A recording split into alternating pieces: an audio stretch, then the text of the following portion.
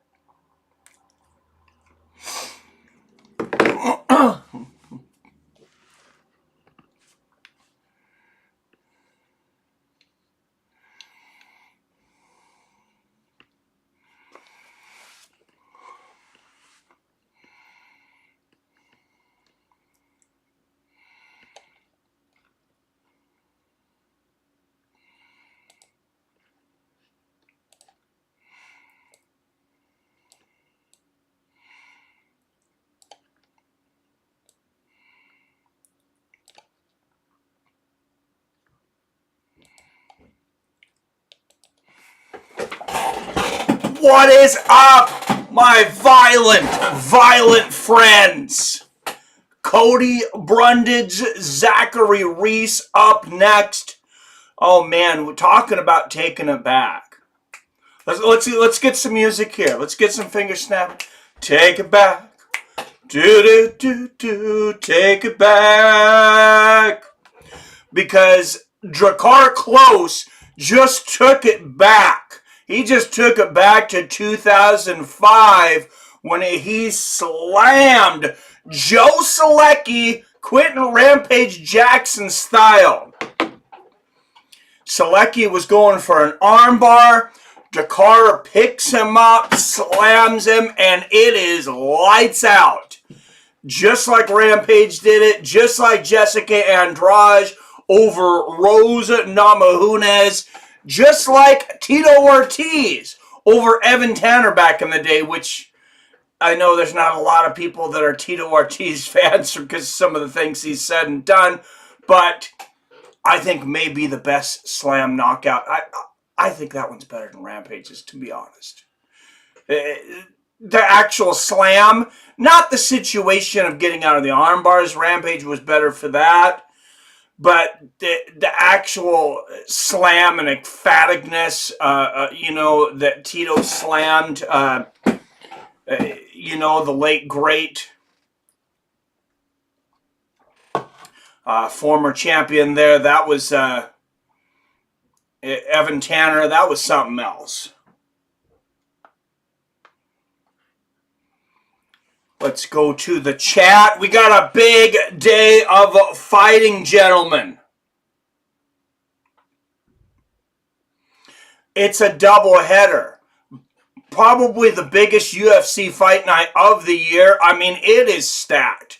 I know I say stacked, but this thing is fucking stacked. All right, Cody Brundage, 5 first-round finishes, 4 wins by knockout, 3 by submission. 5th shortest average fight time among active middleweights was 7 minutes and 21 seconds. That's not a long average fight time, guys. By submission. Not long. What's up, PR? King James, Chef Johnson, Nuka-Cola, J Dig, 1982. What's up, guys? Watch 2 45-second ads without skipping to get in here. Looks like Mike can finally retire. Ha ha. Well, thank you, Nuka-Cola. I'm buying a new car after this. What's up, J Dig? Yes, let's go for sure, Chef. New Britain, Polly, you're not tardy though, my friend. We're just getting started.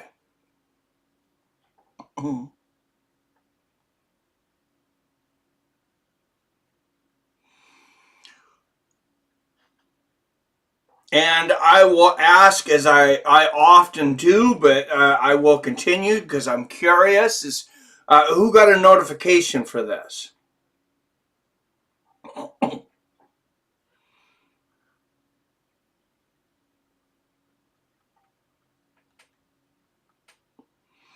Always curious of who got the notifications and who didn't.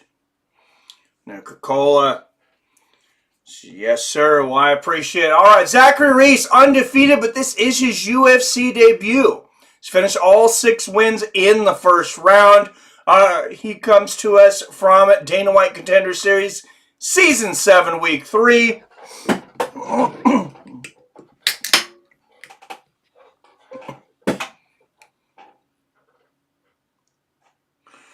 Oh, and Jay Dig with the super chat. Thank you, Jay Dig.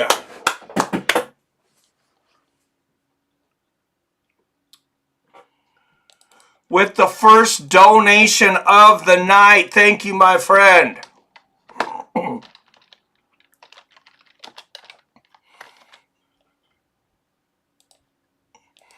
All right, tale of the tape. Both violent men, 29 years old. Zachary Reese, 4 inches taller at 6'4". He'll have a 5-inch reach advantage at 77 inches, and the undefeated Zachary Reese is a -240 favorite. But he is... Oh, look at this! We got a donation train. Chef Johnson with the $5 super chat. Thank you, sir. Jay Dig with the super chat said, let's get this freaking party started. Chef Johnson's got 5 on it. Nuka-Cola says, a happy fight night. Donation train. What a way to start things off. 3 $5 donations already up to $15 before the first fight has started. You guys are friggin' awesome. I know you knew that, but sometimes I gotta remind you. All right, out of the red corner, a -240 favorite, Houston, Texas. Undefeated at 6-0, Zachary Reese.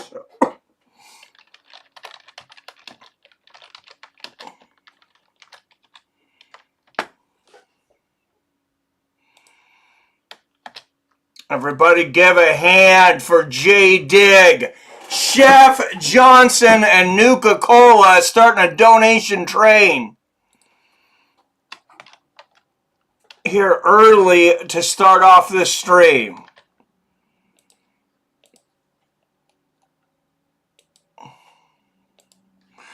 All right, and here we go, round one. Brundage in the white trucks, Reese in the black. Front kick to the knee from Brundage. Zachary Reese throwing leather quickly, but there's two big right hands from Cody Brundage.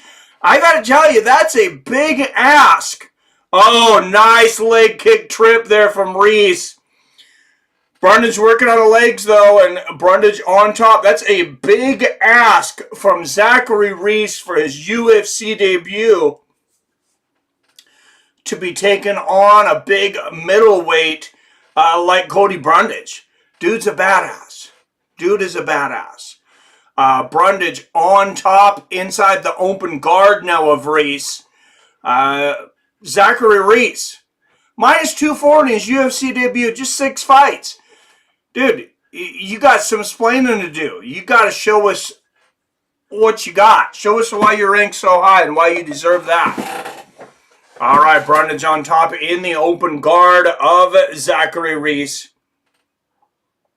And like I said, 6 fights. That is not a lot at all. And Brundage is going to go ahead and go inside the guard of Reese here. Lands a nice elbow from the top. If you haven't put in your fantasy picks, your verdict fantasy picks, guys, you got less than an hour before the main card starts. Also, don't forget to do your fantasy football picks. That is getting violent. That is getting really good. Oh, look at the armbar tap from the bottom for Zachary. And here comes the slam from Cody Brundage. And Cody Brundage! Cody Brundage! Talk about taking it back! Talk about taking it back! Let's rewind it and do it again! Take it back, rewind it, and do it again! The second KO slam of the night! Back to back, are you kidding me?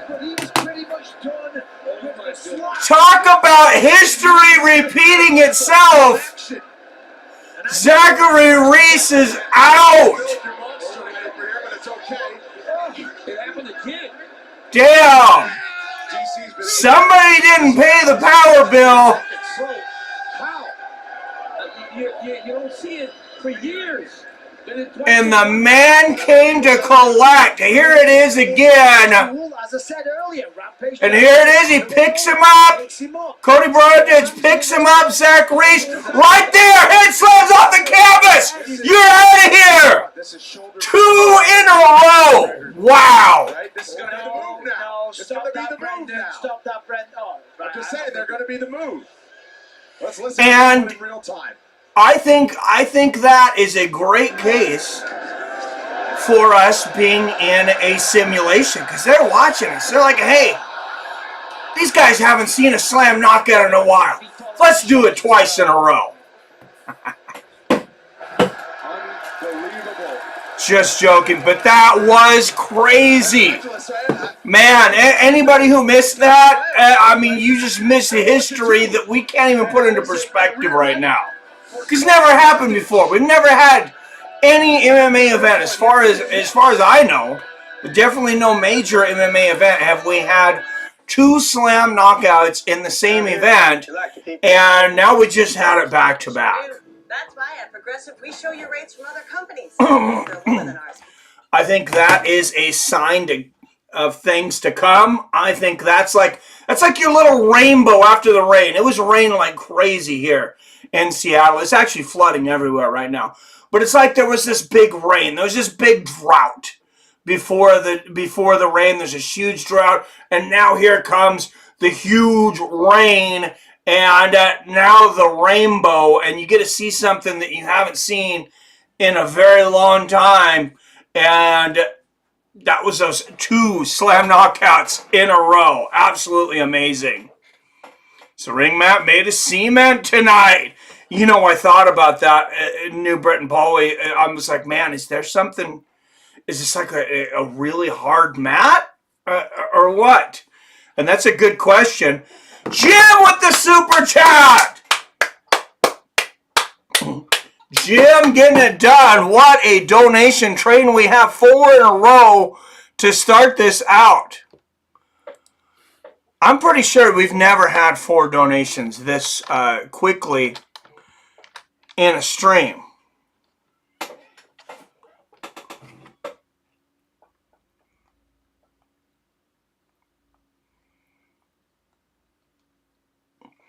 All right, let's see. What is the official? At 1 minute, 49 seconds of the very first round. Declare the winner by Cody. Knockout from Slam. I'm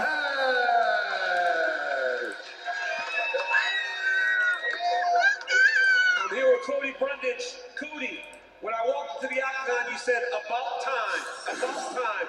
How good does it feel to finally have a performance that matches your potential? It feels great, man. I keep falling short. This one I obviously didn't. I feel really good. My granddad passed away this Wednesday. It's been a bad week, but oh man! For him, I love you, Papa. I know you're looking down on me. Wow, and talk about history. His grandfather just passed away this last Wednesday. 14th slam knockout in UFC history. So there you go, stats. There was 12 in 30 years. This is the 30th anniversary this year, November 11th. So over 30 years of the UFC, we have 12 slam knockouts.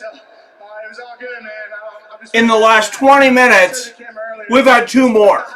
That's 18% of the entire knockouts. I gotta think about that. Let's see. No, it's not 18%. Excuse me. I'm doing math on the fly here. So what's 1 of 14? That's about 6-7%, 70. Yeah, man. Like I said, lows to lows, and there's a lot of self-doubt.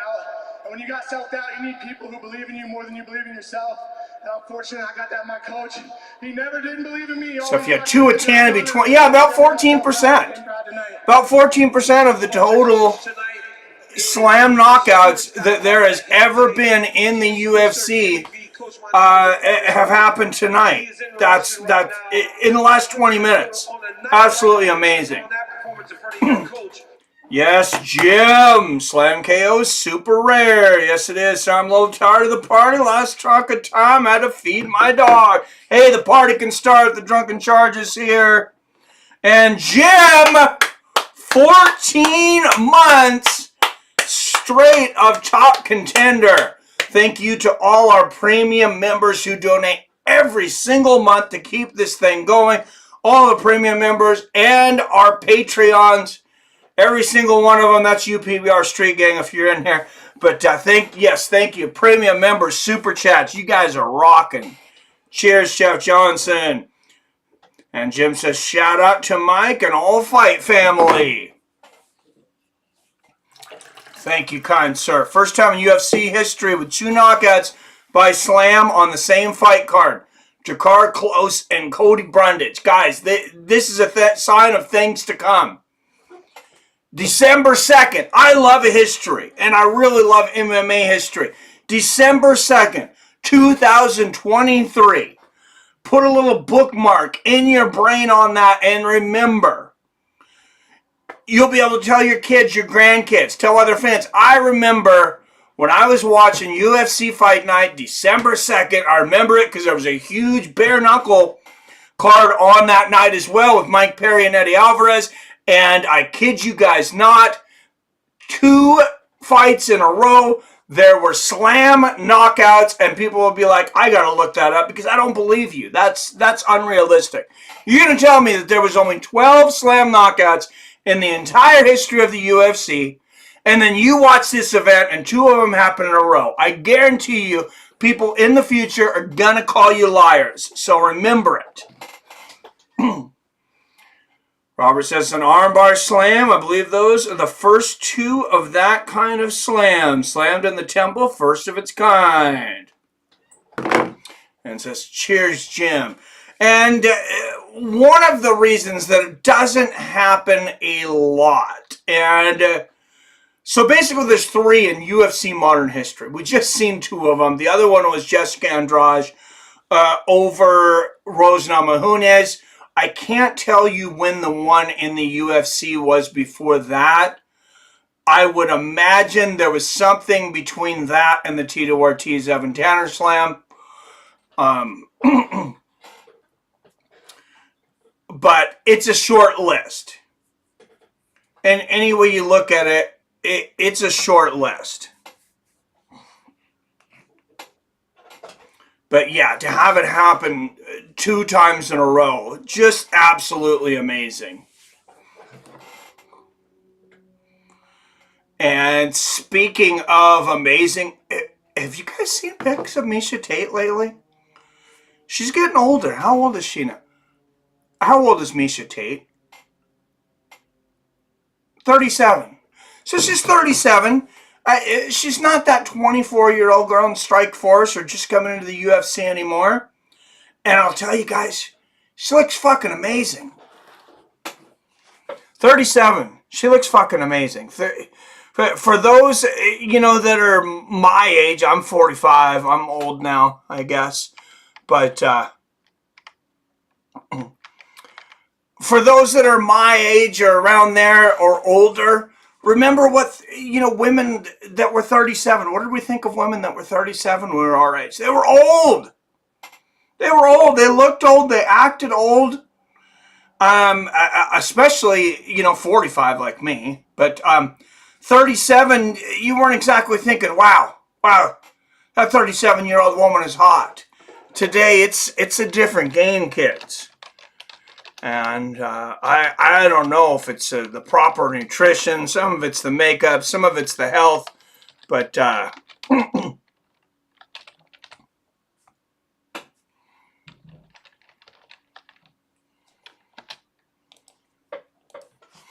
any way around it. 13 years later, from Meisha Tate coming into Strikeforce, I believe that's some rough math. But she's still a smoke show.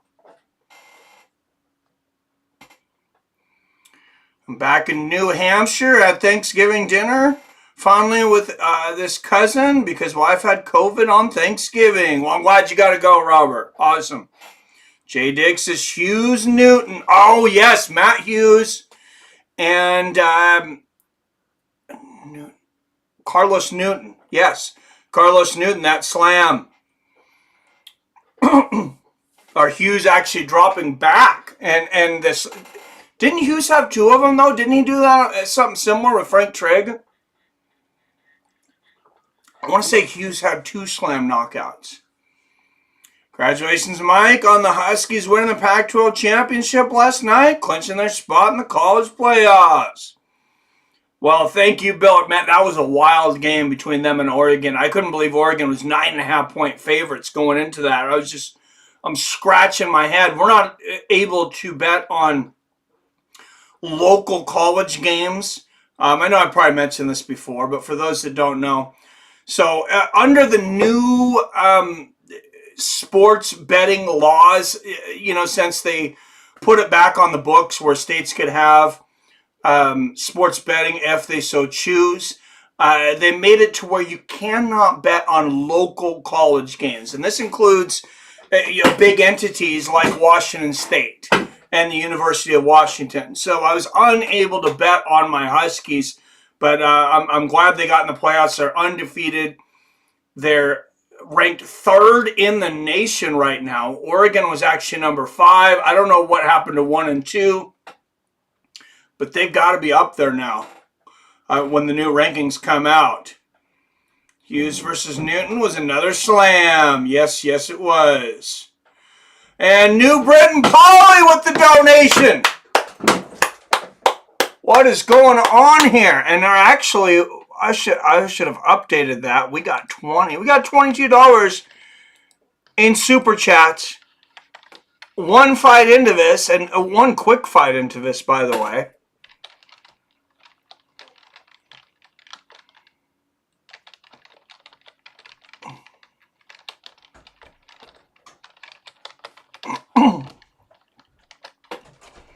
And New Britain Polly with the super chat.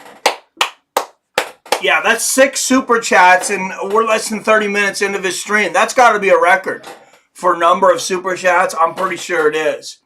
So thank you guys.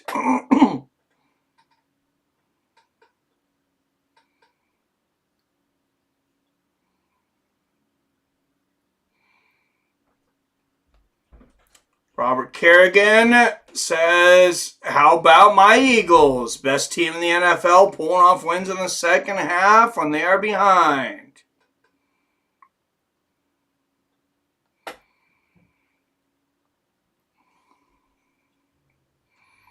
Plus, I'll be back after the Georgia versus Alabama game, and see you then. All right, see you soon, boy. Going for Georgia or Alabama. What's up, Professor Chaos? This card has been absolute chaos? Yes, it has. All right, Meisha Tate, most submission attempts in UFC Bantamweight history with 11.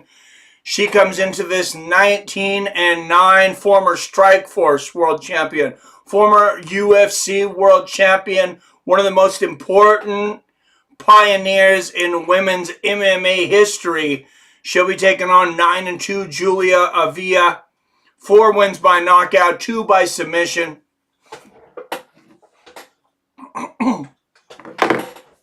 This is a tough fight for Meisha. It's her return to bantamweight. She said flyweight, it was an experiment. The experiment didn't work, so she's coming back home. She's coming back to bantamweight. I wish the best for her. Nothing against Julia Avila, but this is, we have a little bit more sentimentally sometimes for the veterans, for the pioneers, for the people that built this sport. So I hope Meisha Tate can get a win tonight. I know she's probably not thinking about retiring. She's 37, and she doesn't have to be. I don't know that she is has any hopes of being in title contention. She does have the name, so a couple, you know how the UFC works. She's number 12 right now. You get a couple good wins, and then there's a few people with fights scheduled. Somebody else is injured. All of a sudden, they need somebody to jump in there for a title shot, and Meisha Tate somehow is available. Stranger things have happened. Sean Strickland. He was rated number 6. Most people did not think that he was up next for Israel Adesanya. And he goes in there and, of course, took full advantage of that opportunity and outstruck what a lot of us thought was probably one of, if not the greatest, striker in MMA history. I never put him above Anderson personally, but definitely up there. Sean Strickland just put on a different kind of performance, that's the kind of things that happen. You get that opportunity. Meisha Tate, she wins tonight against Julia Avila. She gets, the next fight, she gets on the main card maybe. She gets back on the main card. This is the main event of the prelims here. And she would be on the main card, I'm sure, if this wasn't so ridiculously stacked. But, next one, she says she knocks off a top 10. She's number 12 now. She fights the number 10, the number 9. Somewhere in there. And she gets up there. A couple people lose. All of a sudden, she's number 7. She's number 6. And somebody drops out. And Meisha Tate finds herself the female version of Sean Strickland. Getting in there, getting a title shot. And, you never know.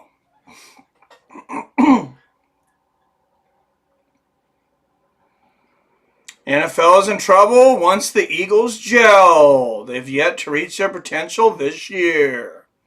Oh, and Jay Dig with a second super chat. $2 says, let's go, Guida. Get one for the old guys.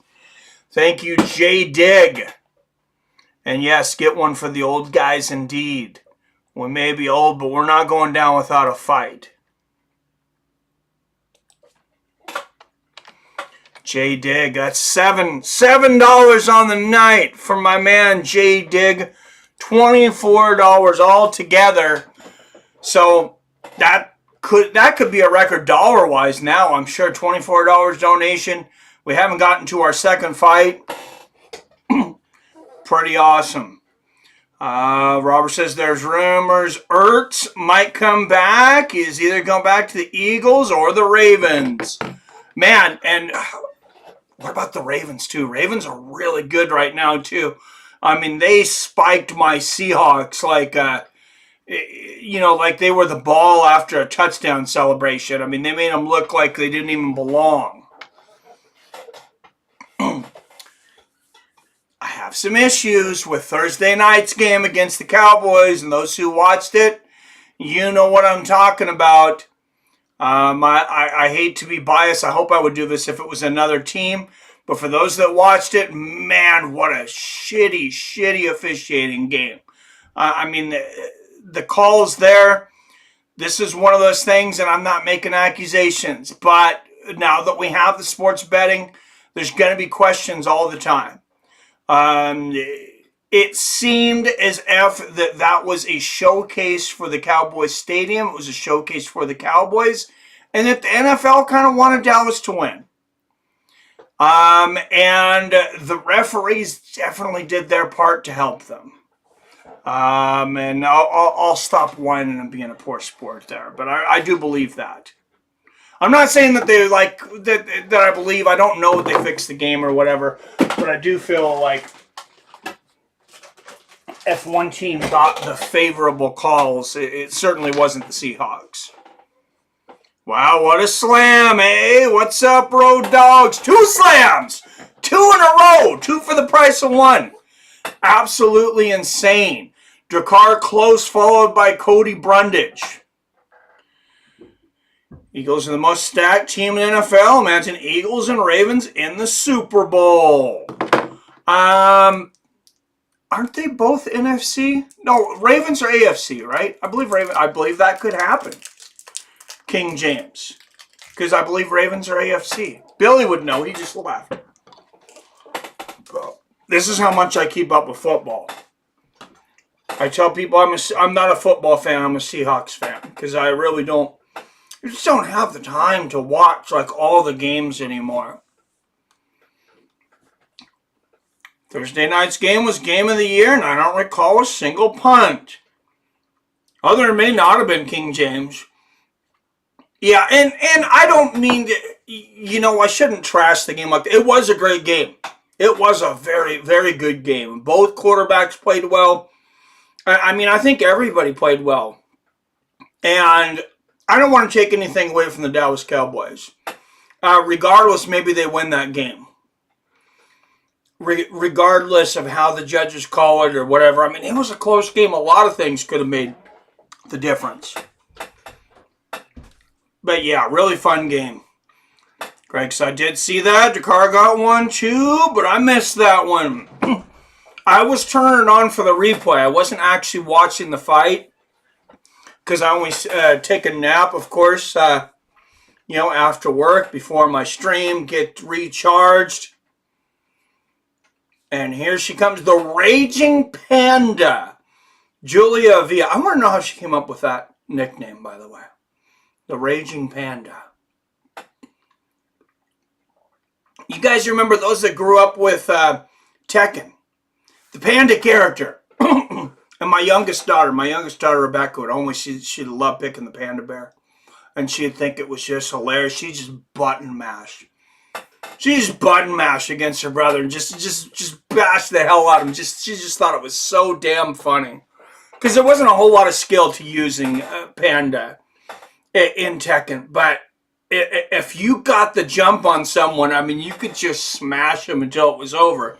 Panda was slow as hell. So once he got stuck in a combination, like, the game could be over before it started that way too.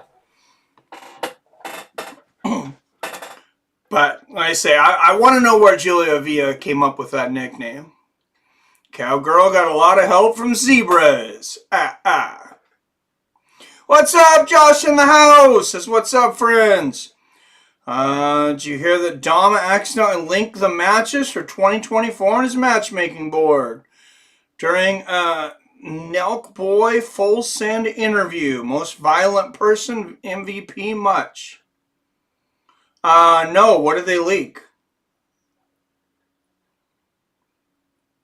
That sounds like a purposeful leak, though. I think I did hear something, and people were saying they thought it was purposeful, but Greg Stein was pulled for Dakar. He's actually from Kalamazoo, Michigan, not too far from me. Nice. Michael Venom Page is in the UFC for sure, because on Dana's board, he had his first fight against John. Kevin Holland. Ooh. I like that. John was a typo. Yeah, I did hear that name out there too, Kevin Holland. I've been hearing that for a little while, so I think maybe it kind of got under the radar, leaked a little bit before that official leak. I don't know, but I like that fight. Yeah, but Holland denied having a fight scheduled with MVP. Oh, Holland's a smart dude. As much shit as he talks, as many things as you think that he's saying that he's not supposed to be saying, he knows exactly what he's saying. Kevin Holland knows how to bring in that money, and he knows that it's not by pissing off the UFC brass. Meisha Tate, one of just 6 Washington-born fighters. She is from Tacoma, Washington, which is about an hour from me. You have Terrence McKinney. That's number 2. He's in Spokane. That's where my daughter's living right now, actually. You have the Enum Claw boy. We just seen him last week. Young kid. He just had a win last week. I don't know why I can't think of his name. But that's 3. Chase Hooper. Number 3, Chase Hooper. Number 4, I know there was some girl from Everett. I don't know if she was cut, but it's also another female. I'm going to say that's probably 4. You got Michael Chiesa. He's also from Spokane. That's number 5. Then you have Juliana Velazquez. I believe that's your 6 Washington fighters. I'm not sure about one of them. But it just said one of 6 active Washington-born fighters, and I think I got them all. They only showed the board after the interview when they were talking out with Dana, but you know the internet, they paused and zoomed in and seen the next few pay-per-view cards. Nice. All right, Julia Avila, 3-inch reach at 68 inches. Tate, 2 years older at 37. Avila, an inch taller at 5'7". Julia will come in just the slightest favorite at minus 135.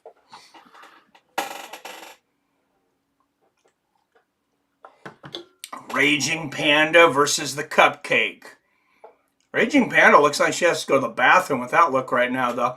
All right, Arman closed as favorite in all 5 UFC fights. Damn. All right, a minus 135 favorite out of Oklahoma City, Oklahoma. 9 wins against 2 losses, presenting the number 13th ranked women's bantamweight in the world. She is the Raging Panda, Julia Avila. And across the octagon, this legendary pioneer comes in a plus 115 underdog, fighting out of Las Vegas, Nevada, with a record of 19 wins against 9 losses, presenting the former women's bantamweight Strikeforce champion in the world and the former women's UFC bantamweight champion of the world, Cupcake, Meisha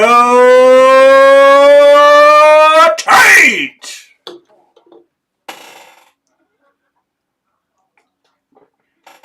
And you see the Team Tate shirts up high and down low and all around. Meisha Tate, definitely one of the big fan favorites of UFC history, I would say.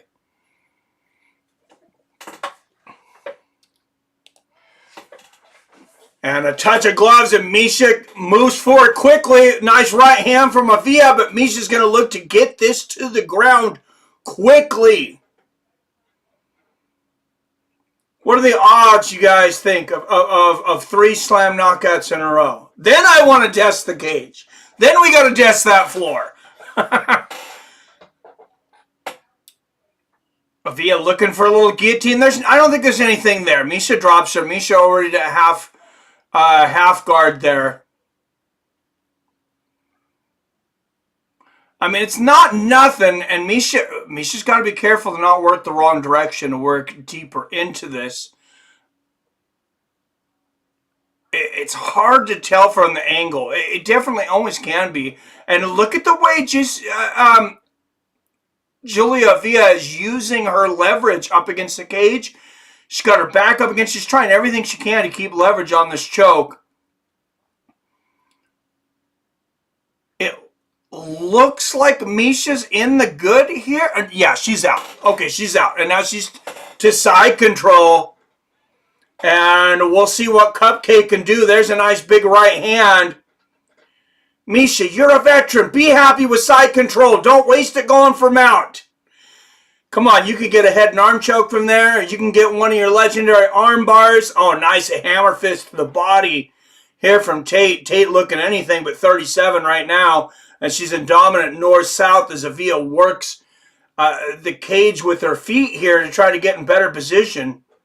Wow, those feet have seen some mat time on Avila, huh? Oh, Tate's got to be careful. Her knee touched the head of Avila there. I don't think that was on purpose. Lands a nice knee to the body there. Oh, she's getting the back! Here we go! Here we go! Cupcake! Cupcake! Cupcake!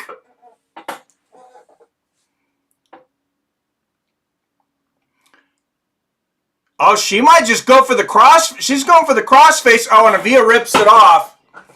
But Meisha Tate smothering her here. Eat the mat! Eat the mat! Look at her shoving her face down.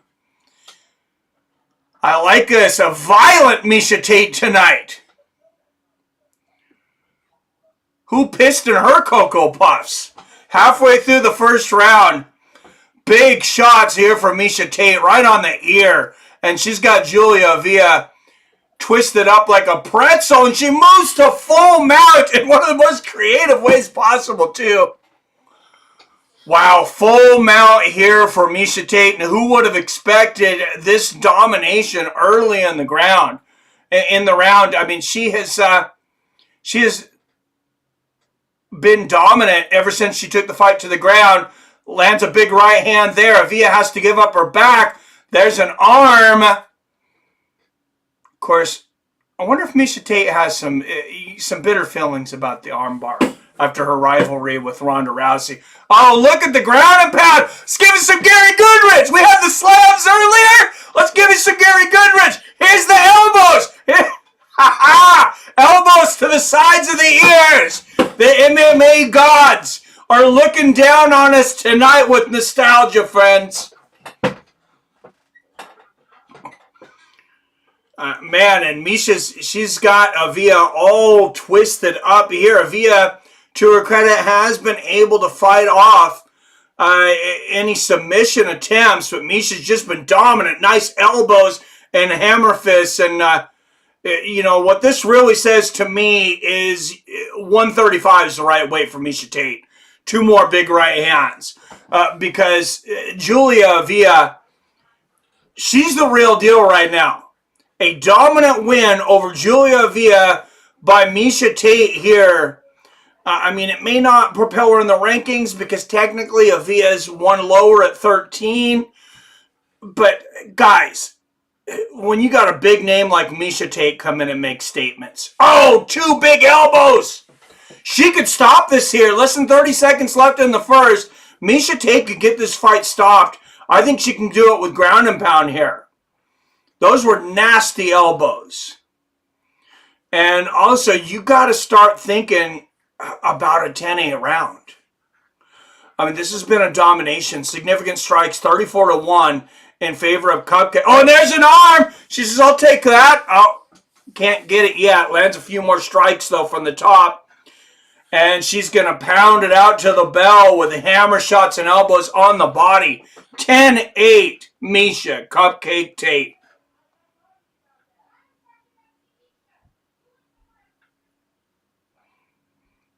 Yeah, no, she lost her first one back. Come back UFC 300 King. That would be sweet. Nina's saying she misses MMA, thinking of a comeback. Oh, damn. Oh, hell yeah. We got an Okie in here. Sorry, got to go against Cupcake on this one.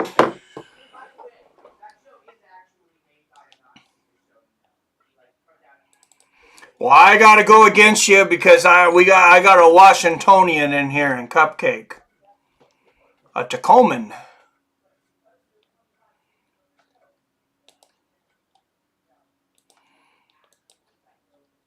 And for those that don't know Tacoma, well, for those that do know, you will know it's one of, if not the most dangerous and violent city in Washington. About 30 to 45 minutes south of Seattle, depending on traffic. Well, depending on traffic, it could be 3 hours. But what an exchange to start this round off. Good left hook from Meisha. But big combinations from Avila. There's another one, too. Meisha says, I'm taking this dance to the ground, baby. And there's the slam.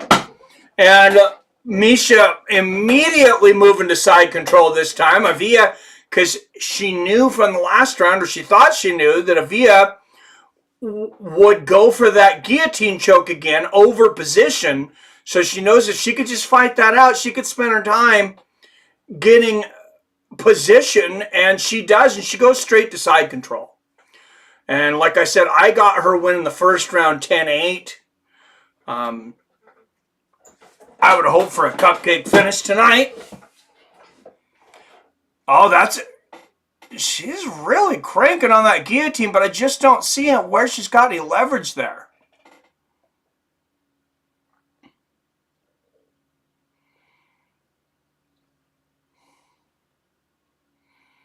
So I got a question. I had a question for the jiu-jitsu guys in here.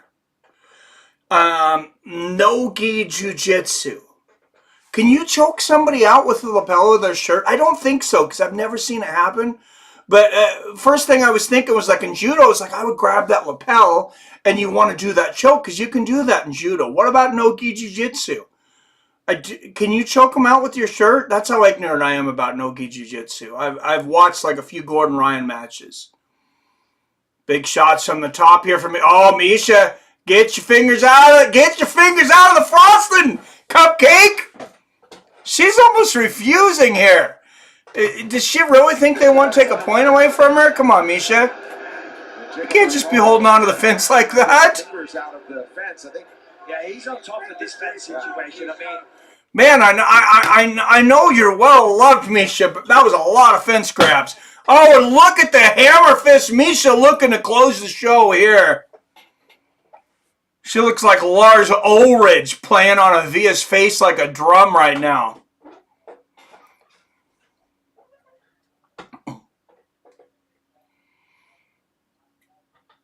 Right hook to the body, right hook upstairs. And a big elbow. And speaking of Lars Ulrich, he had a little issue of pirating back in the day, but I imagine some of you are going to be friendly with the Pirates when BKFC comes on later. Couple of big body shots there from Meisha Tate. No, gi can't use closed cement shirts either. Okay. Do women get the equivalent of old man strength? I would assume that you do, because, I mean, from everything I know, like old man strength, it's just the years of like building those muscles from doing it, not just working out, but like functional things. Like I just got back in the gym. I did literally one workout. They're building a Planet Fitness by me. It's not open yet, but I joined so I could go to the other ones, and I went there, and I'll tell you guys, like, I was really surprised as far as strength. I pretty much picked up off where I did since the last time I had worked out, really like a couple of years ago. And strength-wise, because I do a physical job, like everything was pretty much the same. I really didn't push myself because I didn't want to be too sore the first time back. But those functional exercises, I do a lot of weird movements and twists and turns and things. you know, getting big stacks off of pallets and definitely get the leg workout as well.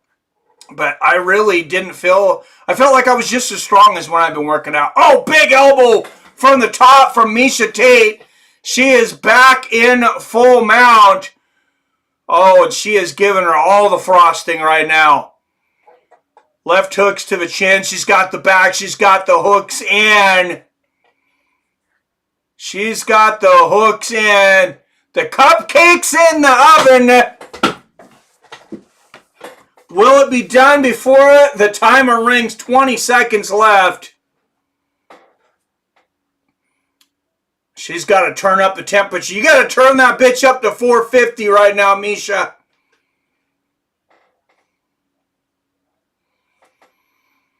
And Avila, she will survive another round, but barely. 2016 Meisha Cupcake Tate. What an event. I've been watching for 3 shows here, or 3 fights. I started with you guys on the last one. 3 fights. We got 2 knockouts by slam. And then we got the next fight. You got 2 10-8 rounds in a row. Not common things. But when I seen how stacked this card was, and that it was on the same night as Mike Perry and Eddie Alvarez, I said, this night's going to be anything but common. What's up, PBR in the house? Cupcake sprinkling these elbows in there. Yes, she is. Mark Coleman used to have a ridiculous headlock choke from side control. Yeah, he did.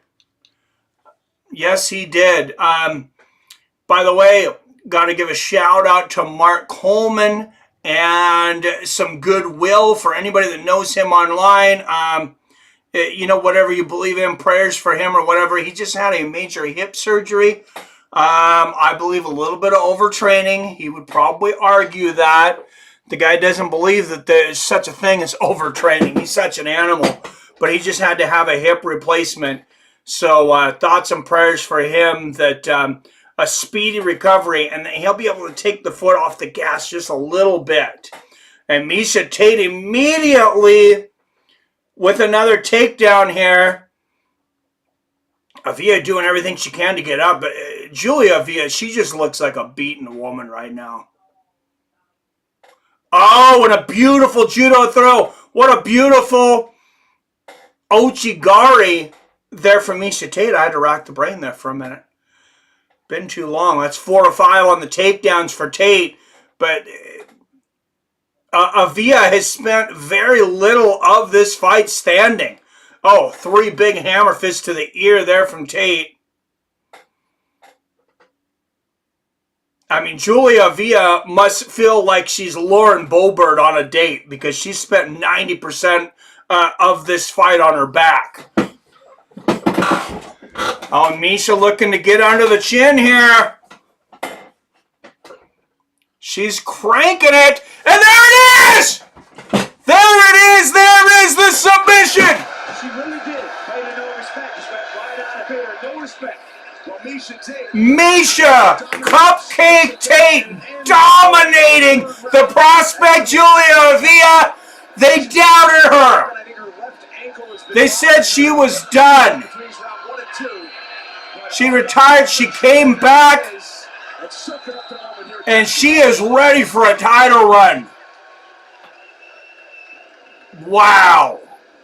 Michael, as you have said before, one-way traffic. Oh, that was about as one-way as you. So I got to tell everybody, guys, I know it's 23 days away.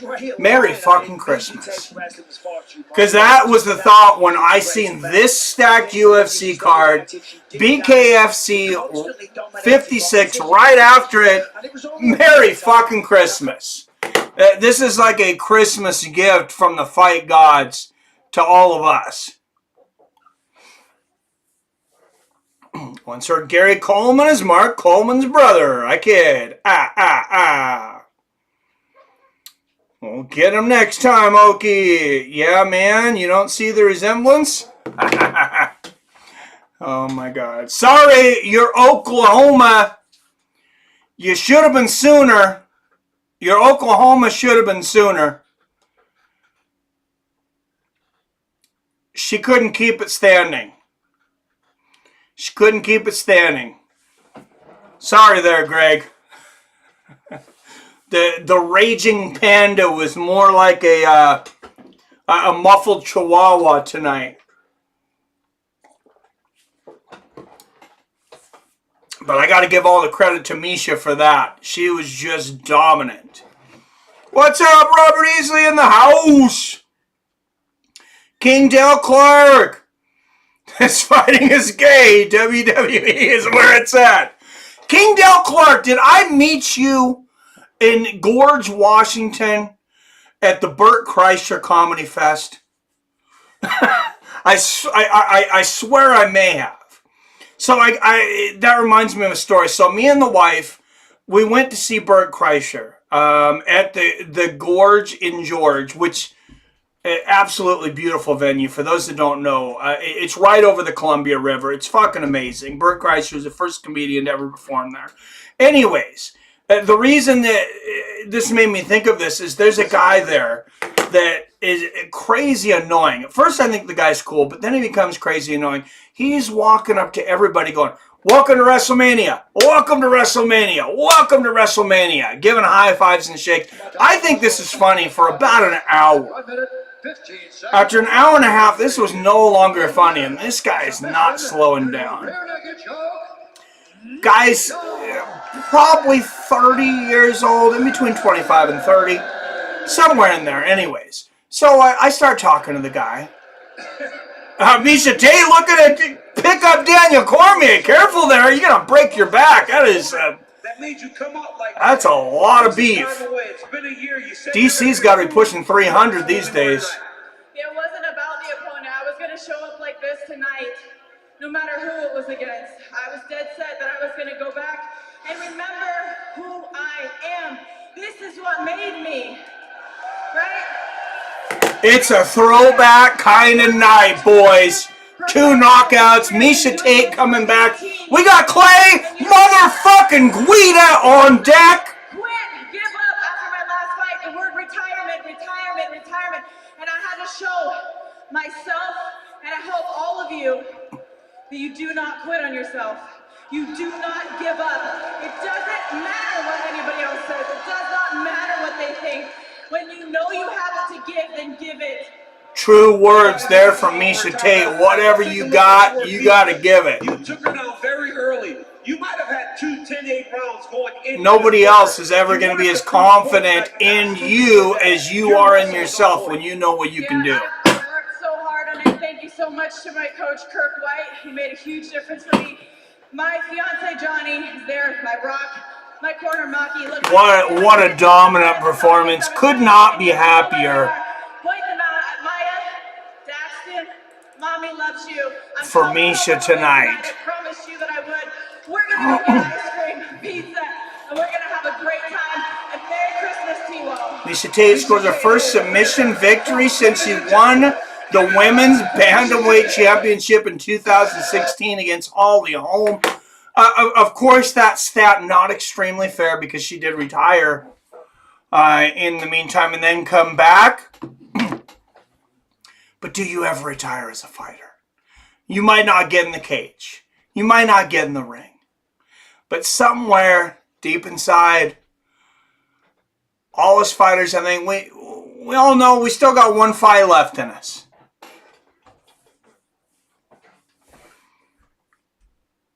John Cena would wipe these out. I think John Cena tried MMA once. Am I thinking of somebody else? I might be thinking of somebody else. No, maybe somebody similar. John Cena. Daniel Cormier would beat the shit out of John Cena, though. I hate to break it to you, King Dale. Robin in the building. Cheers, my boys. Kerrigan, she got toasted. But to be fair, Meisha looked on point. Oh, she was on fire tonight, man. She's on fire. Yeah, that's probably not a fair assessment of Julia Avila after tonight, but man. Look at this card, guys. Clay Guida, the old man, coming against Joaquim Silva. Sean Brady versus motherfucking Kelvin Gastelum. Deiveson Figueiredo and Rob Font, and they're entering the building right now. My friend of the show, the Tuarantula, Jalin Turner. He's got his hands full tonight with Bobby the King Green, but I'm going to make a big prediction here that Jalin Turner gets the knockout over Bobby the King Green tonight. Most significant strikes in lightweight history, 1,644 for Bobby the King Green. And I love Bobby, and generally I go for the old guys, the veterans. But I said Jalin Turner, literally a friend of mine, so I really can't go against him. Beneil Dariush in the building, 22-5. Talk about that old man look. He looks older than I do. And his opponent, Arman Tsarukyan, 20-3. One of those wins against Matisse Gamrat. I mean, you could really argue that he won that fight. Could easily be 21-2, but I mean, he has already fought some tough opposition in the UFC, and Arman, one of the brightest spots in that division right now. Honestly, wrestlers would just beat RWH crap out of these people.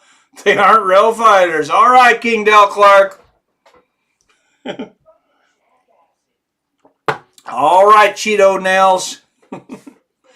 Imagine John Cena would hit one of those with the FU. It would be all over. Oh, please stick around, King Del Clark. We're going to have some fun with you, buddy. Top 7 in the house. The veteran. Talk about veterans. 7. Been here pretty much the whole time. Let's get it on, Fight Fam. Good-ass cards tonight. Yes, it is. That was her 20th win in 18 years, she just said. Beautiful. Robert said, easily said I would get in the cage with her. And like I said, 37 years old, she still looks fucking amazing. She looks amazing. She fought amazing. Meisha Tate, just, you know, one of the legends of our sports.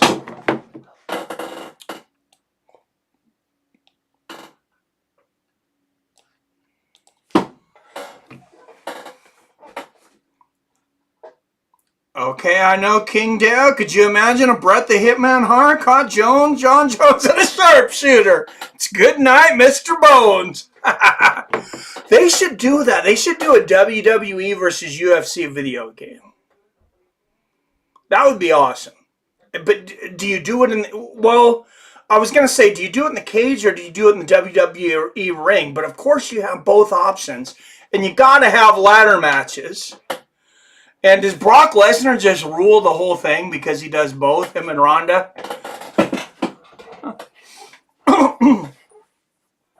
John Cena was a bouncer in Boston. I didn't know that, Robert. Good enough.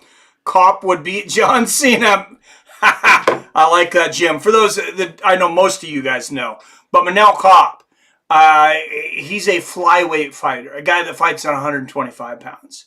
That's why that's so funny. He might be going to Bantamweight for his next fight, back to Bantamweight, but very small man. King Dale said it would be. Jones wouldn't be able to get out of the sharpshooter no matter how many roids he's on. Oh my God, I love you, King Dale Clark. Never leave. CM Punk would beat Cena and MMA, right? Batista, that's who I was trying to think of. Thank you, New Britain Polly. Batista tried MMA once. That's the one you're thinking of. Thank you.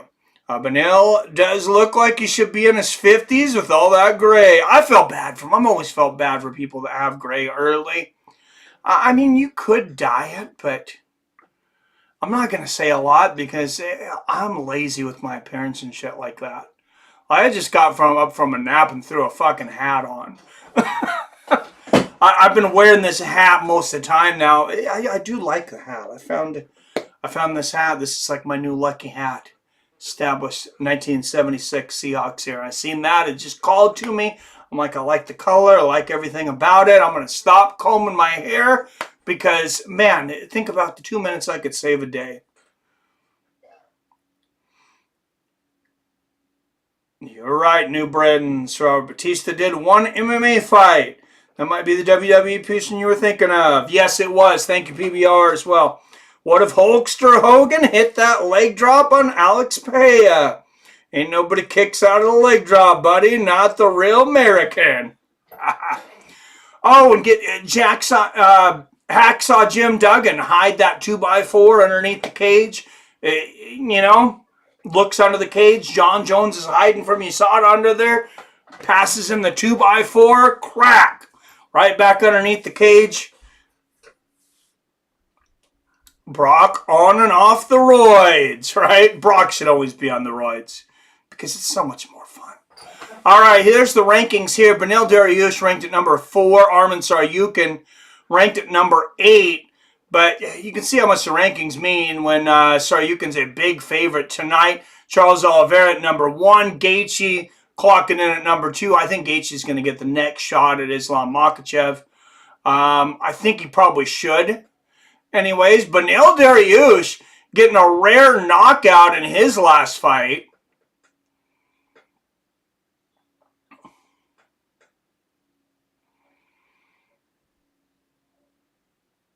And then you see submissions, arm bars. Beneil Dariush, I mean, he's one of these guys. He's such a sleeper. There's a spinning back fist knockout. He does. He looks like your dad.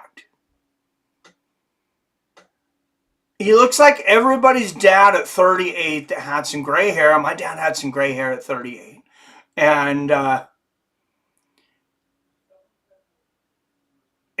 and then Arman Tsarukyan. This dude just, I mean, light the fuse and he explodes. Slams, strikes, covers the cage in blood, as you can see on this replay. I mean, this guy's a true old school warrior with new school skills. I think he's one of the most entertaining men to watch in the lightweight division right now. And look at, oh God, yeah, that hair, Beneil Dariush, he could definitely pass for 50. What's he, like 34? How old is Beneil Dariush? 34. 30-fucking-4! Who would have guessed 34 looking at that full head of gray hair?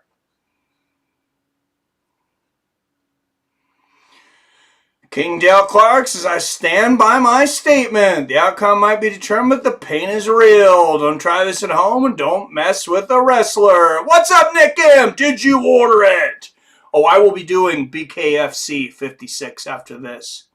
No doubt, Nick. What's up, Nick? Hey, shout out to some of the newcomers I haven't seen in here before. King Dale Clark, a WWE fan. Nick M. I think I seen somebody else I didn't recognize in here. Most of the veterans in here. But yeah, shout out if you're new. If I missed you, let me know. I want to give you guys props, but we do this pretty much every week, guys. Every Saturday there's some kind of stream going on. There's UFC, boxing, used to be Bellator, now it's all PFL. Every once in a while I'll even catch a 1FC, but I am going full time with this, so I hope we get a lot of views tonight. I know this is a great card, so I really think we will, but my business is up for sale. It is in, it's going to take a little while. There's paperwork going through and stuff, but it looks like it should go through. My business is for sale, and once that's done, guys, I'm a full-time YouTuber. So definitely appreciate all those donations because that's what I could be eating on here soon.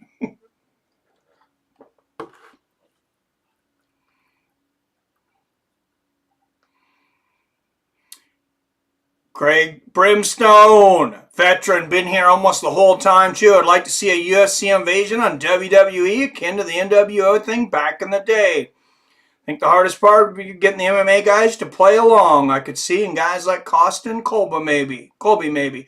I've heard from WWE guys, and I've even heard from some of the UFC guys. Most of them can't keep up with the schedule. I believe Hulk Hogan said that was the major problem with these guys. They don't realize how grueling it is night after night after night. Every night. Stewart battled cancer bravely, and throughout the fight, he trained in MMA. He loved the sport and took every opportunity.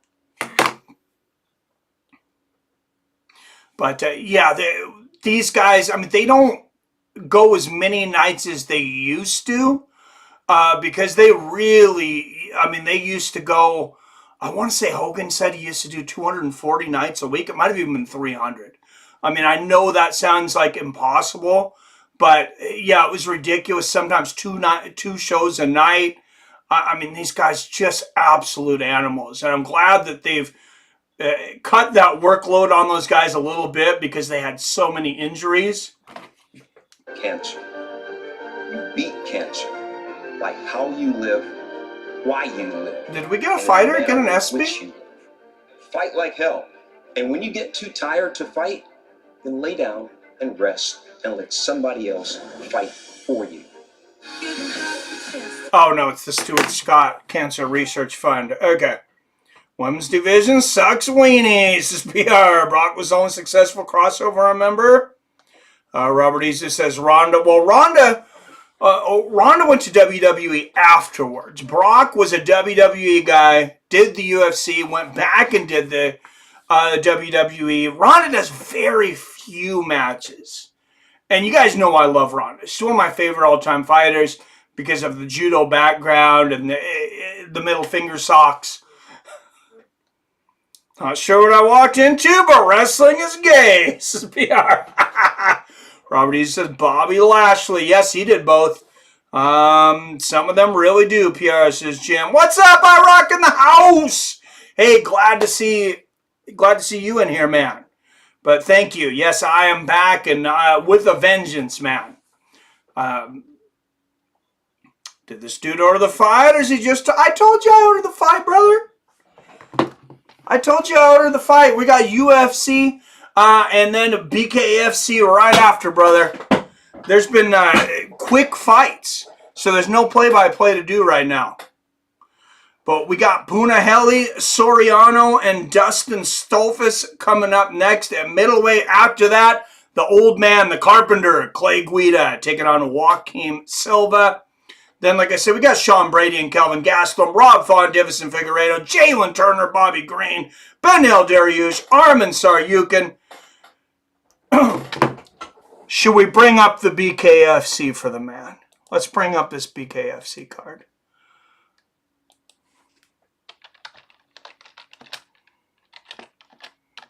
Because it is a stacked card as well.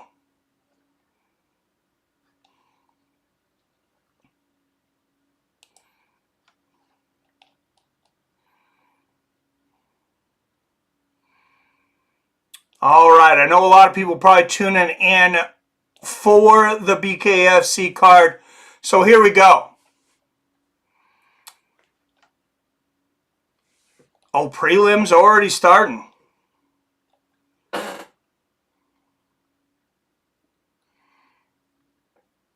Prelims starting at 3. Okay. But you got some big names on the main card. Of course, you got Mike Perry and Eddie Alvarez. You got Christine Ferea and Bec Rawlings. She's tough as shit. Jeremy Stevens, former UFC superstar, against Jimmie Rivera. Two former MMA guys getting it on.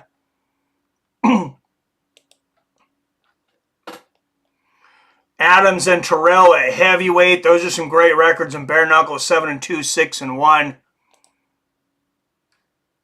Undefeated featherweight Stewart versus Davis from Salt Lake City. Guys, so you see the countdown here. 1 hour, 46 minutes before the main card starts for BKFC. Oh, that 6 p.m. is Pacific time. I see. Okay. CPST. So, we can get through both of them. So you get UFC and you get bare knuckle fighting today.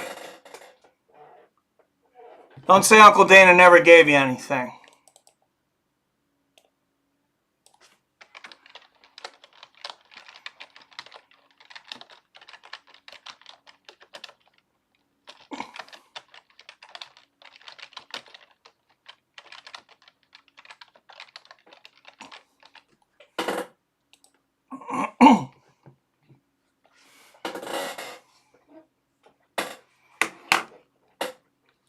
a fight companion, not a stream of them. Who's Nick?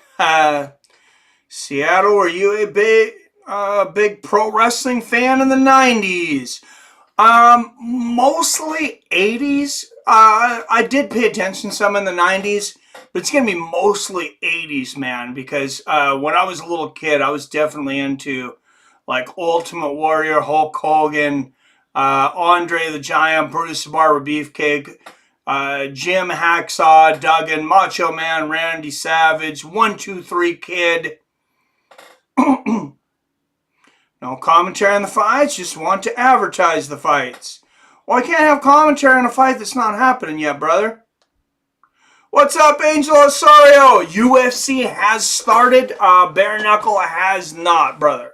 Thanks for the question. I'm almost 45, and I got like 2 or 3 gray hairs in my goatee and mustache. Hey, you're doing pretty good, man.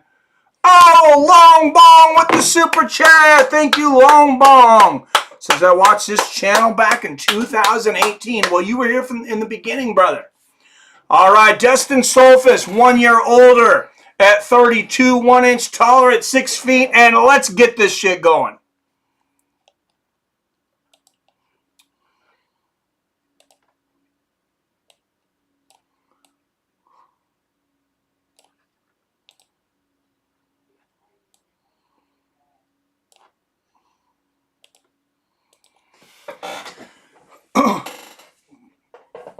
Thank you for the super chat, Long Bong.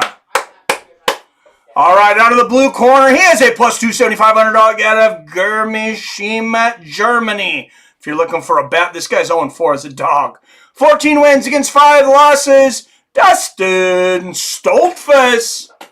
And Soriano's a big favorite here, so I mean, you're not going to win a lot, but I would feel pretty comfortable putting my money on Soriano here.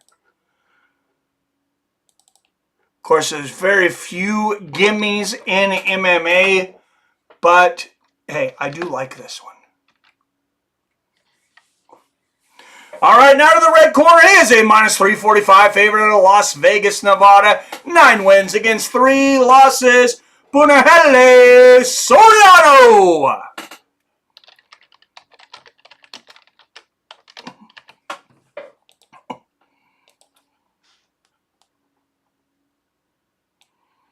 Thank you, Long Bong. Hey, we're going to have to make the donations a little smaller here to fit everything on. I like everybody on. I like that. All right, $26 on the night. Let's see if we can get up to that 50 to cover the cost of a BKFC pay-per-view, boys. All right, couple of good front kicks to the body here from Stoltzfus early. Nice right uppercut.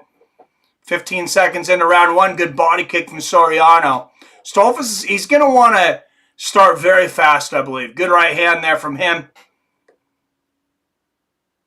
Oh, what a nice standing elbow from Soriano. That almost floored Stoltzfus. And there's the 1-2. And you can see the striking advantage for Soriano early. But there's a good right hook and a knee to the head for Stoltzfus.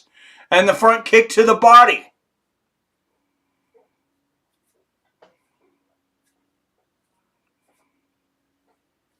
And Dustin Stoltzfus pushing that kick away. There's a good left hand. Oh, and we got a low blow. Oh, no. Got him in the balls.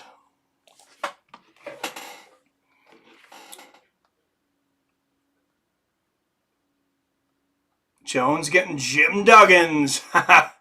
I like it. No gray on head at all. Knock on wood. That's pretty lucky, Rob. All right, 403, 402, 401. 4 minutes left in this first round. Got to count you down because I had to stop the clock. Good straight right there from Soriano. Body kick from Stoltzfus. Me 2K is 1993 and the UFC started, and I stopped watching wrestling. I was 13 years old. Oh, what a combination there from Soriano. I got into boxing at like 8, and I stopped watching as much wrestling. Good front kick to the body there from Soriano. And Stoltzfus with the body kick. I like those oblique kicks from him. Stoltzfus shoots for the takedown. Oh, Soriano, great takedown defense and uncorks an overhand left.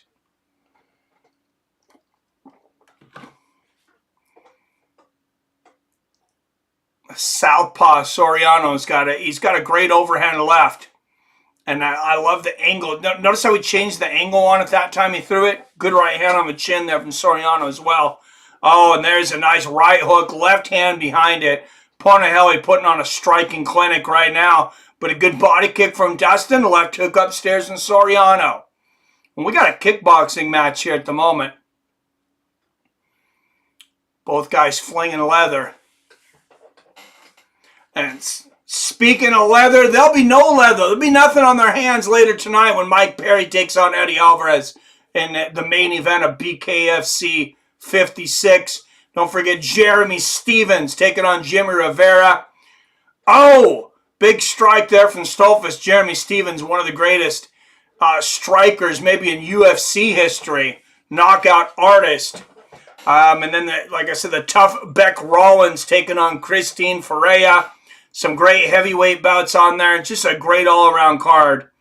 And Stolfus leaning up against Soriano. He'd like to get this to the ground. Lands a nice knee to the body. Soriano escapes the clinch. 2 minutes left in the first. 2:02, 2:01, 2 minutes. Good body kick from Soriano. Soriano looks very calm. Oh, what a counter body shot from Soriano. Oh, and a big right hook from Stolfus, but Soriano, he uncorked that overhand left we were talking about. That hurt Stolfus. As Stolfus, he knows nothing but to continue to move forward and throw strikes, so that's what he does. Good front kick to the body from Stolfus. I thought Stolfus was hurt, but he just continues. Oh, there's that left hand again. Man, he's got to stop blocking with his face. Stolfus does. Front kick to the body from Stolfus. 1:15 left in the first. Left hand from Soriano. 1:12, 1:11, 1:10. Good outside leg kick from Soriano. Front kick to the body from Stolfus. Oh, both guys land shots. Right hand hooks at the same time. And you see strikes are pretty even here. Good combination there from Stolfus. And Soriano looked like he was going to shoot for a takedown for a second. Stolfus picks him up, belly to back, and he's got the back. Soriano standing up. Wouldn't that have been crazy if we see the third KO slam of the night? Then I want to check the canvas. Good knee to the body there from Stolfus, and another. For those that are just coming in, before the last fight, Meisha Tate just won by submission. Oh, big left hook from Soriano. Before that, we had back-to-back knockout slams. First time it's ever happened in the UFC. 2 of just 14 knockout slams in UFC history on tonight's card. Good left hook from Soriano. 10 seconds left in the first. Oh, both guys landing big left hands there. Oh, a big right hand from Stolfus, floors Soriano at the bell, and that's going to give him the round on my card. The 3-1 undercard, Dustin Stolfus takes the first 10-9. Talk about a buzzer beater. That's the Reggie Miller 3-pointer at the end of the half. That was beautiful.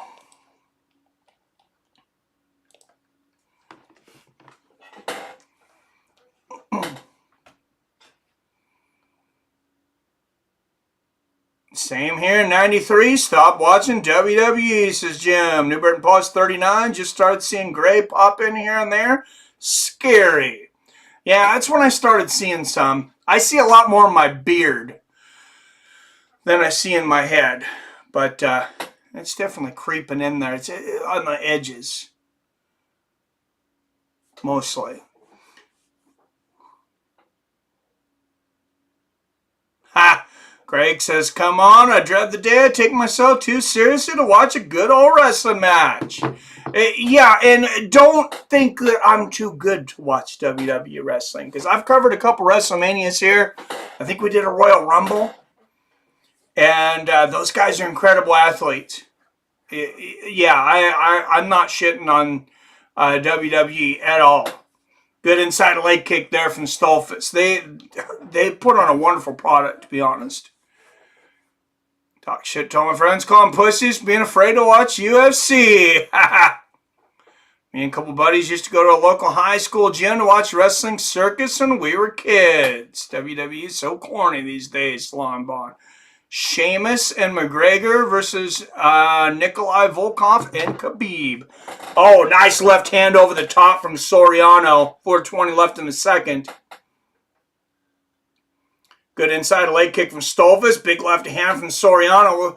I want to see Stolfus. If I'm in Stolfus' corner, I mean, he needs to go for another takedown here. A couple of good front kicks to the knees. He's holding his own much better than I thought he would striking, but I think he has an advantage in the wrestling. Oh, good right hand there from Stolfus. I mean, he could pull off an upset here. Upset alert, guys. Front kick to the body there from Soriano. And I don't think Soriano expected to have this tough a match tonight. I'm not sure he's 100% prepared. Good body kick from Stolfus. 3:30 left in the second. There's that knee stomp from Stolfus and the front kick to the body. Soriano answers with a body stomp.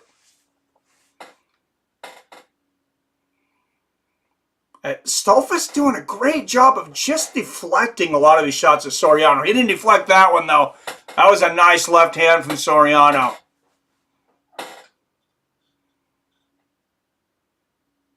Oh, and there's a combination from Punahele. 3 minutes left in the second. And Soriano's stalking now, but he's moving forward. I'd like to see him circle a little more here. Good inside leg kick from Soriano. Front kick to the body from Stolfus. Just circle, just a little bit. There to your right, eats a body kick to Soriano and a combination. There's a good combination from Soriano.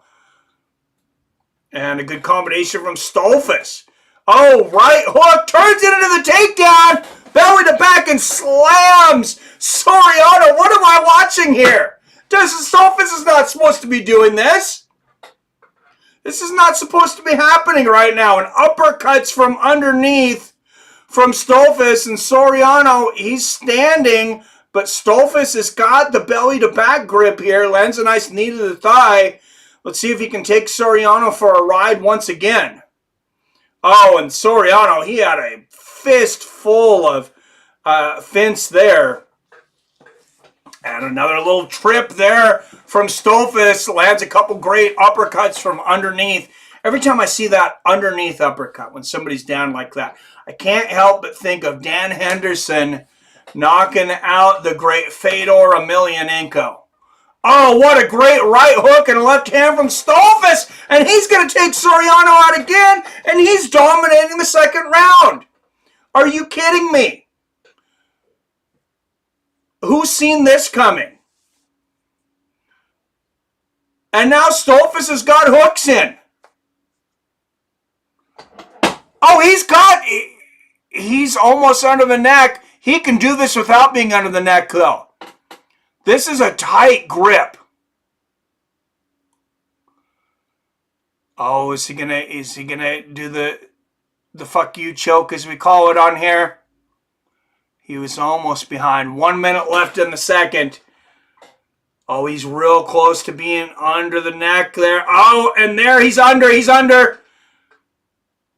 And Soriano taps, and there it is! Dustin Stolfus pulls off a huge upset over Punahele Soriano, and what a way to start this UFC card. And for those that are new or those that forget or just want to see it again, when I say the fuck you choke, this is my favorite choke here, guys. And it's easy to remember. If you ever in a situation where you have to defend yourself, don't go choking out random people like my youngest daughter used to do, thinking it was hilarious, choking out her uncles. You take this hand. You got like a little knife edge, just a little bone here on your hand. Take that, put it underneath that chin. Take this hand. So the reason I call it the fuck you choke is think about flipping somebody off. That's how I tell people to remember it. And this is how I remember it from judo. So you take this little bicep part of your arm here. You got this here. Take this there and wrap that around your hand. I don't know if you guys can see this here. And then you're going to take this hand here. You're going to take it all the way back behind. And then you're just going to fucking squeeze. And if you guys can see from behind there, you can pull on the neck here. I mean, you can't pull on the hair if somebody's got long hair. You can pull on their shirt to, you know, keep the grip a little tighter so they can't let go. But, I mean, when you get under like that, you don't even have to be under the neck. You can be on the chin. And if you squeeze that hard enough, you're gonna have a good chance at finishing a fight. But like I said, self-defense move.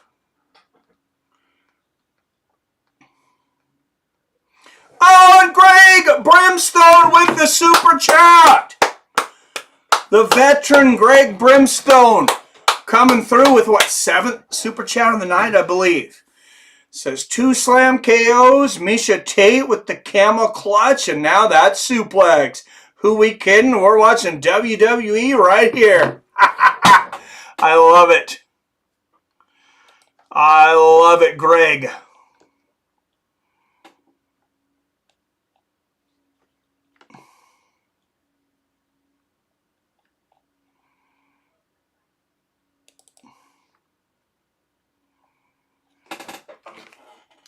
All right, let's get an official time here.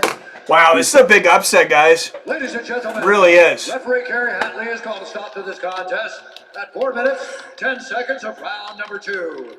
Declaring the winner by submission due to a rear naked choke, Dustin Stolzberg. All right, and I'm sorry, guys, but we're actually running out of room for donations on here.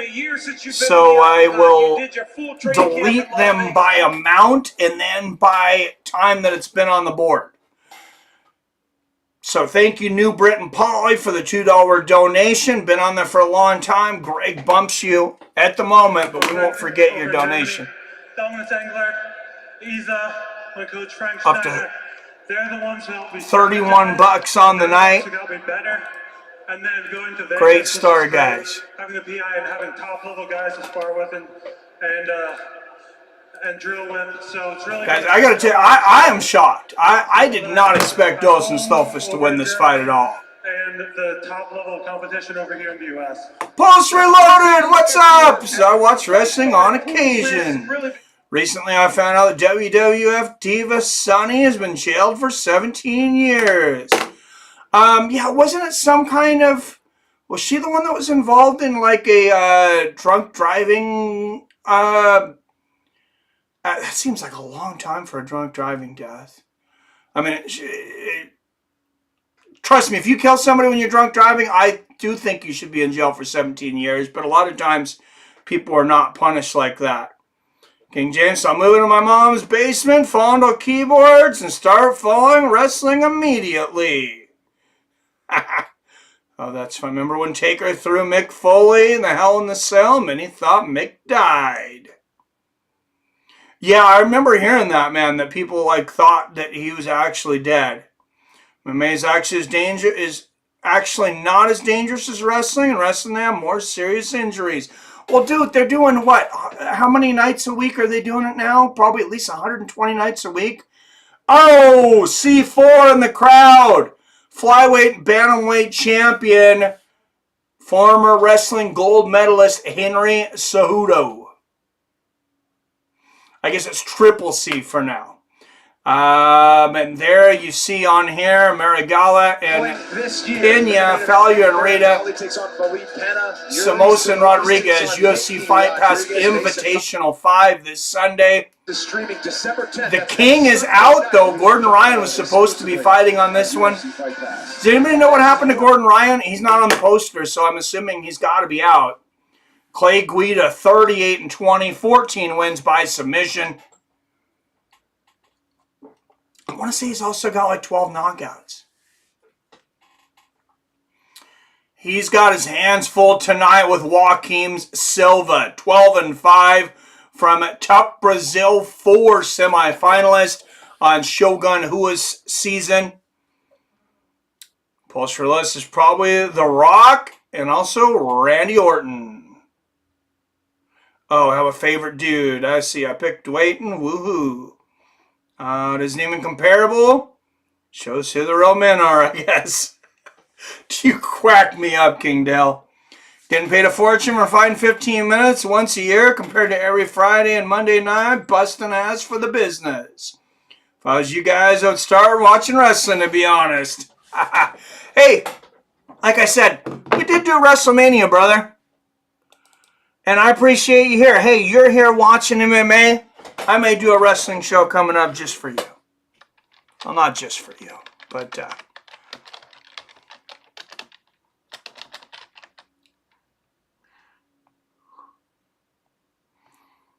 All right, Clay Guida plus 250 underdog in this one. But, Dustin Stolfus was a bigger underdog than Clay in that last fight. And he took care of business. He was slightly bigger, I guess. He was a plus 260. Carpenter is a plus 250 coming into this one. So this is a main card. This is real shit, guys. It counts, so make sure you got your verdict MMA picks in. I'm catching up. J-Dig, I know you're in second. Billy's in first, but I'm in third. I think I'm kind of figuring this out, guys. Season's almost over, though. Yeah, I resemble that remark. King Dale, I'm a drunken white trash with tattoos. Most of these fighters don't make shit. Very few make a fortune in a night. Yeah, for sure. What? There's still a lot of guys on 12 and 12 contracts, even in the UFC.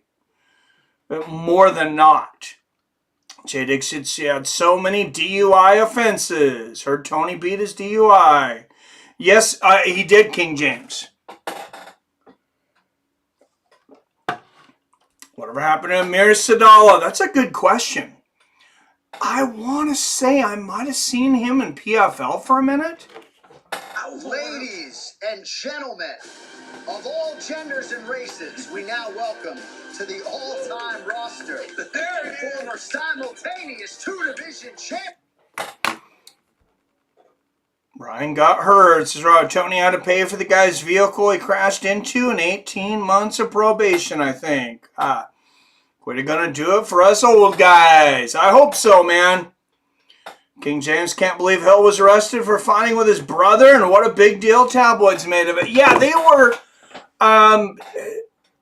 clickbaiting. They were trying to clickbait us all. They were listing it as a domestic violence accusation, like he beat up his wife or something, and he just got into some shit with his brother. I'm sorry, guys. I got a younger brother. You know what?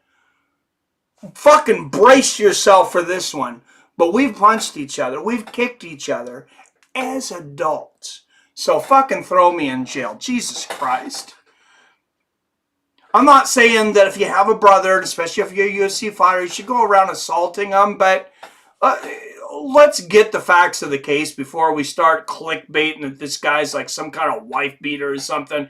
They knew what they were doing with those headlines, and honestly, I find it pretty disgusting. Most fights in UFC history, Clay Guida, including tonight, that's 36. He's 4 on the all-time list. Donald Cerrone, number 3 with 38. Andrei Arlovsky, 40 fucking fights at heavyweight. And Jim Miller, number 1, 42. Jim Miller, he's been waiting for UFC 300 to get on that card, and he's going to make it. He's still active. Alabama knocks off Georgia. Let chaos begin. Oh, damn, Billy. Can't believe it. Oh, King, it wasn't just a fight. I heard he severely hurt his brother. Put him in the hospital. Injury forced Amir Sadal to retire a while ago. Thank you, Billy. I don't know any brothers that haven't fought. Right? I mean, if you haven't fought with your brother, I got to say, why aren't you fighting with your brother? You should probably go out and start a fight with him right now. That's just good old sibling rivalry.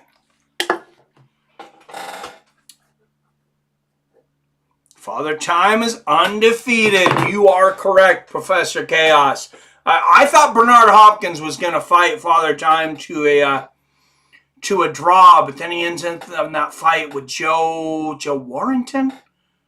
I'm not sure on the last name, but gets hit, falls through those ropes and out of the ring and smacks his head. Man, wasn't that scary? But yeah, anytime we talk about Father Time, there's two guys I think about that came so close to defying Father Time for longer than anybody else.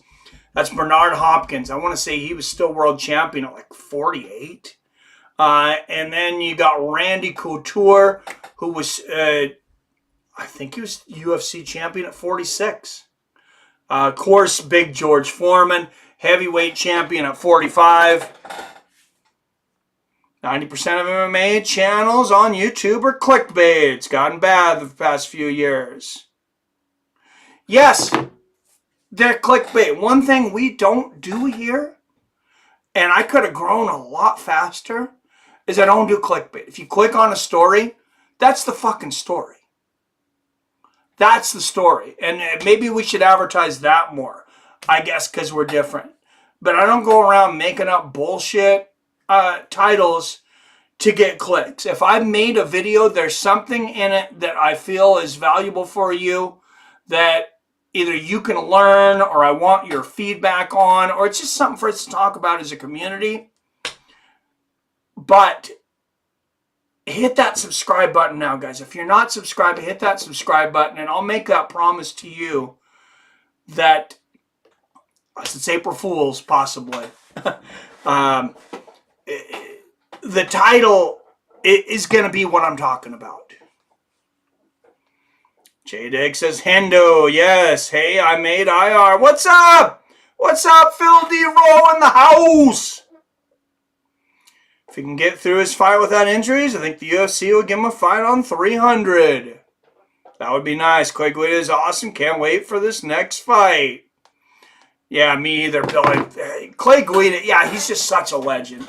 He brings back those times like 2005, 2008.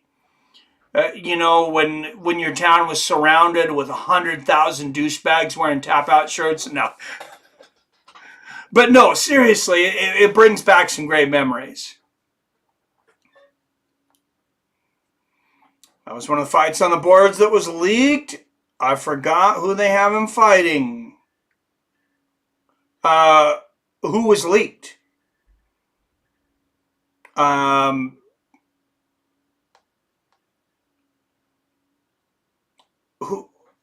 are you talking about was leaked? Was it Jim Miller, Robert? Because, yeah, I would be surprised if Jim Miller isn't on UFC 300. He's been saying that he wants to be on UFC 300 forever now. I'd be surprised if they didn't give him that. Clay got to be over 40 by now. I want to say he's right on 40. It was Affliction shirts in 05, Mike. Jim Miller fight in January. When was Tap Out then? 2008? I think it was around the same time, man. But I remember going to UFC 102 in Portland. I want to say it was 2005. Might have been 06, 08, somewhere in there. It's between 2005 and 2008. Anyways, and you go to Portland, and I mean, you just see a sea of tap-out shirts everywhere. Those tap-out decals on the back of the trucks. I mean, it was cool for a minute. Yes, it did go over the top. Same thing with the Affliction shirts. But, man, MMA sure was huge then. For a minute. Jim Miller fight in January or February. Clay's 74 in MMA years. You were exactly right, Professor Chaos. But I heard from an inside source that if he wins or loses, as he isn't hurt, they will let him fight. Tap Out was 03. Main Tap Out guy died, and then it never rebounded.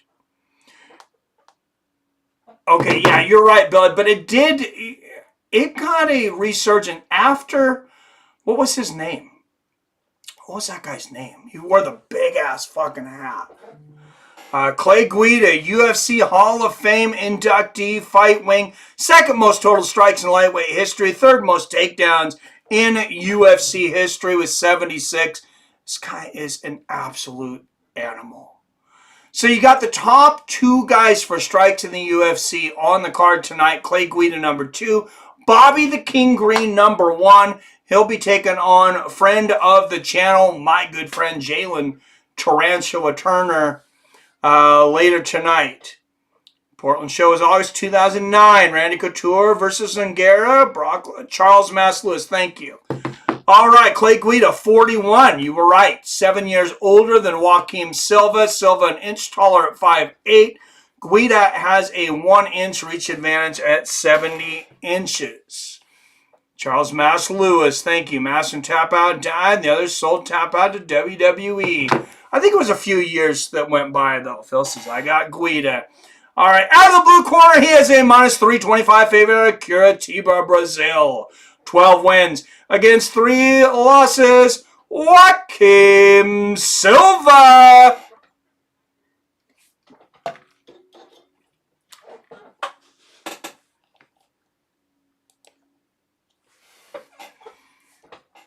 And you see the Brazilian flags and the Brazilian fans, but he's not going to have near as many fans as this guy.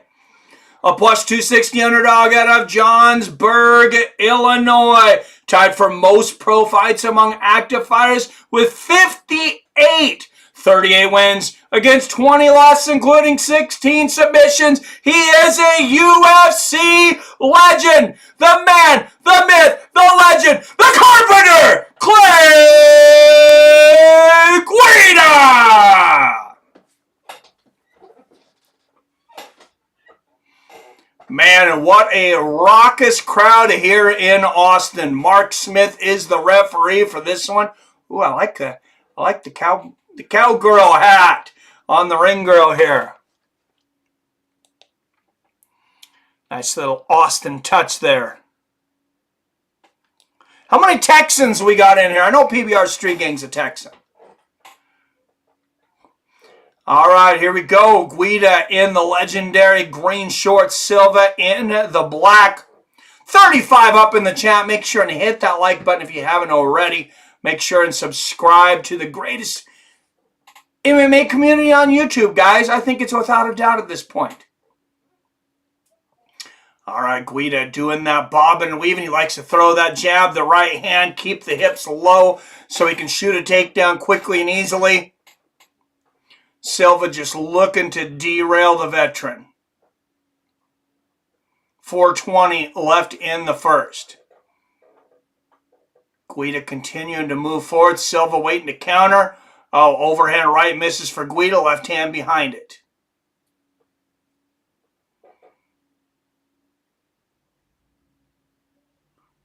Good low leg kick there from Guida. And the left hand. That was way inside for a leg kick there too. Good defense so far from Silva, blocking those combinations. That was a nice left hook from Guida, though. Silva stops the takedown easily, but Guida catches him on the way up.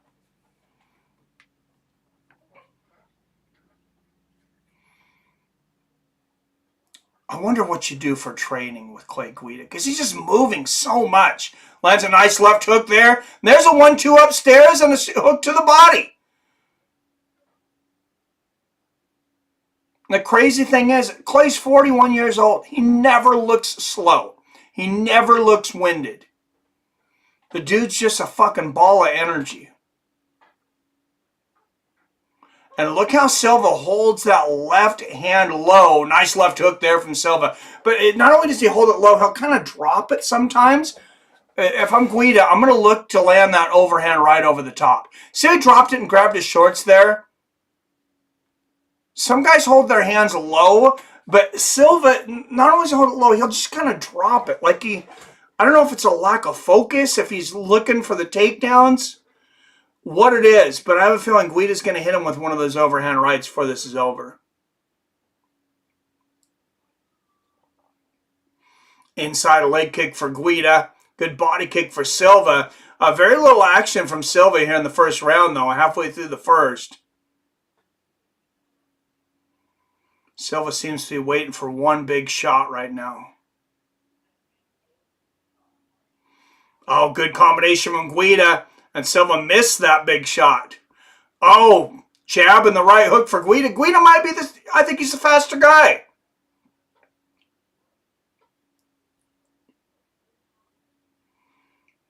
Nice right hook to the body for Guida. 2 minutes left in the first. And for all those that, really like to hit the weight room, good left hand there from Silva. I think one of the biggest keys to Guida's longevity is probably never hitting those heavy weights in the upper body. Obviously, he's got the abs. He's got pretty good legs. Good left hook there from Guida.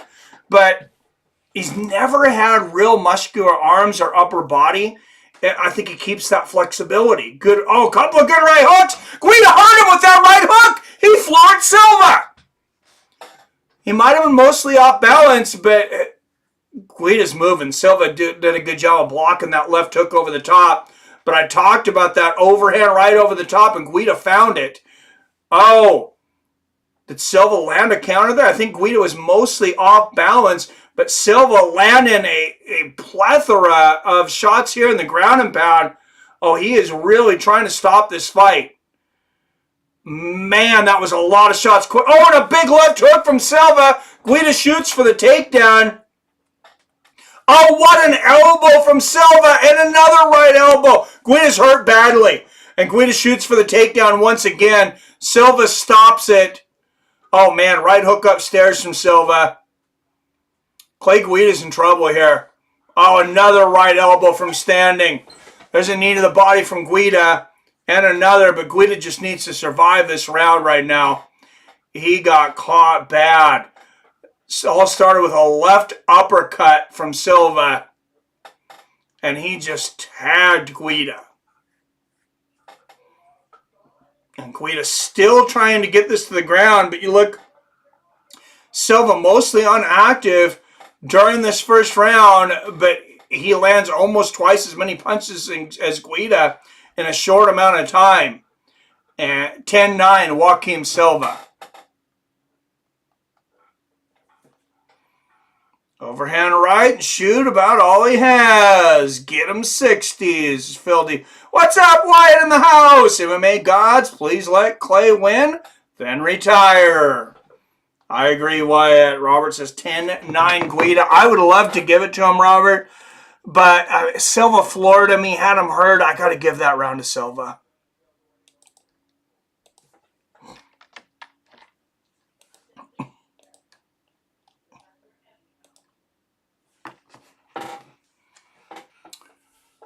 Mike, these are the best commentators, especially when fights get exciting. Well, thank you, King James. Appreciate it. I am biased. Can't judge this one fairly. I get it, Roberts. You're a fan, brother.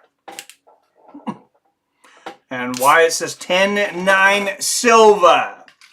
So we got 2 for Silva, 1 for Guida on our unofficial scorecard here at Fights of Friends. Oh, Robert's going to change it, so it is unanimous. All right, here we go. Guida coming out of the corner like a rocket. Right hook and a left hand lands for Silva, though. Oh, there's that left uppercut for Silva again. He knows that he can get there with that. Good combination for Guida as he passes Damian Maia for 4th most UFC time and counting. That's one of those crazy ones.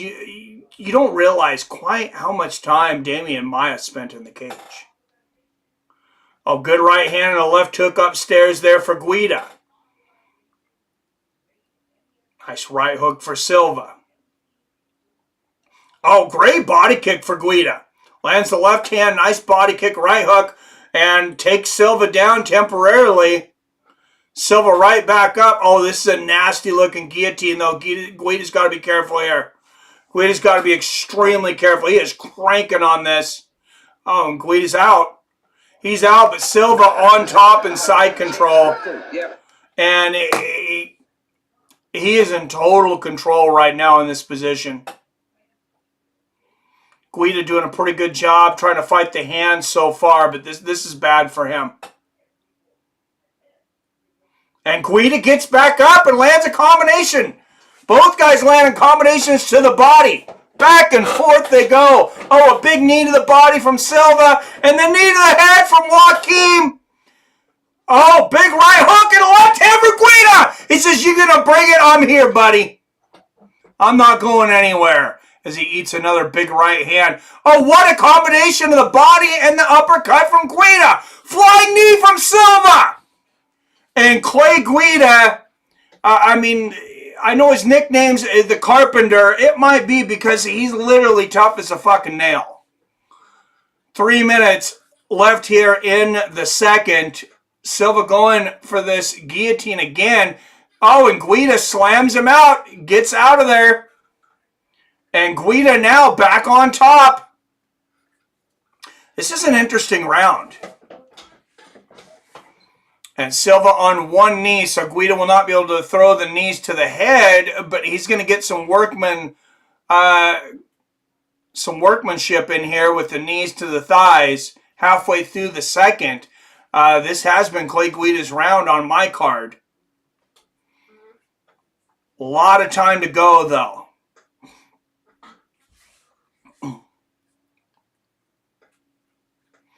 And this is one of those ones that could get funny with the judges, though, because it's like, what are they looking for? Are they looking for most strikes landed, significant strikes, damage, time control? There's a lot of different factors here. And Clay, a lot of times, he will win 4 minutes of a round. He might lose that round, but often he will win 4 minutes of that round. And kind of a stalemate here. Silva sitting back with great takedown defense as Guida continues to drive in. And he's got that single leg. That's how he was able to get Silva earlier down. He grabbed that single leg and just lifted his foot like basically all the way to his head. Made him do the splits. They're saying Silva's 6 for 6 on takedown defense, but I got Guida with at least one takedown. There's another. There's a slam. Right on the keister from Guida. Silva pops right back up. That's 2 takedowns on my watch for Guida. 1 minute left in the second. Silva breaking free. Eats a right uppercut from Guida along the fence. And Guida, he's just winning this round by... Oh, and he picks him up over his head and slams Silva. Silva pops right back up, but wow, Clay Guida giving us some entertainment here. The Carpenter driving the nail into the canvas. Could we see a third slam knockout on the night? 30 seconds left in the second. Clay Guida, now we just passed Damian Maia for second most control time in UFC history. Over 2 hours and 35 minutes. What a legend this man is.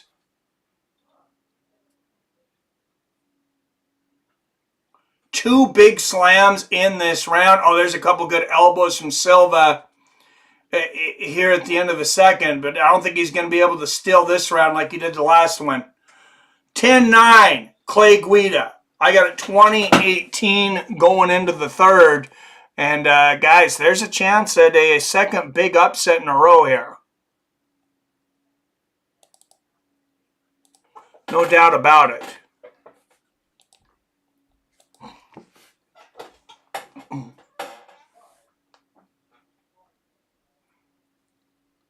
Howard says, but a man can hope. Damage is supposed to count more than strike numbers. Yeah, damage is supposed to be the #1 criteria. Clay Guida made his UFC debut at UFC 66. Holy shit.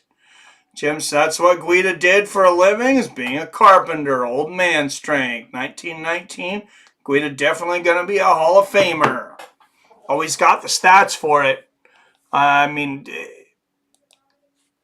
He never got the championship, which is a big caveat. You know, most guys in the Hall of Fame had at least one championship win. But Guida's he's got to have it on time and victories. Oh, my time clock got screwed up there for just a moment, so it's going to be a few seconds off. 5 seconds off. Oh, nice counter left hook there from Silva. And a big body kick from Joaquim Silva. I think Silva knows he's got to win this round. He's got to get a finisher. He's got to win this round. Good left hand there for Guida. Little eye poke warning there from Guida. Oh, and they are going to stop the clock for just a second. All right, let's go. Clean. Oh, I think it was a warning to Silva. Excuse me. I thought it was to Guida. I have no sound, remember. Good left hook there from Guida. 4:20 left in this fight. Oh, big left hook upstairs from Guida and the low leg kick. Big body kick from Silva. Combination upstairs from Guida. Oh, good front kick there from Silva. Silva's got, I know Silva likes his feigning, but he's got to throw more shots. Good body kick from Silva. He's just got to be busier. Oh, another great body kick there for Silva. He's living on that body kick right now. Oh, good right hook from Silva. Low leg kick from Guida.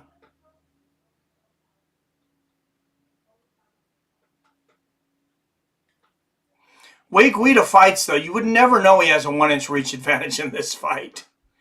He just, his style is so strange. Oh, head kick. That partially landed, I think, for Silva.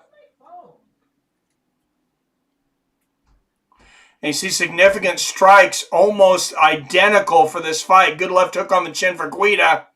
Shoots for the takedown. Good defense from Silva. Lands a right uppercut. 3 minutes left in the fight. Left hand to the body for the Carpenter.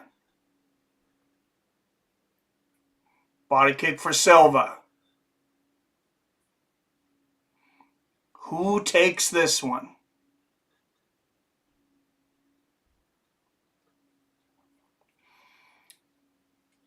Another front body kick from Silva. Don't go anywhere if you're looking for BKFC 56. Later we got Mike Perry and Eddie Alvarez.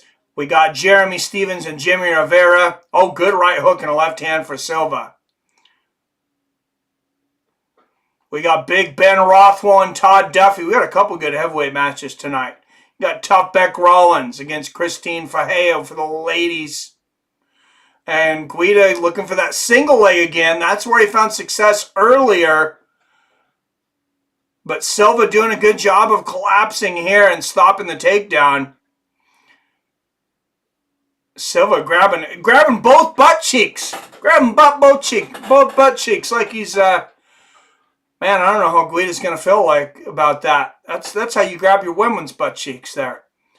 Silva just reaching back and just Silva with another guillotine choke attempt here. It's hard to tell from the camera angle how serious this is. 1.5 minutes left here in the third, but he is still cranking on it.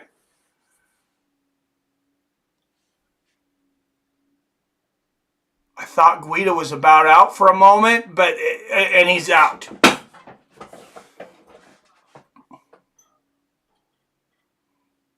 Oh, nice left elbow over the top from Silva, but a right hook to the body and the knee from the Carpenter.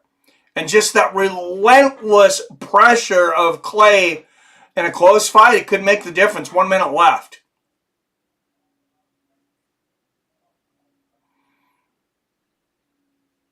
You see Guida outlanding Silva 30-18 in the last round. Silva got the better of Guida in the first round. And now Silva working on this guillotine attempt again.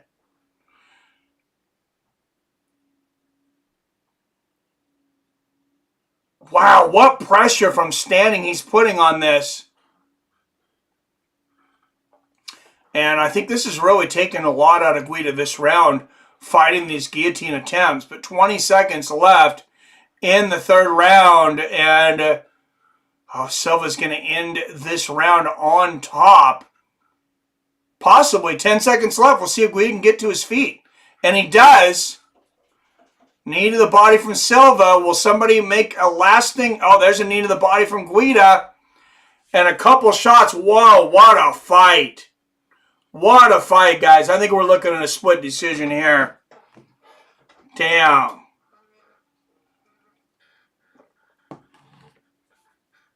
Good old drunken charge, friend. Cheers. Hey, Phil, they never mind my drunkenness. You're fine.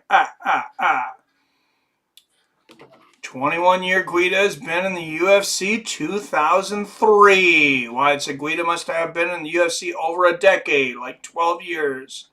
Oh, way over that. Yeah, 21 years. That's insane.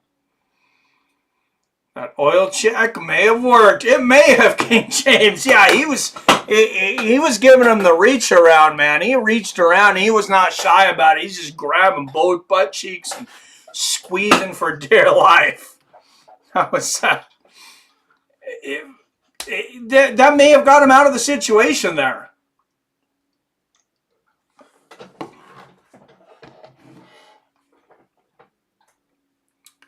I'm watching on ESPN Plus. Is it Fight Pass over in Canada? Still for the UFC events? I'm not sure. All right, official decision coming up here, guys. On deck, Sean Brady and Kelvin Gastelum at welterweight. Of course, BKFC 56 still coming. Jeremy Stevens, Jimmie Rivera, Bec Rawlings, Christine Ferea, Ben Rothwell, and Todd Duffee, and of course, Platinum Mike Perry taking on Eddie Alvarez. But here is the official decision. We send it into Bruce Buffer. Ladies and gentlemen, this should be after interesting. 3 rounds, we go to the judges' scorecards for decision. All 3 judges score this contest 29-28 for the winner by unanimous decision, Joaquim! Oh! BJJ! Oh, unanimous for Silva? I'm a little surprised it was unanimous for Silva. That third round is a tough one. That was a tough one. I mean, it's hard to argue with this fight going either way. I'm a little surprised by unanimous, though. Here with Joaquim Silva. Fight Pass only has international fights available? So dumb. Oh, that sucks. But I'm watching on TSN. The first thing, thank you, Jesus, for anything. I respect this guy's big legend, UFC. I'm so happy when he accepted the fight. Was this the fight that you expected from Clay Guida? Foi a luta que você esperava do Clay? Exactly. This guy is amazing. It's amazing. It's very exciting. And Joaquim Silva, I mean, he's been respectful the whole week. You can only be so respectful to your opponent, I know, but he definitely has a lot of respect for Clay Guida and everything he's done over the years. Man, right hook and the left uppercut combo. You see that Silva, he was efficient, if anything. He was definitely efficient. He did fight in spurts tonight. And maybe that's the way to beat Guida, because Guida has this insane gas tank. Like, you're not going to match his gas tank. He went up 41. Clay is such a tough fighter. I felt that guillotine I had, it was such a tight grip, and he got out twice. So tough. You are an amazingly tough fighter. That was a fantastic performance. Ladies and gentlemen, give it up for Joaquim Silva. Back in the win column. So when Clay gets, when he gets so sweaty in the fight, and he's got that long hair, of course, and the guy's going for a guillotine, it's like you got to wonder where, what part does the hair play in that? Does it make it harder to get the guillotine? Can he maybe hold it in because he's stuck on the hair? I don't know. Legendary Chuck Liddell in the crowd. Former light heavyweight champion, one of the greatest fighters of all time. Just kidding, I'm watching on Main ESPN, Alabama. Gastelum going to give Brady his second loss. I agree, King James. I have Gastelum in this one.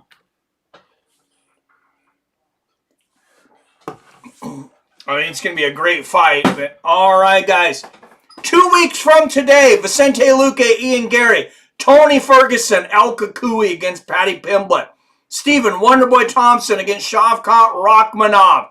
Brandon Royval challenges Alexander Pantoja for the UFC Flyweight Championship. And then the main event, we finally have it. Chaos, Colby Covington will challenge Leon Edwards for the UFC Welterweight Championship. UFC 296. That's going to be a crazy one, guys. All right, there is Sean Brady in the back. 5th lowest bottom position time in welterweight history, 29 seconds. It's an interesting stat.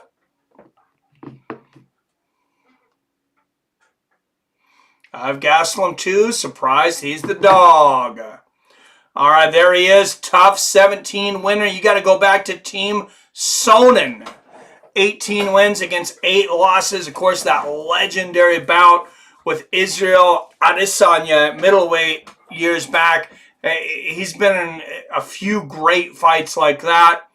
Now he's really dialed in on his nutrition and the weight cutting. He's taken that cut that a lot of people thought he probably should have many years ago and cut down to welterweight. We'll see if it pays off tonight.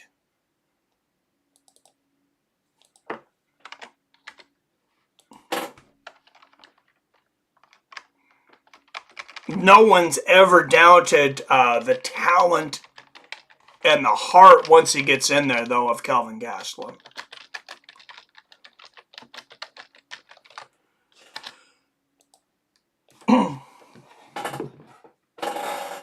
Chuck is looking better. Seems to be doing good. Yeah, he looks much better than the last time we seen him, so that's good. Kelvin is a bum. I never liked him. Says, really, Robert?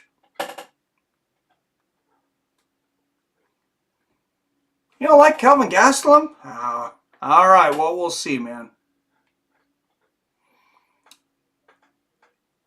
All right, we got to go to verdict, and all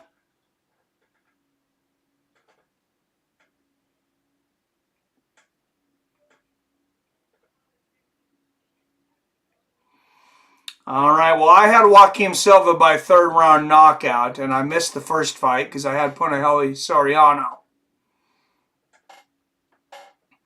I doubt anybody's got a lot of points at this point, but if you pick some upsets, though, you might.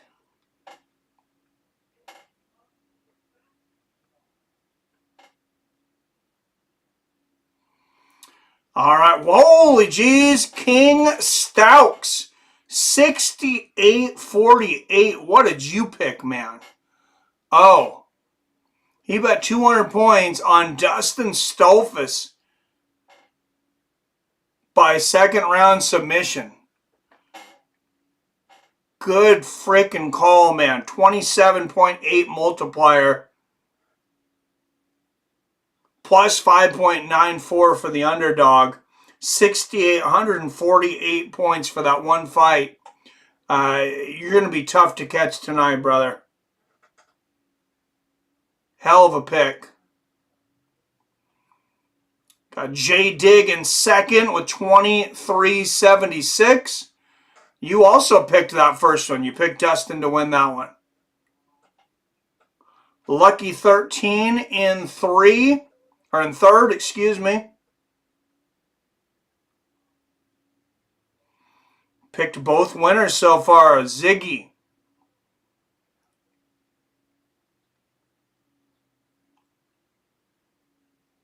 Did not pick the first fight, but you earned 924 in the last fight. Ziggy Experiencer in 5th with 462. I am in 6th, 398.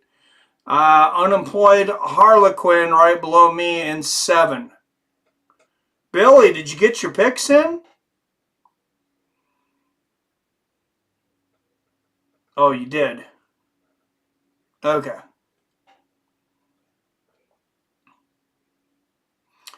Billy, Greg, and Drunken Charge White, a bunch of people tied at 8. With 0 so far, but we got a lot of fights left to go. Sean Strickland owns Ian Gary. Dude, he might make him retire. Sean Strickland, the shit talk that this guy does, how he gets in people's heads. I mean, we thought Connor was good. We thought Chael Sonnen was good. Sean Strickland may be the best. I mean, he got inside Izzy's head so much that Izzy's saying he doesn't want to fight for 3 years now. Oh, and the super chat, Phil D. Rose says, how much can you know about yourself if you've never been in a fight. You are correct. Thank you, Phil D, with the $5 donation. And thank you, Long Bong. Not forgotten. But I'm going to have to pull you off.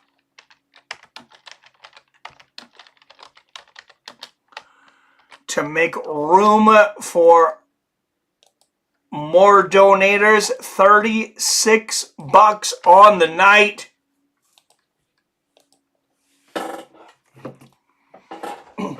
Great, but getting pieced up by Chiesa and Bilal is hilarious. And that is true. Brady got pieced up by Bilal. Forget the name Muhammad. That's impressive. Brady never been a worthy stand-up fighter. No, he's not. I've decided I'm out on verdict. 2, not many play anymore. Dude, you're in first. This is my challenge, is to take you out, brother. We still got over 10 playing. Well, I guess it's me and you, experiencer. Jim's right below him with 7 points. J Dig right in there. Hurricane Jace, Ziggy, Kyler, Greg Brimstone, King Stouks, Lucky 13. All you guys are in it to win here then, as Billy bows out. Got no dog in this one, but always root against huggers. I like making my verdict picks for one thing too, because it forces me to kind of look at the card and get a better idea before I'm talking about it.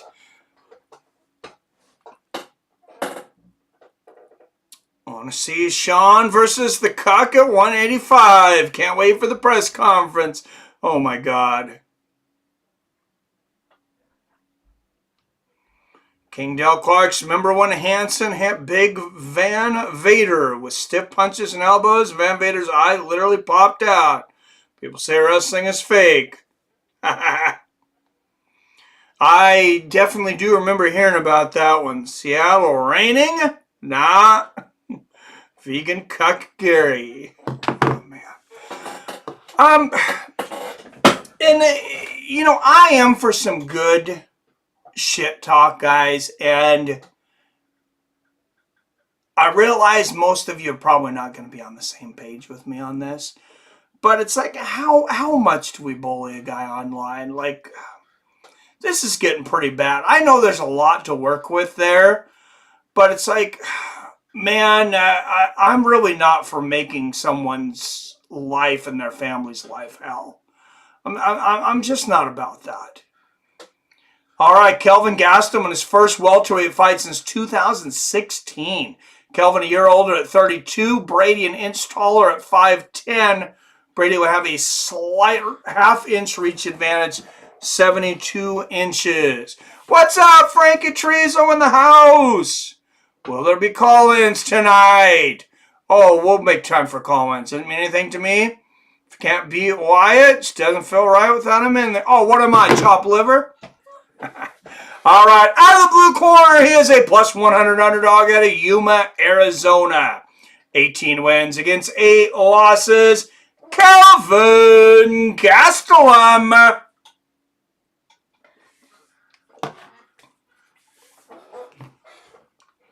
Damn, Gastelum made 170. He looks good at 172.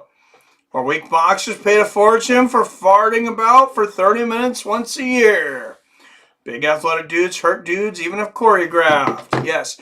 All right, out of the red corner, a minus 120 favorite out of Philadelphia, Pennsylvania. 15 wins against just 1 loss. The number 9th ranked welterweight in the world, Sean Brady. All right, guys. Like I said, I got Kelvin in this one.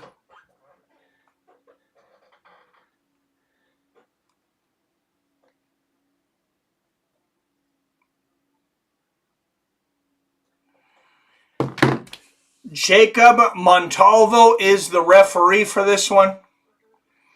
Kelvin's he's just got to watch out on the ground. And it's not like Kelvin doesn't have a ground game too.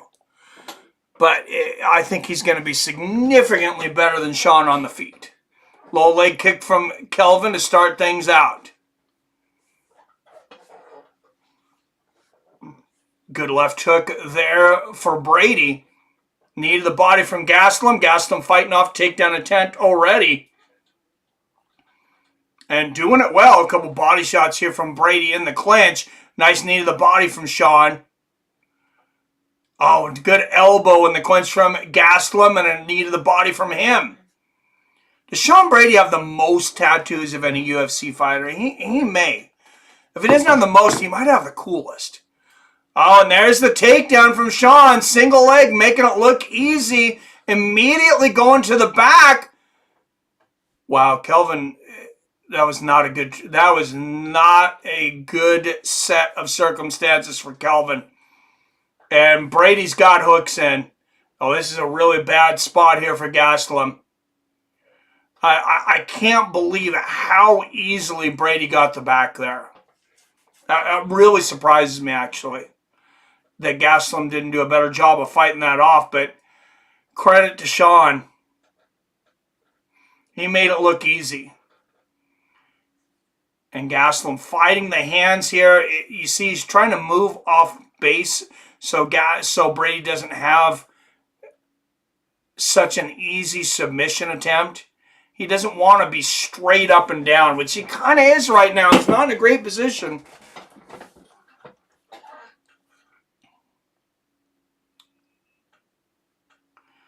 And Kelvin not really putting up a good defense to this. I mean, he's doing good pulling the arms up, but as far as position, he's not really able to do anything. He bridges up there a little. There he turns. Oh, and good job and escapes from the bottom, and now Kelvin on top. He knew what he was doing. Oh, and there's 4 big left hands from Gastelum now that he's escaped. I just didn't know what he was doing. And now Brady has to work his way to his feet. And this is where Gastelum wants it, back to the center of the cage. Oh, big shot from Brady, floors Gastelum. Who would have thought that? 4-inch gloves, boys. You never know what's going to happen. And later tonight, we ain't even got 4-inch. We got the bare knuckles of Big Ben Rothwell and Todd Duffee, of Jeremy Stephens and Jimmie Rivera, Bec Rawlings and Christine Ferea, and of course in the main event, Platinum Mike Perry and Eddie Alvarez. Oh, big right hand again there for Brady. Oh, and there's a big left hook from Brady, and he gets the takedown. And Brady again on Gastelum, and you got to wonder, did dropping to 170, is Gastelum not the same fighter here? There's a couple good shots from Brady on the ground. His chin does not seem to be holding up the same. Brady not exactly known for being a counter striker, and he's floored Kelvin twice here. Good hammer fist on the ear there from Brady. And Kelvin just in a world of hurt again. Is this like the world's longest round right now, too? I feel like I've watched 2.5 rounds right now, and there's still over a minute left. Big shots here from Brady.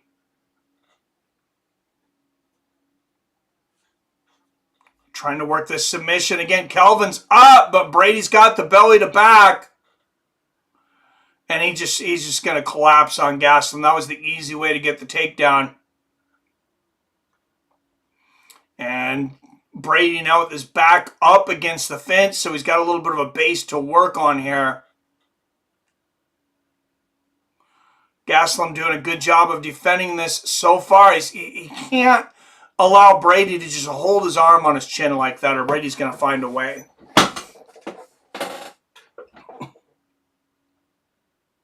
Massive control time in this round for Brady.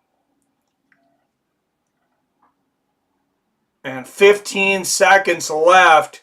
Hooks in for Brady. Gastelum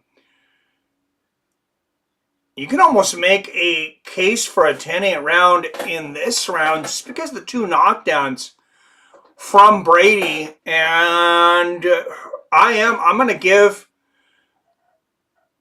Sean Brady a 10-8 round in that first round. Is dominant in the wrestling, position time, but the 2 knockdowns. Definitely one of them legit. And Gastelum just really didn't show us a lot in that first round. 10-8 Sean Brady.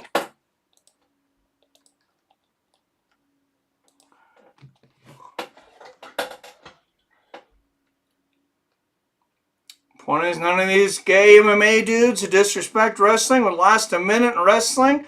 You imagine this dude saying wrestling is fake to a prime Stone Cold. Who the fook is this guy? Says Billy. He's our most entertaining new member here, I think, Billy. We're going to have some fun with this guy. Most pro wrestling fans start as kids. People that didn't watch as kids aren't going to like it, right? So Logan Paul could become a WD champion, but Aspinall wouldn't last a minute. Weird take. Yeah, he's definitely trolling us, Wyatt, but I will allow it. 10-9 Brady for me, says Wyatt. Wyatt, what do you think of Jake Paul versus August? Something in 2 weeks. Jake is fighting a real pro boxer. Guy Jake is fighting more pro fights and more knockouts. Well, then Jake will probably lose again. Good low leg kick there from Brady. Gastelum coming back with one of his own. Kelvin's really got to keep this standing, but, I mean, Brady got the better of him standing the last round. And Brady catches a body kick there, and it's going to take Gastelum down once again. And once again, Kelvin Gastelum in a world of hurt here. 4:20 left in the second. They're fighting December 18th. On deck, Rob Font and Deiveson Figueiredo. That's going to be a hell of a fight. That is the 3 spot. But bare knuckle fighting on deck here, guys. We're going to be doing some flipping around, trying to cover as much of both of them as we can. Big right hand there from Brady. And Brady in half mount here. Oh, nice right hook to the ear there from Brady. And Kelvin Gastelum, he's just getting beat from post to post tonight. I really did not expect this.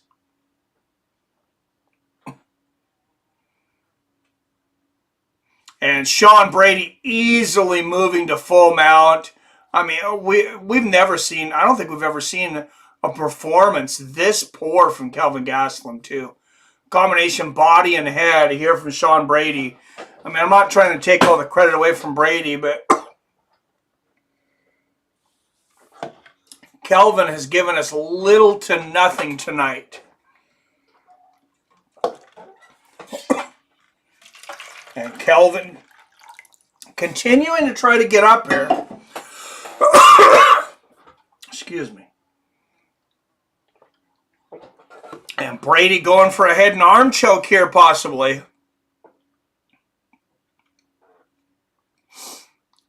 And there's a combination body head for Brady. And it seems like this is not going to be Kelvin Gastelum's night. Guys, remember when the Chris Benoit thing went down? If so, what was your reaction? He was known to be one of the best in the business. Chris is my idol. I have his poster on my walls, Wyatt. We're going to pass on the Benoit subject. Definitely a dark one. Benoit's a great representative for Canada on the serial killer scene. Nice elbow from the top there from Brady. UFC and WW. One's a work, one isn't. Other than that, it's the exact same thing. Says Bilal the GOAT. Just kidding. This is embarrassing. Oh, man. And Brady easily spinning to the back. Kelvin just... I can't believe what I'm seeing here. Kelvin just looking like an amateur right now.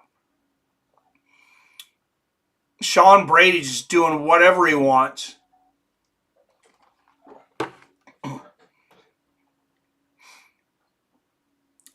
softening Gastelum up with the ground and pound. The one thing he hasn't been able to do is get under the neck, but man, Kelvin's going to wake up with a lot of bruises tomorrow. Oh, and uppercuts and hooks from underneath. If I'm the referee, honestly, in Kelvin Gastelum right now, I'd say, hey, I got to see something from you because I've seen almost nothing for 9 minutes. I mean, Sean's just going to take a rest. He's going to push Gastelum's head up against the fence there. I think he just took a little power nap. A little 15-second power nap there. And shots to the body here from Brady. 35 seconds left in the second. Yeah, I've never seen Kelvin look this poor. 20 seconds left in the second. Oh, big shots again from Brady. Kelvin gets up temporarily. Brady pulls him right back down into hooks. Looks like he's going to run out of time, and Kelvin will survive the round. But he needs to come out with a big finish, and I'm not sure if there's anything left in the gas tank.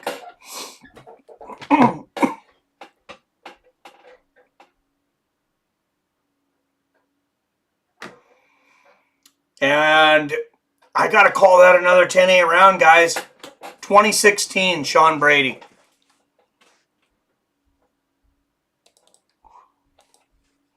Absolute domination.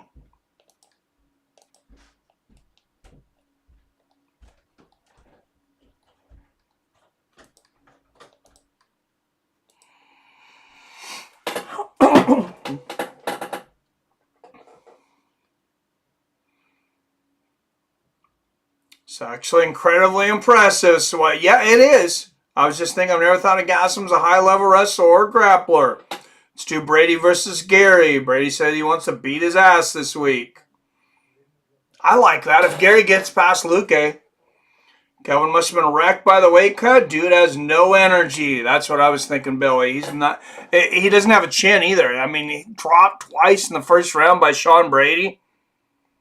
It's impressive seeing a guy getting worked over like this.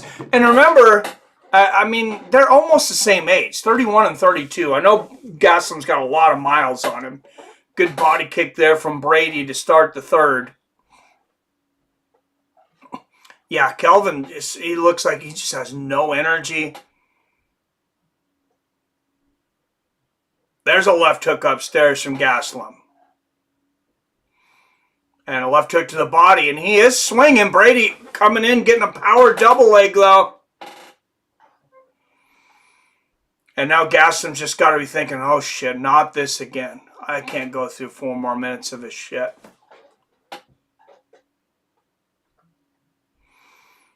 And Gastelum in half mount.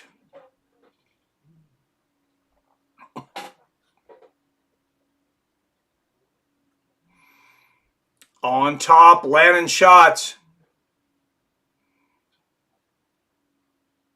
He's looking for the head and arm here, but Gastelum's got an arm in there. Gastelum's got such a short neck. I mean, dude has like no neck. I know we've talked about that before, but it does affect, choke attempts. I think Brady might go for a figure 4 here. This is a weird position. Oh, gives him a dead arm. Now he's going to go for a Kimura. Oh, if he gets a Kimura on Gastelum, that would be insane. That is a rare submission in men's MMA. And he got him! Holy shit, Sean O'Brady. Big way. Utter dominance in the grappling start to finish. With the Kimura submission in the third. We're not showing him the love. Hey, you got Gordon Ryan in the front row here. I think, he can Damn. stand out grappling. That's exactly what Sean Brady showed. That was amazing. Yeah. Damn. Finish, sheer dominance. The grappling. Kelvin Gastelum never in that fight. Resistance. Threatened. a few submissions, but when the finish came, a beautiful... Yeah, that was 10-8 for me. Swy 2017. Just an ugly fight the whole time from Kelvin, but can't take anything away from Sean, though. I mean, Sean just dominant from bell to bell.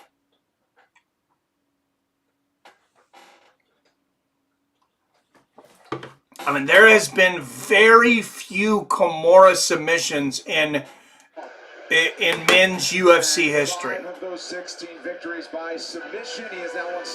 I don't know how many there's been, but I'm sure it's been under 10. Of course, many years ago, sad incident involving Owen Hart. Sorry to keep going about wrestling. For me, I think it's important. Sport is still big. Yeah, that was a horrible situation.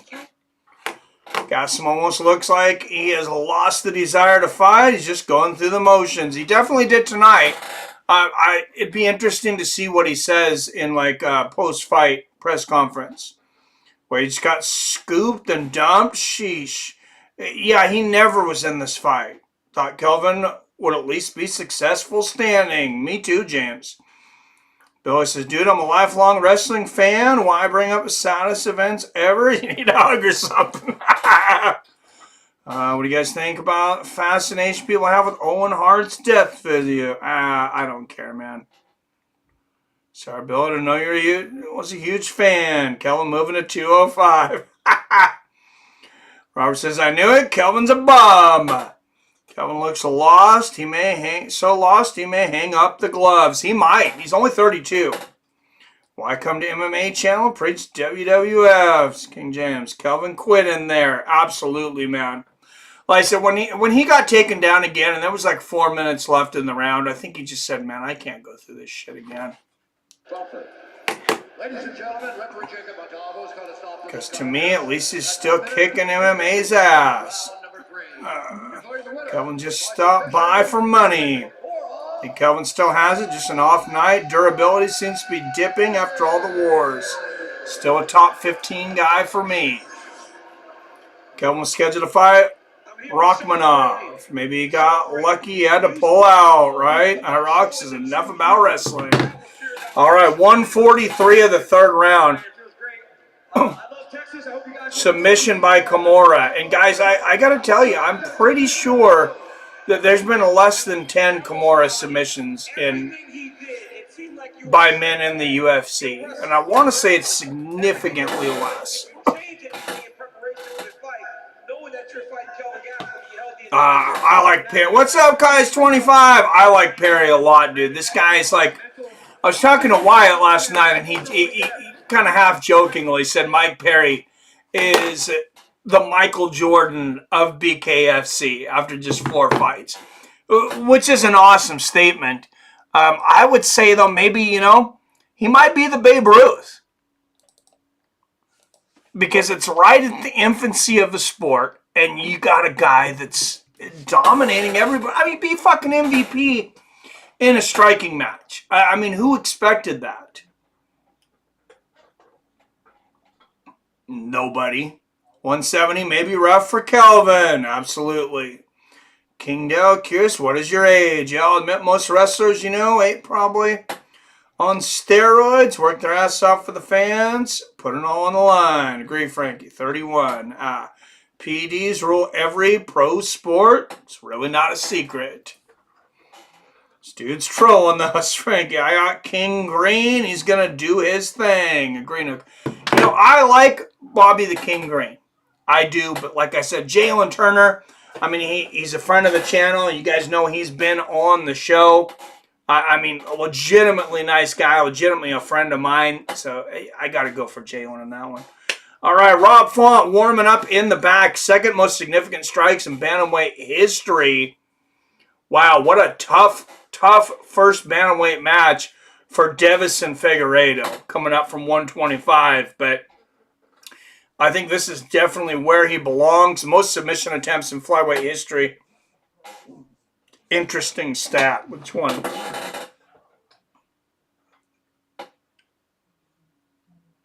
There it is, the Gary call-out. Green Nuka. Just took 2 yellows and 1 peach. Got those blue and yellow purple pills over there. Kai's 25. You guys remember that song? The Eminem song came out, I want to say, early to mid-2000. Blue and yellow purple pills. I always think about that when I hear something like that. Right, everyone is going to call Ian Gary out now. I'm off to watch some wrestling. I'll be right back. All right, Dale. You do that, man. Cheers to all my fights, your friends, family. Remember, we are at Cora Family. Cheers to all. Yes, only wrestling on Saturday. AEW Collision. That show is garbage, Billy. Should be a great fight considering what we just watched. That is true, man. I like the Tarantula. He's tall as shit. Got a big-time reach. So we will see a good fight. I hope for. Yep, D12, Nuka-Cola. Blue and yellow, purple pills. Sorry you had to listen to me sing that. I forget sometimes I can't sing.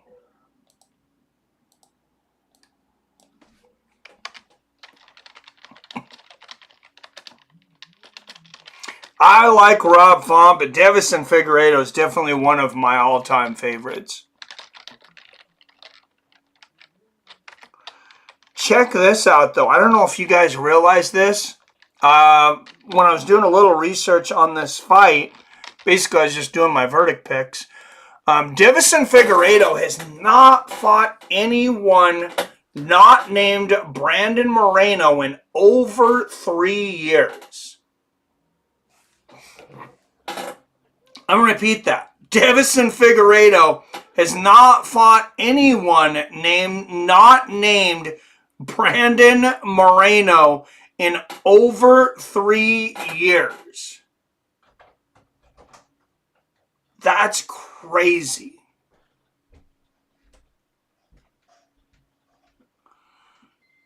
Just a second. I will tell you.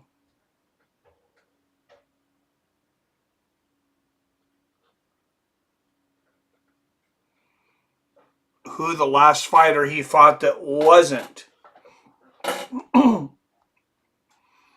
He's 21-3, 9 knockouts, 8 submissions, 4-1 and decisions.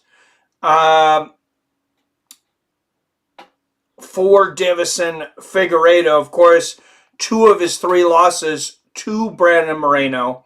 Their first fight was a draw. Their second one, Brandon submitted him.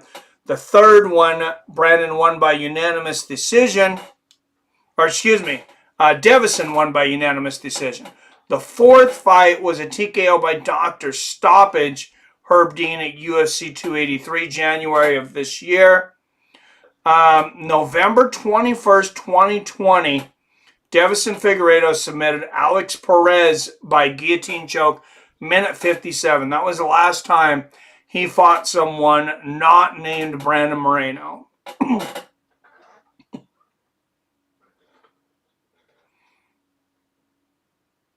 Deiveson, the midget PED King Figueiredo. Get it though, because it was supposed to be Hooker. Yes, it was. Figgy versus Font should be co-main, right? Mike's got rap bars. I got Font. He's going to pull some shit off. No, Perry hasn't fought yet, man. Main card for BKFC hasn't even started yet. Won't be for a few hours, Rock. Yep. Okay, Billy, I wasn't really paying attention for a while to chat. We had house company, so I was smoking with them, so I didn't know he was trolling. Why didn't we kick? Nah, he's good, man. He was not trolling to the point where I want to kick him out. He's just having fun.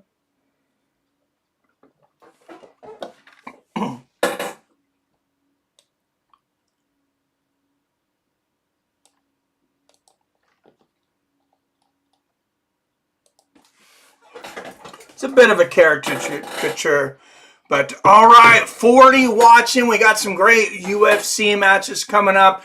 And then, of course, BKFC 56. Big Ben Rothwell at heavyweight taking on Todd Duffee. Another big heavyweight bout. Jeremy Stevens, former UFC knockout king, taking on Jimmie Rivera. And you got tough Bec Rawlings taking on Christine Ferea. Of course, that main event, former UFC champion Eddie Alvarez taking on the king of Bare Knuckle. I'm going to call him the Babe Ruth of Bare Knuckle, Mike Perry.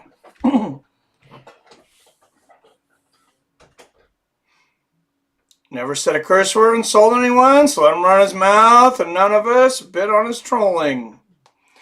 Yeah, I thought you guys handled it perfectly.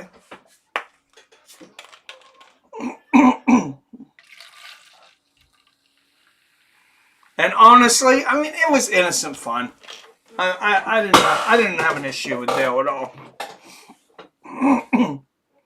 So I was saying he doesn't harm anyone. Let him talk. We need the new subs. Frank's love men's 135, women's 115, 125, but there should not be a men's 125, just like there shouldn't be a men's 105. James, that's how I handle it. Nobody forcing me to follow chat. White says, boy, I forgot to answer. I don't know anything about Jake's next opponent, so I can't comment on the fight. However, I do think Jake is still an underrated boxer. All right, fair enough. I got Perry on this BKFC tonight. If he's going to be stopped, I don't think it will be Alvarez. I think he stops Alvarez. All right, Deiveson Figueiredo, former two-time UFC Flyweight Champion. This is his Bantamweight debut. This is the weight I think he should have been at for a long time. He was struggling to make 125. Actually missed weight, I want to say at least twice. All right, Rob Font, 1 year older at 36, 3 inches taller at 5'8". Font will have a 3.5-inch reach advantage at 71.5 inches, and that's a tough bantamweight debut for Deiveson Figueiredo. But when you've been champion at your former weight class, you're not going to start with an easy fight. Well, from what I heard, he had his choice of 3 opponents, and Rob was the one he picked. I don't know what the other 2 were. All right, out of the blue corner, he is a plus 105 underdog. Out of Sour Brazil, 5-1 is a UFC underdog. 21-3 overall. Presenting the former 2-time flyweight champion of the world, Deiveson Figueiredo. Mike Perry, the pride of Africa. You know why there's no buzz with Jake Paul fights? Taking career seriously, he is going for it. Amazing he never held a grudge against D'Lo Brown. I also think Logan Paul is a human trash can. Can't box for shit. Dude is hella gifted in WWE, though. No one can deny that. All right, out of the red corner, he is a minus 125 favorite. 6-3 is a UFC favorite. 20-7 overall. Rob Font. Probably one of the best boxers in bantamweight history, Rob Font. I think this is a really interesting match. Let's go times New Roman, says J-Dig. It's fun I'm looking forward to. Here we go. Most looking forward to. All right. Figueiredo in the yellow and black, Font in the white. Guys, this is like this card's bordering right on pay-per-view quality. I'm sure there's been a lot of worse pay-per-views. All right, Font, the aggressor early moving forward. Figueiredo kind of hanging back looking to counter. Figueiredo, of course, has got a dynamite right hand. Font, just an excellent all-around striker. Both guys, there's a nice 1-2 and a left hook from Font. Both guys showing each other a lot of respect in the opening seconds, but Font, great opening combo. Oh, and Figgy, throws the left hook. He's going to clinch right away here.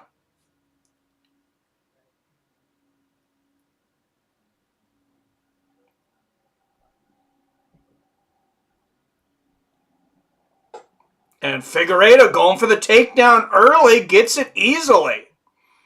But Font right back up. Figueiredo kind of overplayed his position there, I think. And Font was able to get up fairly easily.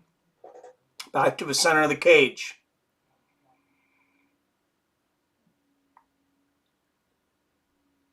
Referee warning Font about the open fingers there. Oh, nice sniper right hand there from Figgy. Good left hand there from Font. This is a really important fight for both guys, but Figueiredo, he could, put himself in title contention pretty early in the division, coming up a former champion. But oh, what a right hand for Figueiredo. That was lightning fast.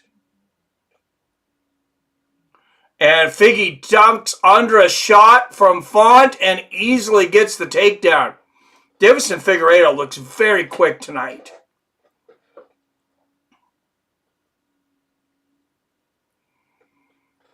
And Font gets back up, but Figueiredo is on him like glue. And they break back to the center of the cage halfway through the first. Oh, big right hook for Font. And there's a good left from Rob.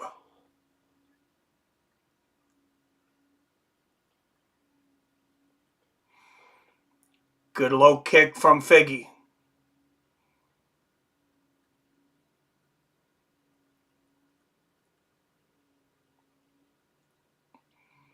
Font gives you a lot of different feints and looks, and Figgy's just sitting back. He's trying to dissect. Oh, big 1-2 from Font.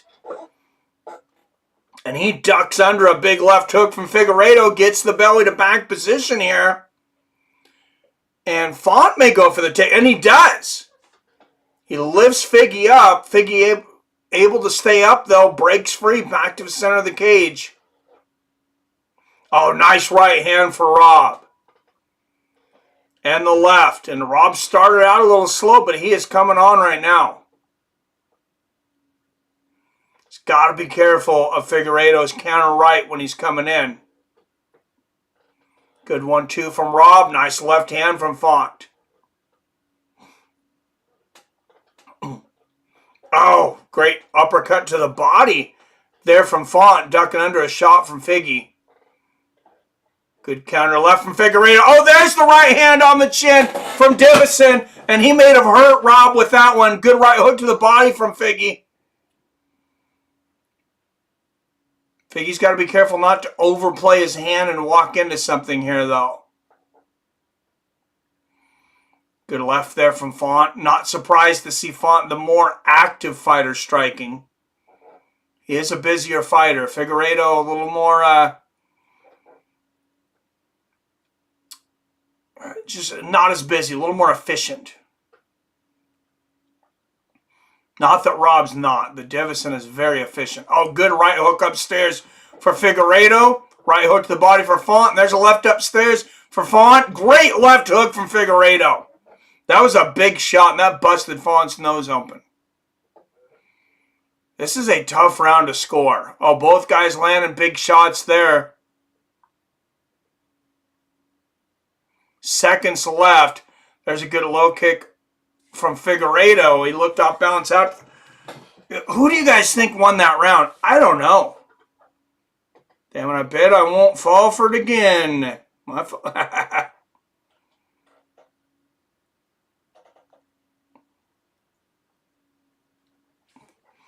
All right, 24 watching. Don't leave. BKFC is coming, boys. It is coming. Mike Perry, Eddie Alvarez, Big Ben Rothwell, Todd Duffee, Jeremy Stevens, Jimmie Rivera, Bec Rawlings, Christine Ferea, 10-9 Figgy. Close round. I'm going to say 10-9 Figgy too, but damn, it was close. Been there, been hit by it, and it wasn't fun. Oh. Yes, great round. I wish this was a 5-rounder.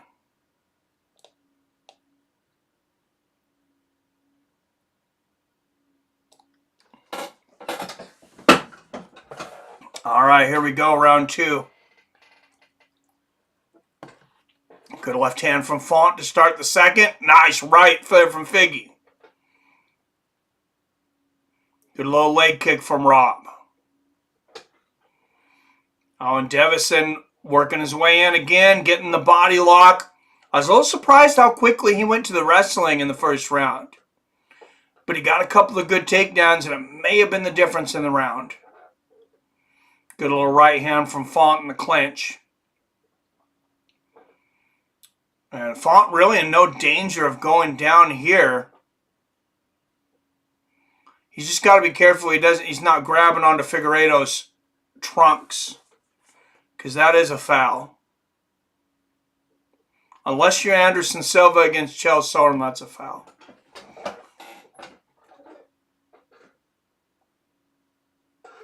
And honestly, I would break them there. I know a lot of guys don't like breaks, but this is a stalemate here.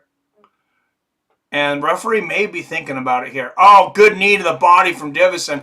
Oh, now he breaks after the knee. Okay, buddy. Oh, it's a low blow.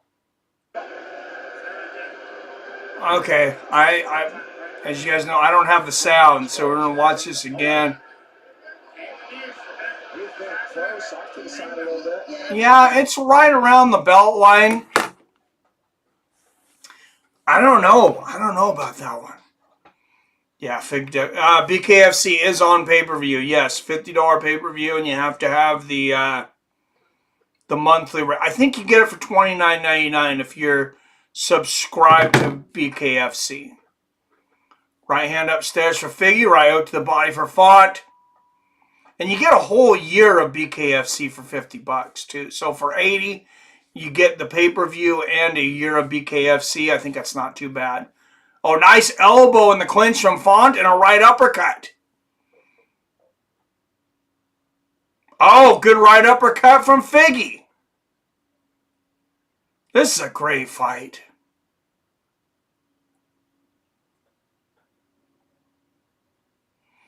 Oh, good defense there from Deiveson.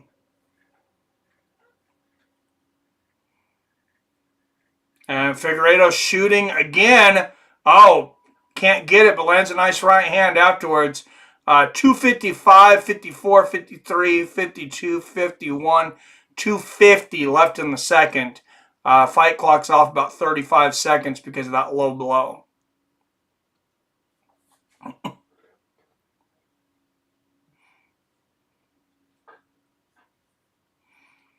Good low leg kick there from Font. Font looking to set up that right hand. He threw a big right hand there. Halfway through the second. Oh, what a right from Figueiredo. And there's a combination from Font. 2:20 left in the second. Oh, great combination. Both guys landing big shots. And Figueiredo, I mean, he relies on that power to bail him out a lot of times. Oh, great takedown, though. Figueiredo with the easy takedown. 2 minutes left in the second. And, I mean, if he can do some damage and get some control time here, I feel like he should concentrate on that. Font scrambles to his feet easily, though. Nice elbow there from Figgy. Figueiredo does very little that doesn't have the purpose of trying to end the fight, though. And I wonder if he kind of adopted that style more because of his hellacious weight cuts. Deiveson calling Font in. He wants Font to move forward so he can look to counter.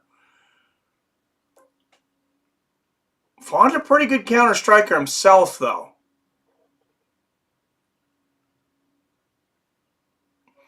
Combination of the body from Figueiredo.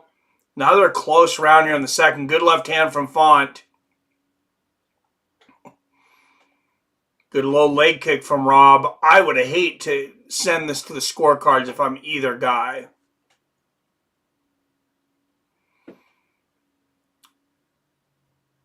Good defense there from Deiveson.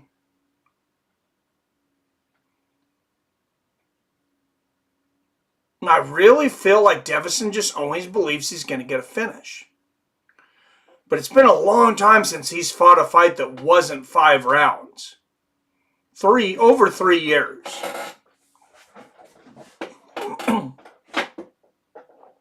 "20 seconds left in the second. And unless Deiveson can do something really exciting, this looks to be a Rob Font round. Good left hook there from Figueiredo. Good left from Font. Oh, beautiful left uppercut from Figgy. Went for the face kick. Oh, a couple of nice left hands. Figueiredo may have stole the round there at the end. That was another close round.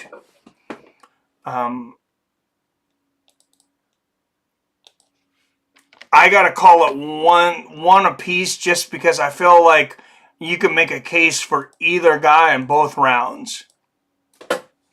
So 19-19. Press the Figgy can still fight like a marauder at 135, right? What's up, Phil? Love good fights. This is why we are here. Thanks for taking the light-hearted fun. Well, guys, appreciate it. Just a bit of banner, as they say. Now, good to have you, Dell. Hopefully you can get in some MMA here, though. Transgender dude won the women's BKFC title. What? What are you talking about, King James? Are you serious? I think Figgy took that in the last seconds. He might have, man. He might have. And if you see Danny Christie lose recently, knocked down 3 times. I don't know who that is. 2018 Figgy. What's up, Adam from out in the house? How are things going in the big, exciting town of Allen, brother? Oh, and Figueiredo shooting for the takedown again. And you know, I think I will give that lesson to Figgy because I forgot about the takedown, man. Good right hook there from Figueiredo. So 2018 Figgy. Judges get to go back like that and change their scorecard. So I'm going to say I get to too. And Figueiredo clenching again. Not able to do anything with it. Oh, nice right hand from Figgy. 4:20 left in the third. Now Figueiredo, he really seems to be getting more comfortable here in the third. But imagine, guys, you know how hard his weight cuts were for Figueiredo. I mean, on death's door. And then he's fighting all 5-rounders. That's pretty fucking crazy. Good left hand there for Deiveson. And you know Dana must think a lot of him because he does not like guys that miss weight. Good left hook to the body from Figgy.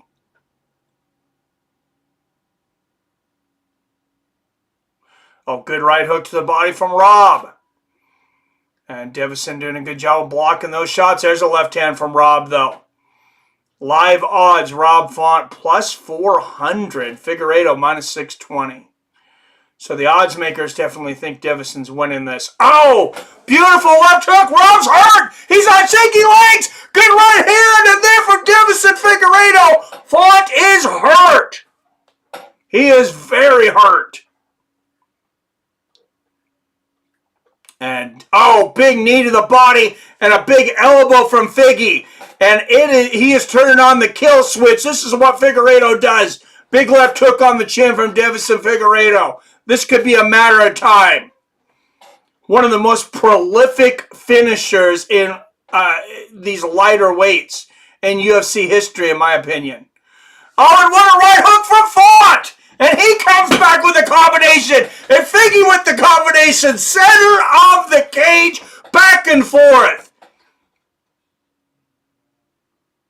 And there's 2 big left hands from Font. And Deiveson says, bring it.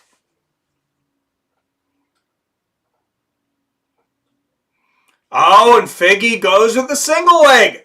Gets the takedown. He's so quick at that, too. It's almost like you don't see it coming. I don't remember Figueiredo being such a great wrestler. And there's 2 big elbows from the top for Deiveson Figueiredo. Oh, and Figgy's got full mount. Yeah, this is a terrifying place for Rob Font to be right now. Big elbow from Deiveson.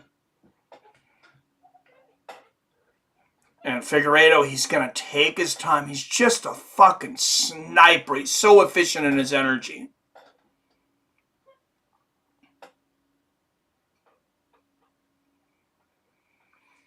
And that's a personal best for Figueiredo, 4 takedowns. His previous was 2. So he really has worked on becoming a more complete MMA fighter. Good elbow and right hammer fist there from Figgy. And another, 1:15 left in the third.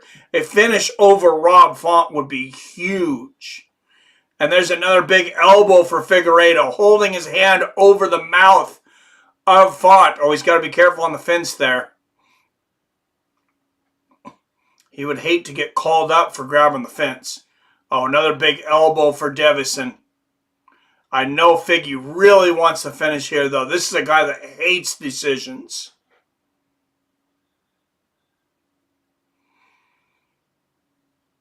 Another big elbow from Figueiredo.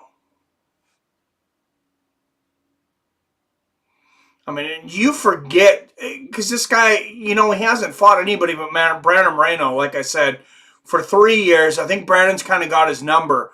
But you forget just how damn good Deiveson Figueiredo is. 20 seconds left in this fight.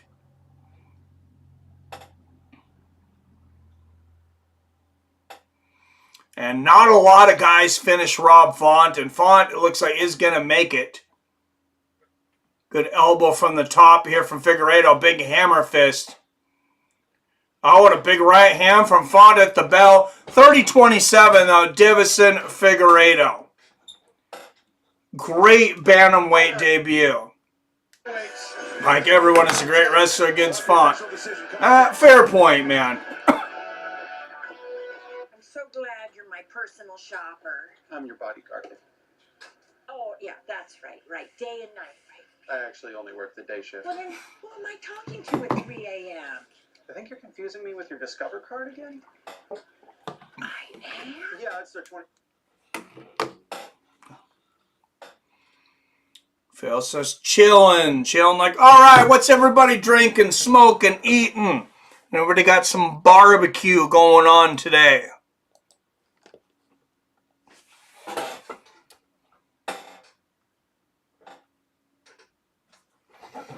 All right, 2 BKFC main card about to start. Dude beat back to keep title. I don't know what you're talking about, King James. Like, are you serious? Is this a serious thing I didn't know about?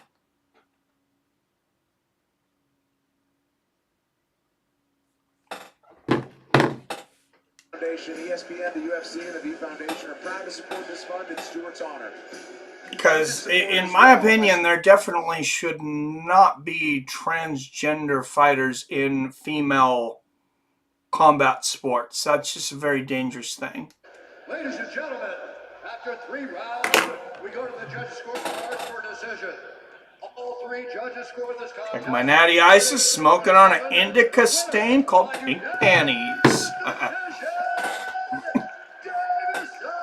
All right, so a dominant performance from Deiveson Figueiredo. I would say very successful bantamweight debut. And I'm looking forward to this interview. How good does it feel to not only get a victory, but over a guy like Rob Font? Com a primeira vitória no peso galo, como é que você se sente? Não só uma vitória, mas também uma vitória em cima de cara como Rob Font.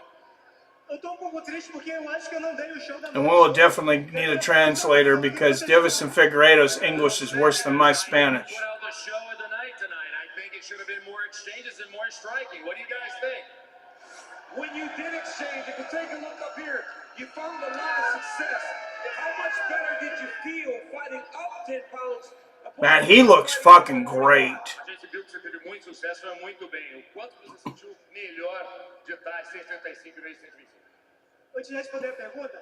Benício tá aqui, meu filho, hoje à noite. He's in the toughest division in MMA now, though. Meus filhos vão indo para Davis e Ana Júlia. Before I answer the question, Benicio, my son is here, so thank you so much. And also, Ana Júlia, my daughter, they're here. Before I answer the question. This point, como você se sente Who do you guys want to see Figueiredo fight next?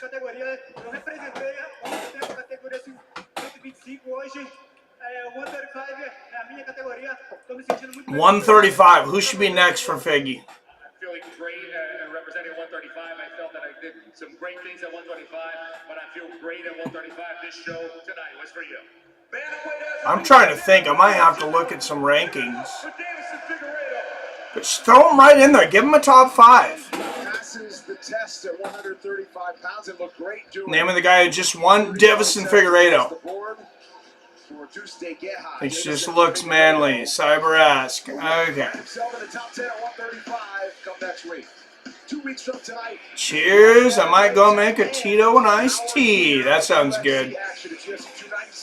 Female fighting dudes, King James or opposite? Better showing up than not showing up at all. Good to see ya. Yeah, definitely. Because Rawlings doesn't fight to the co-main. I thought, I'm confused. Oh, I'm glad you got a notification, man. Marah, Bec Figgy should fight. Is Coach next? Triple C versus Figgy.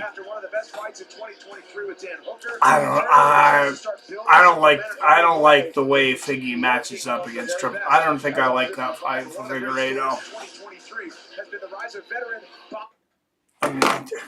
I'm not saying that Triple C is better, which he probably is better, but stylistically, that just seems like kind of a nightmare for Figgy. I don't know. In a 5-round though, Figgy's a warrior. Bec Rawlings chick just lost to the dude who had belt. Oh, okay. Well, she doesn't have a good record. She's only 3-2 in BKFC anyways. Bec Rawlings was. Alright, guys. 2 more fights on the UFC. If we get any of the big BKFC cards, or fights, though, coming, keep me updated. If people want, we may head over there early, but I really don't want to miss these last 2 fights either.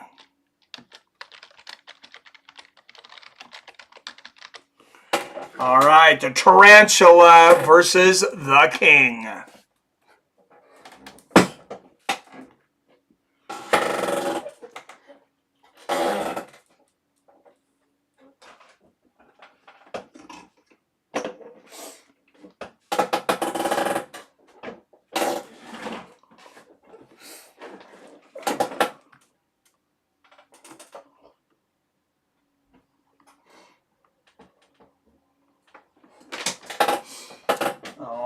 Guys, I gotta make sure I'm ready to switch over to BKFC when necessary here.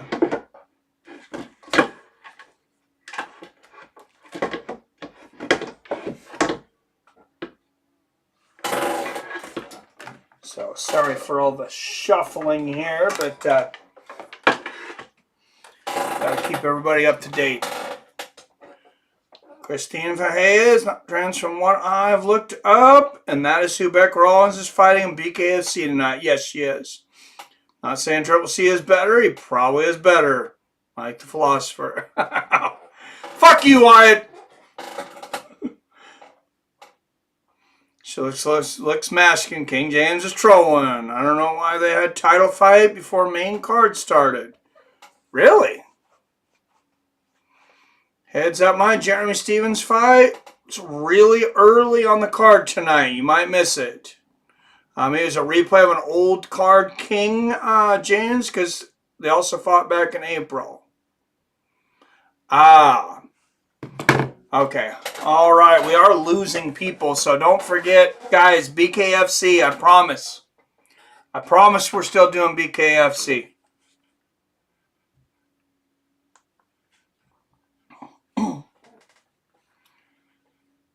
Maybe we better jump over there for a minute. But can't miss my buddy Jalen's fight.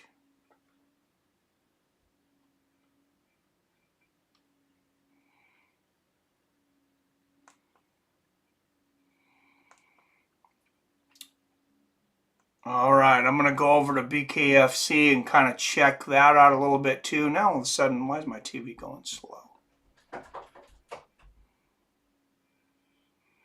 Come on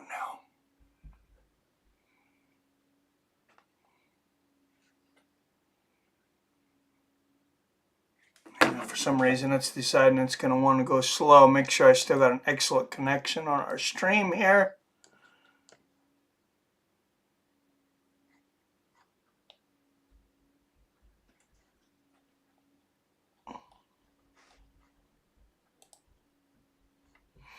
Yes, excellent connection. All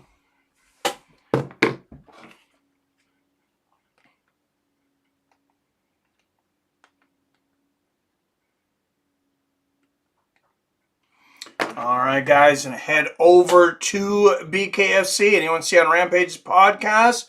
Bobby says he smokes 15 blunts a day. Dude looked dead serious, and he honestly acts like it's true. I mean, he might, man. Only one who's noticed all the suspicious dudes infiltrating women's sports. I don't know, man.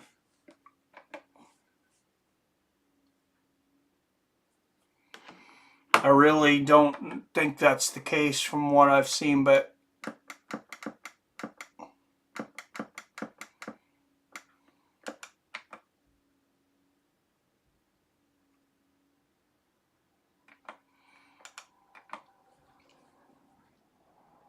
I know there has been some actual cases where you had like the swimmer.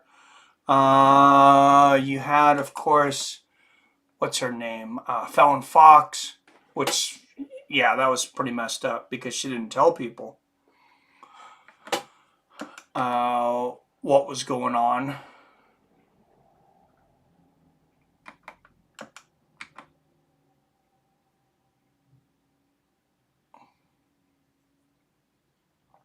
All right, Jalin Turner, Bobby Green warming up in the back. Jalin a minus 175 favorite. Bobby Green plus 145 if you're looking for the dog money.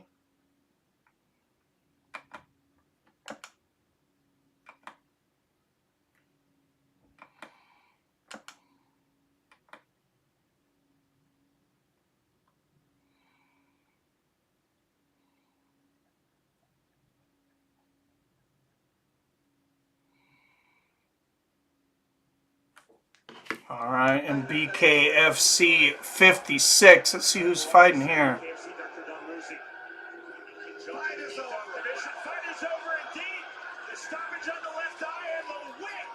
Well, he looked fantastic out there. You could just see the way he was. Oh man, that is a massively cut up eye if you're watching BKFC on the other side here. If you have that reach, a lot of people have reach and they don't utilize it properly. So they get in too close, they let their opponent land shots. Yeah, that's pretty horrible. Shock Turner made wait on such short notice. Yeah, me too, man. King James, welcome to 2023. Women destroys men's lives in life, and men destroys women's lives in sports. I follow women's combat sports. Maybe I was following an older fight. I'm confused. And he told us he used the word havoc. I enjoy. In fact, he said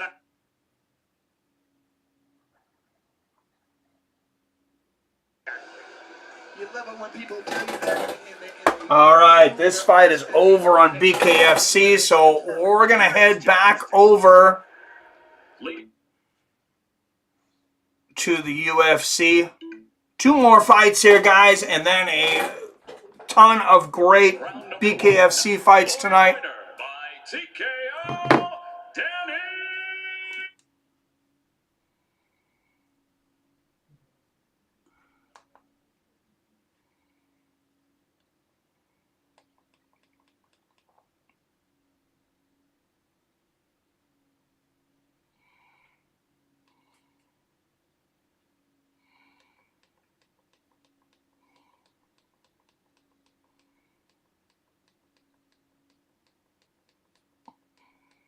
I have too many damn apps on this thing, guys. I think that's something I'm going to do tonight is delete some of these damn apps on my Roku because it takes too long to find shit.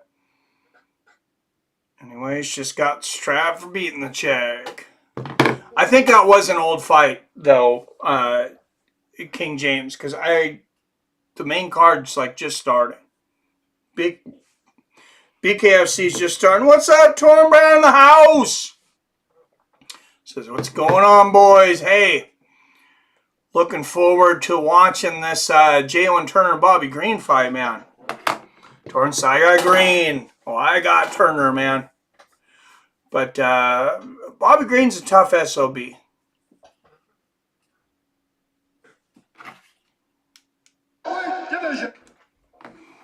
All right, guys. 3 rounds in a lightweight division. Out of the blue corner, fighting out of Fontana, California. Plus 145 underdog. 31 wins against 14 losses. Presenting the number 13th ranked lightweight in the world, Bobby King Green. Oh, and Bobby's talking all the shit early. Oh, he's screaming at Jalin. He's got an issue with Jalin? Who's got an issue with Jalin? Seems like such a chill guy. Bobby Green reminds me of Tupac. That's hilarious. And out of the red corner, a minus 175 favorite. 5-2 is a UFC favorite. 13-7 overall, fighting out of Fontana, California. Presenting the number 12th ranked lightweight in the world, Jalin the Tarantula Turner.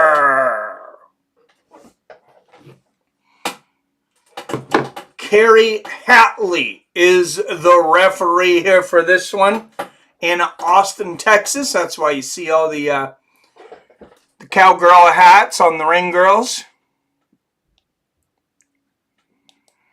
And here we go. Co-main event of the evening. BKFC 56 on deck. Oh, left hand from Green to start things out. Counter right from Jalin. There's a 1-2 from Turner. Bobby showboating early as he likes to do. Front kick to the knee from Jalin. Oh, nice counter right there from Turner. He is so good at using his reach, and he's got a reach advantage against everyone. Good side kick to the knee from Green. And you're right, Wyatt. I am surprised he can make weight on short notice. That's pretty impressive. Good counter right from Green. Bobby trying to get in Jalin's head early. Inside a leg kick for Turner. Jalin's definitely faster. And they clash legs.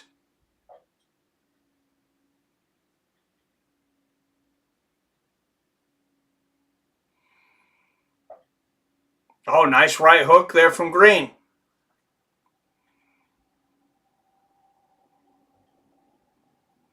And Jalin's slowing this down to Bobby Green's pace. Oh, there's a left hook and a right hand from Turner.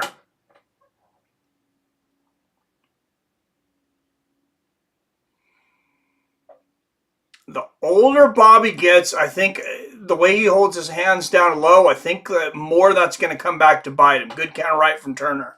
And Jalin's got quick strikes. Oh, and you've seen it right there. There's a 1-2 from Turner. And he's a tricky southpaw. Good head movement there from Green. Oh, Green blocks the head kick there. Good body kick from Green. Left hand from Turner. Oh, and the front body kick from Jalin. And Jalin Turner now moving forward. Oh, barely misses the head kick. Right hook connects for Jalin. Knee to the body for Green. And there's that knee stomp again from Green. He's gone to that early and often, halfway through the first.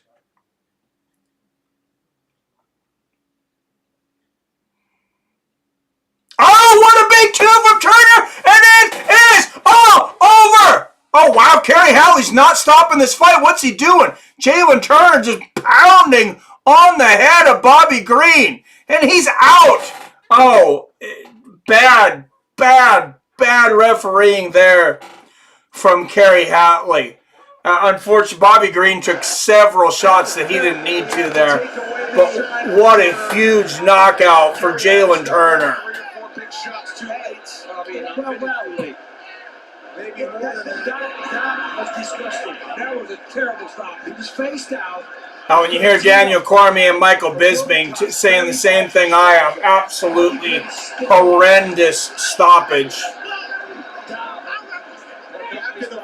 For Jalin Turner, and that is huge for the Tuarantula. Right on the temple. Right hand on the temple, little left there. You can see he's on wobbly legs, eats the 1-2. Hammer fist, there's where it should have been stopped. 1, 2, 3, 4, 5, 6. He's a great referee.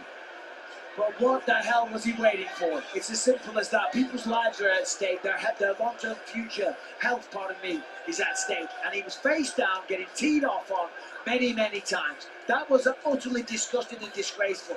I bet if he was face down on the octagon with people cracking him in the face, wow, and it'll be interesting to see. I think Bisping and Cormier probably get away with it. Go down as his 11th first-round stoppage. But Dana has been inconsistent at best about his commentators, criticizing the referees. Heat of the moment, I like it. I'm in complete agreement. Absolutely horrendous stoppage. These are some dumb refs. Jeez, right? Yeah, that was horrible. Rest the refs, says Professor Chaos. I like the transcript. But Green's going to piece him up. Never know. Best sport in the world. Yes, it is. Why, it's CTE City, right? Now, after that, Bobby Green came back with his team, whooped ass. Jamal Hill has the story and extra footage on his YouTube channel. This is why I don't gamble. I thought this would end once Turner started landing. Yeah, I was pretty confident in Jalin throughout the week. But you can see Bobby's corner waving to the ref to stop it in the replay. WTF. Yeah, I mean, life on the line. I mean, he could have fucking killed him. Let's make it official with. And Jalen's just doing his job. You keep throwing shots until the referee calls you off. At 2 minutes, 49 seconds in the very first round. Declaring the winner by knockout, Jalin. I mean, if I'm Bobby Green, too, I'm upset with Kerry Hatley. It's like, dude, you could have taken years off of his career. And it's not like Bobby's young already. I thought disgraceful was the right word for that. Phenomenal performance. You said you were mixed on taking this fight on short notice. You took it, and you absolutely delivered, my friend. Man, like you said, I deliver. That's what I do. Every time I step in here, I put my heart on the line. 11 first-round finishes now for the Tarantula. I'm so thankful. Jalin, that was the biggest one of your 100% finish rate. To beat a guy like Bobby Green, a guy from your hometown, but do it in that fashion. That part don't feel good. You know what I mean? We come from the same area. The area we come from was rough, so I want to help my brother come up, you know what I mean? But, that's how the business is. You got to do what you got to do. Let's take a look at your work here. Yeah, to me, that's kind of like one of the least surprising. And then you had to land so many follow-up shots. Were you surprised that the fight wasn't stopped a little results of the night? I ain't going to talk down the ref, but yes, I am. It's the worst stoppage I've seen this year. Yeah, I think you're right, Wyatt. Crazy that he didn't stop the fight. Yeah, Bobby was a little wobbled. But, you know what I mean? I got to go until they home. A lot of people are going to say Bobby Green needs to retire. Torrin Jalen's a powerful dude, too. Yeah, he is. Ladies and gentlemen, give it up for Tarantula, Jalin Turner. Well, and that was an opportunity. Now Bobby been looking better and better his last few fights. Better not retire now. Plus, I'm just messing. Ref should have done better. Because super necessary. Now, why couldn't Jalin Turner do this to Dan Hooker, right? Yeah, I was really surprised when he lost to Dan Hooker. That's clear brain damage. You can sue for the shit. What is this, 1998? Hell, they don't wait that long to stop it in 1999. That was gross. I agree. And just like there's medical suspensions for fighters, here's something I would recommend to like a commission, Wyatt, is take a referee that's had something like that and it's like, hey, you know, we're not going to fire you. We're not even going to accuse you of being malicious, but this is what we're going to do. You know, you're gonna sit out a while. You're gonna go through some retraining. You're gonna talk to some other referees. You're gonna watch some different fights, and you're gonna sit down with the commission. And for one thing, you're gonna explain that decision. You're gonna tell me why you would have done it differently in the future, because I just don't think there's any explanation. And then, you know, we're going to decide when you come back, but you're probably not going to referee for, you know, maybe 3 to 6 months. And I don't know if you know how much Hatley's refereeing, you know, a big part of his income. Maybe you pay the guy. They don't make a whole lot. I don't have an issue, especially the first time you do it to somebody. Pay the guy. There's enough money in the sport. These guys do not make a lot. Even a head ref like that, I mean, you're talking about a lot of times less than $1,000 a match. Even in the UFC.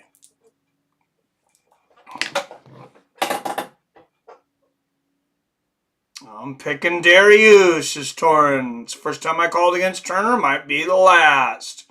Watch the replay, Mike. Bobby's team's screaming at the ref to stop it. Oh, that is ridiculous. He should have definitely known. Turn around, so I'm picking Dariush. Green's out for a while now, right? The Green wasn't focused considering the incident he had with Arman. His head wasn't really in the fight. Make him watch Good Burger 1 and 2 as punishment. That could work, Mike, or you could just send them to the PFL like Yamasaki. Oh my God, I can't believe that guy's still reffing. That's insanity. Commission should be more accountable with refs and judges. Absolutely, King James. And for that to happen, I think first is we need to pay the guys more. You need to pay the guys more, and then you need to expect it more. Because what do you get? And there's a lot of really good referees in MMA. And they're there, I would say, almost 100%, especially by the time you make it to the UFC. They're there for the love of the sport. They're not there for money, because there's not a lot of money in it. I mean, yeah, like, there's guys, if you referee enough, you can make a couple $100,000 a year, $200,000-300,000 a year. Like Dan Murgliata, dude's all over the place. He refs so many fights. I mean, he might be on the BKFC tonight, but he's internationally known. The guy gets his frequent flyer miles. He probably makes $300 a year.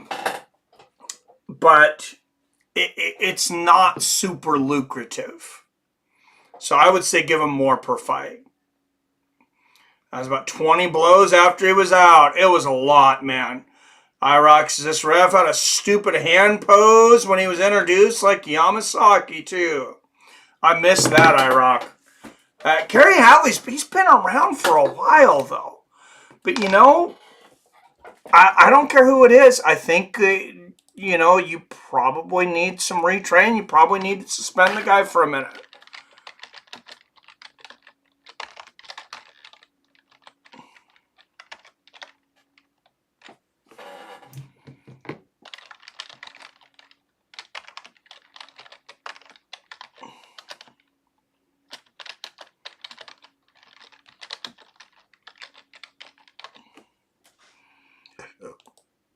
All right, guys. Arman Tsarukyan Beneil Dariush.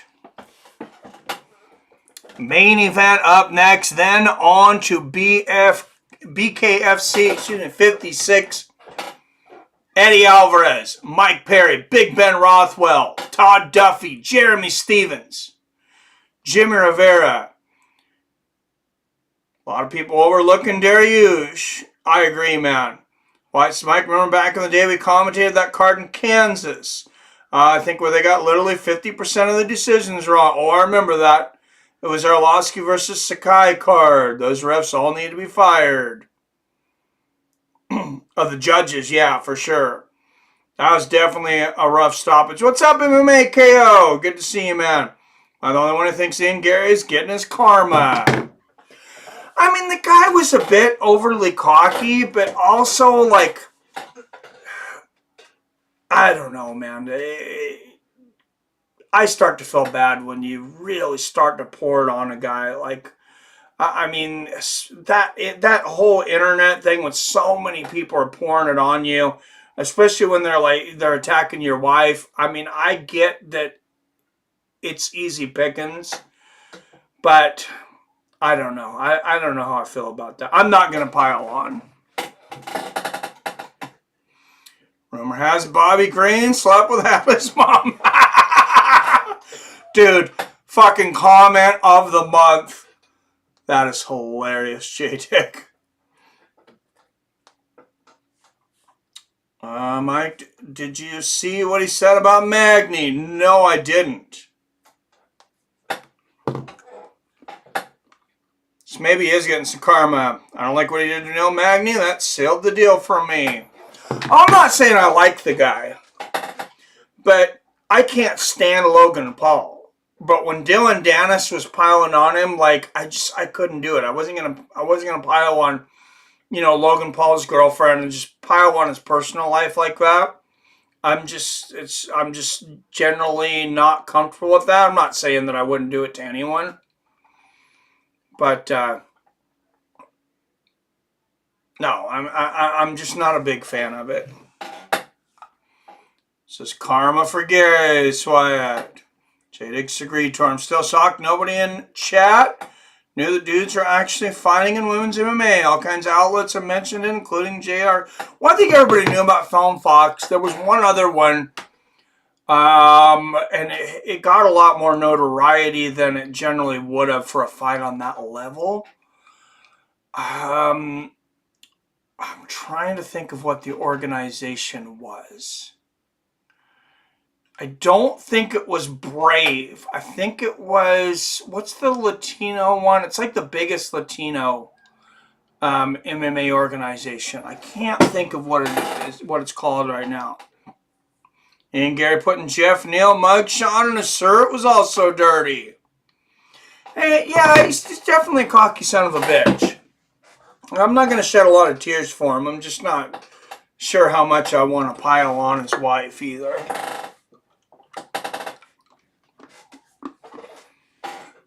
I mean, don't get me wrong. She's very attractive. I would pile on given the opportunity, but no.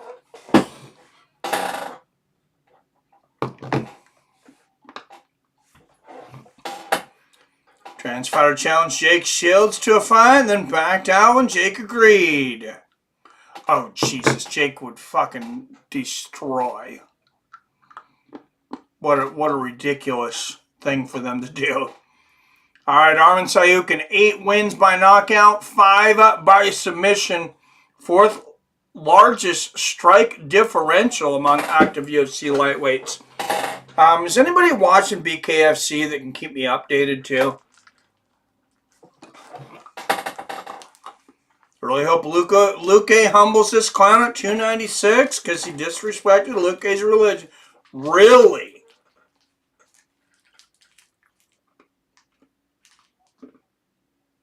Oh, I didn't realize that. That's a bit far. Well, I don't think any of us are, King James. If you're in this community, child abuse thing for Magny ruined Gary for me. What? What do I not know about Ian Gary that maybe I should hate him this much? You guys are gonna have me sending him hate mail by the end of this, making fun of people's religion and children and.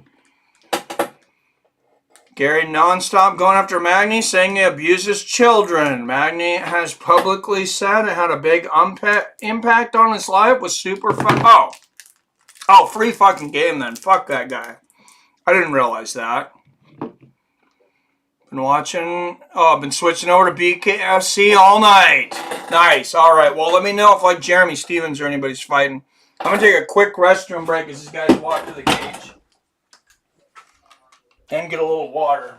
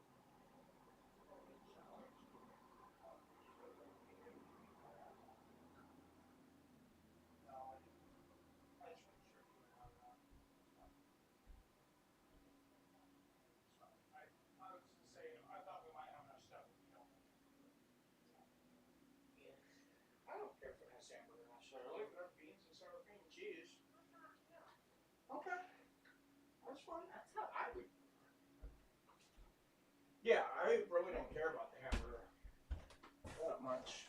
You probably prefer it without, and I am like... Oh, I just found something out real quick.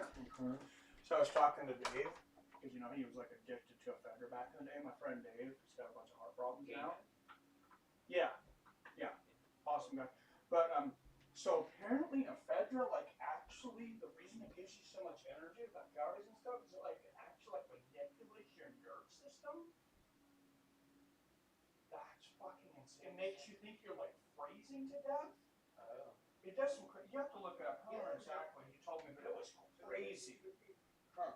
I was like, holy shit. It, like, makes your body think like you're basically fucking dying. Yeah. So that's why it gives you energy. That tracks. That's ridiculous. I did not realize that. All right, it is the main event of the evening. 5 rounds in the lightweight division.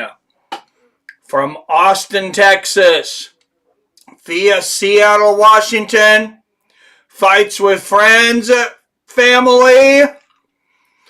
Let's fucking go!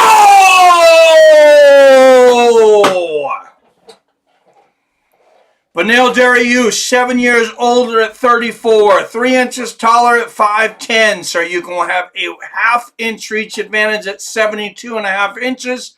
Tsarukyan is the minus 305 favorite. Beneil Dariush plus 245 on the dog money.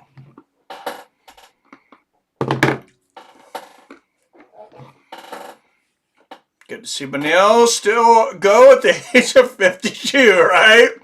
I don't have BKFC, so I have to look for a site. Gary's going to have some enemies at the 296 press con, so I don't think he should go to it. He talked crap about Covington, made fun of Patty Pimlet, mental health. Oh, seriously? He did all that? Oh, fuck that guy. He's making fun of people for having mental fucking issues? Yeah, fuck that guy. Take back everything I said. Still not going to pile on his wife, but I'll pile on him.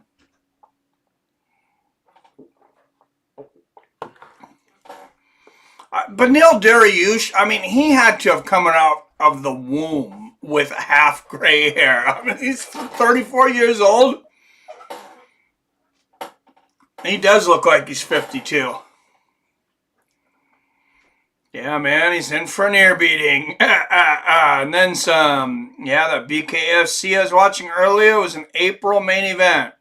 Honestly thought a dude and chick were boxing. I know Colby and Covington are going to go at Ian Gary at the press conference. Gary's going to jump into a horn and say, oh, I'm watching that shit. That's for sure. All right, out of the blue corner, a minus 305 favorite out of Yerevan, Armenia. 20 wins against just 3 losses, presenting the number 8th ranked lightweight in the world. Arman Tsarukyan.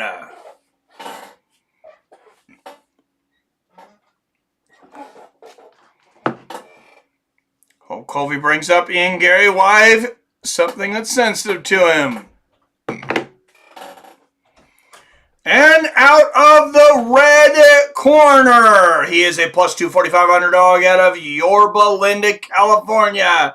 6-2 as an underdog. 22-5 overall. Presented the number 4 ranked lightweight in the world, Beneil Dariush.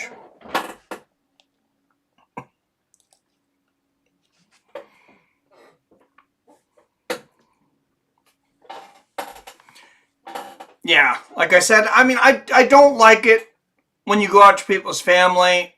It seems like everything on Ian Gary is free game because he's went after everything on everyone else.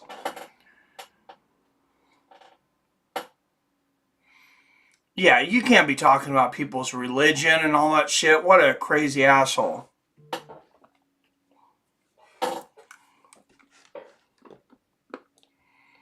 All right, just got a BKFC alert. So we'll be heading over there soon. I think the main card is supposed to start in 15 minutes. So perfect timing. My dad's almost 70 years old. He doesn't have as much gray hair as Beneil Dariush. All right, here we go. Oh, big body kick from Dariush to start the first. And another. Good left hand from Tsarukyan.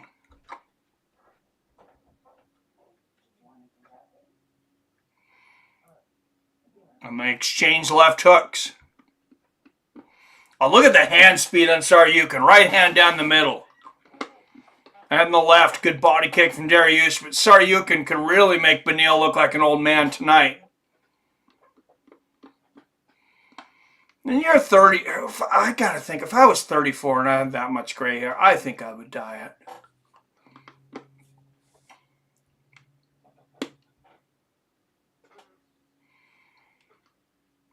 You know, I bet it makes him deceptive, though. Oh, nice right hook. Oh, big right hand for Tsarukyan! And it is all over! Arman Tsarukyan launches a rocket into the head of Beneil Dariush and finishes the fight, jumps into the crowd, finds his family, and he is in the crowd. Arman Tsarukyan going nuts right now. What a finish. Wow. Nobody finishes Beneil Dariush right like that. In a night full of highlights. My goodness. Thank God Kerry Hatley wasn't the referee for that one. Arman Tsarukyan might have stood out above the rest because of who he beat. What a fucking blistering. If they don't know, now they know. And I'm talking about the creme de la creme at lightweight. The big boys, the top 5 on the Tsarukyan. He's right there. These knockouts tonight have been crazy. Look at that. He showed him the knee. Did the right hand before the leg even came to the mat to generate that power. Look at this, Mike. He throws the right hand. Look, knee out. Look, dog, his foot is still in the air. Damn. Wow. What a right hook. That's insane. It's the placement, though, right on the chin. That's blocked.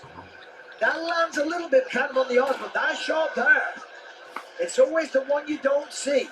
The one you're not yeah, fight would still be going if Hatley was the referee.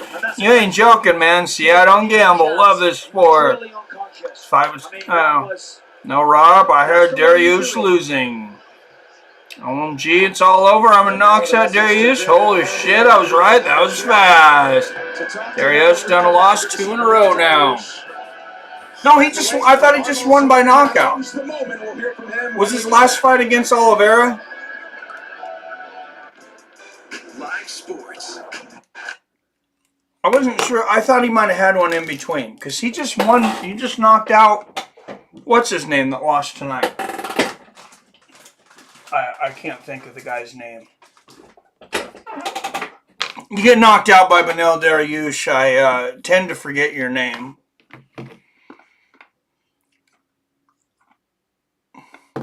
Yeah, that's a crazy win. All right, we are on to BKFC, boys and girls. I thought I had a good background picture, though, for BKFC, so let me get something here real quick.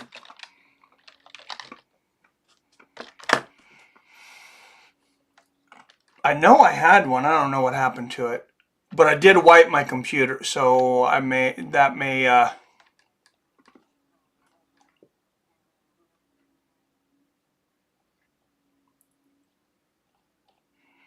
so I may have lost it.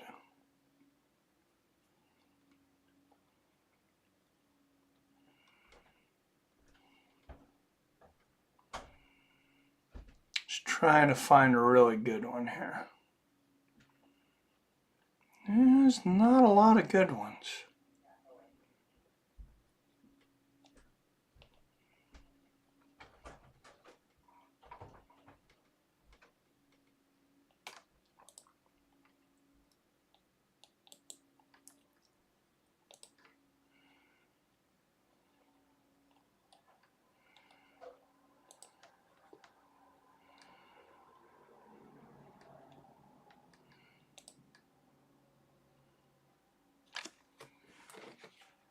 .104 of the first frickin' round. Performance very well, like knock him out and go home and get that title fight. But I want to say thank you so much, Beneil. Go full time like you should see about getting a press pass. You could be the next John Morgan. Well, thank you. Lost all of everybody. TKO too. Yes, I knew that. Yeah. What's up, Ozzy? Yes, Tsarukyan's an animal, man. Because of him now, but I'm a top 5 fighter, number 3 or number 2. And hopefully... I agree with number 3 or number 2. Next fight is going to be for the title. If not, doesn't matter. One more fight, next one, and I'm going to be the champion. Trust me, guys. Arman, were you surprised? You guys are both tremendous grapplers. I trust him. Surprised that the fight took place on the feet for as long as it lasted. You know, for me, it doesn't matter, guys. I can wrestle, I can grapple, I can strike. So I wasn't surprised. I knew we were gonna strike, and I knew like I can knock him out, and I did it. I was like thinking all day that knockout, and now I'm here, so guys. And one more thing, like 1 month ago, I wanted almost pulled out from this fight, but like, thank you, God, I'm here, and I won this fight. Arman, let's take a look at your work. You showed him a right knee here. And when he reacted to the knee, you just threw this beautiful right hand. It's a 50G.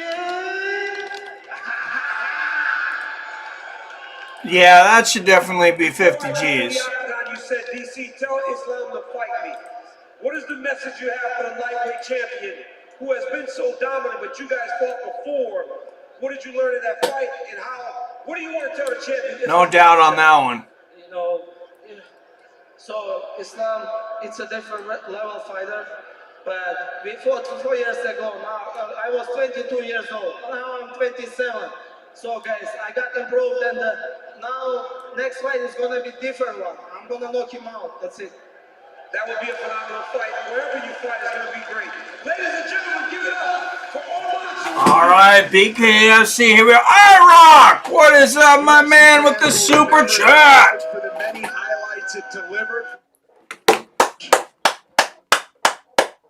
Thank you, I-Rock, bringing us up to $41 on the night.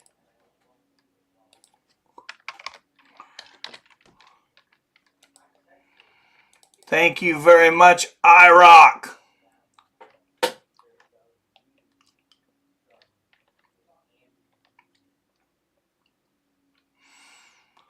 And Chef Johnson, thank you so much for your donation, but going in order.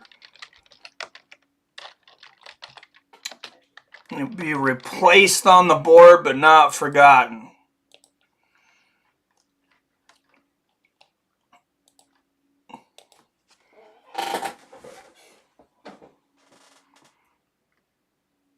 Yes, found a stream finally. Arman has been past it. Has best shot at beating Islam. I think you're right, James.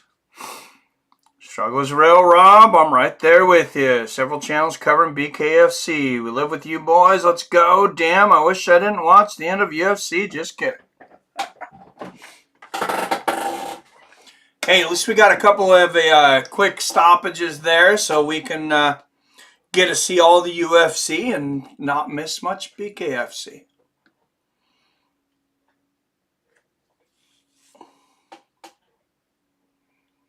I'll have to switch over to the old 2-minute timer.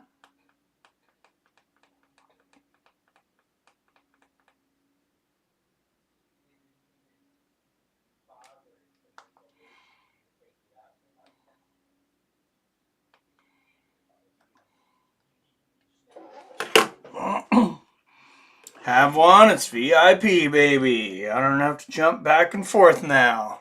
Nice. Well, I actually knew that before that on the regional MMA circuit. He looks to be in the best shape of his career, backing up his words. He said it gives me inner peace knowing that I am this fit, knowing that I can go all 5 rounds, but make no mistake, AJ Adams does not plan on going all 5 rounds against the Englishman Mick Terrell. Now, Mick Terrell comes in 8-1 in the sport of bare knuckle fighting. His lone loss against Arnold AJ Adams in BKFC July 2021 by third round. All right, there we go. 2-minute timer. How important is it for you to avenge that defeat? He said it really means everything to me.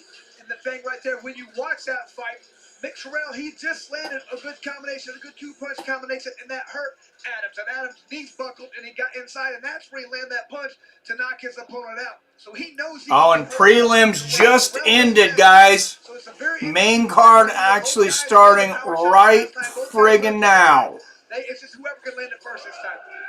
You know, when we were sitting there watching the press conference just a few days ago, I was hosting that. And then once it got to Kai Stewart and Howard Davis, if you weren't interested in that fight then, you were by the end of the press conference. Stewart, like I said, he kind of walks around like a Montana Conor McGregor.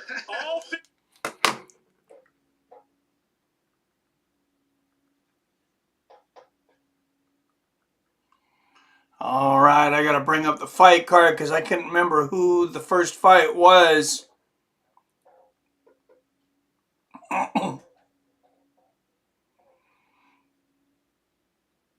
On the main card. There we go. Light heavyweights. Eric Lozano and Mike Jones.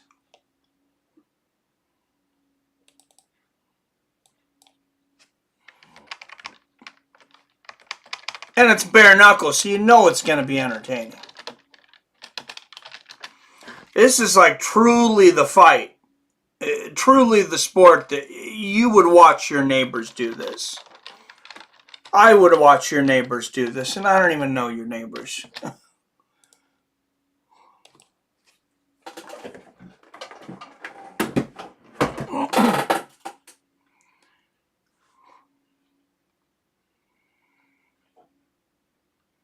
Kind of feel for Dariush. What religion is Arman part of? I believe he's Muslim. Fights for friends, always first when available. Glad to know, King James. Thank you. What Dariush is from Iran, so I think Muslim. Dariush and Arman, both Christians. All right. Dariush is definitely Christian. That's why Benny says, Jesus, much as I swear.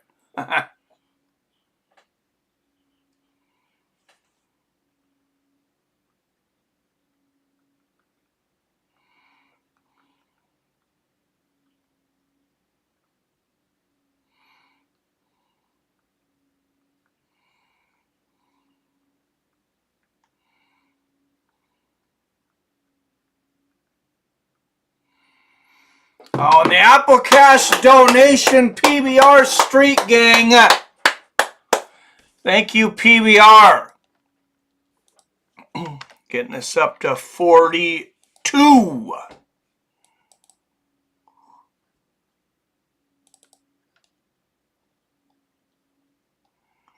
on the day, and I'm trying to get the order right. Appreciate Nuka-Cola. Thank you earlier for the donation. But we're going to try and go by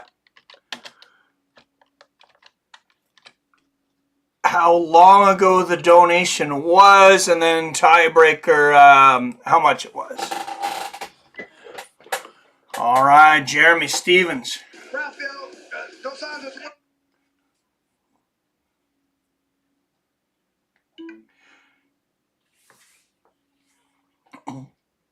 It's boxing, or this is MMA. He has trained and understands this is bare knuckle because he hasn't had a fight yet. Rivera's had two. Well, guys. Oh, this is Jeremy Stevens' first bare knuckle boxing match against somebody who's had two. For our main event, Mike Perry has become a totally different Cross on that. Wasn't sure about Muslim part, but I know his family's from Iran. Which fighter looking forward to most? To UFC 296, Mike. That's tough, man. That's such a good card. Definitely want to see Tony get back in the winner's circle. I think Colby Covington and Leon Edwards, though. Yeah, the main event, man. That's the big one for me. But definitely looking forward to a lot of those fights. I'm here, but I'm not queer. So, Raider Nation, hello, Ron. What's up, Raider Nation? I knew you listened to some Joey Diaz. Everybody listens to Uncle Joey, right? We're talking about the main card of 296, not the whole card. Yeah, well, Tony's on the main card. Tony and Pimblett, but no, I got to go with Colby and Leon, man.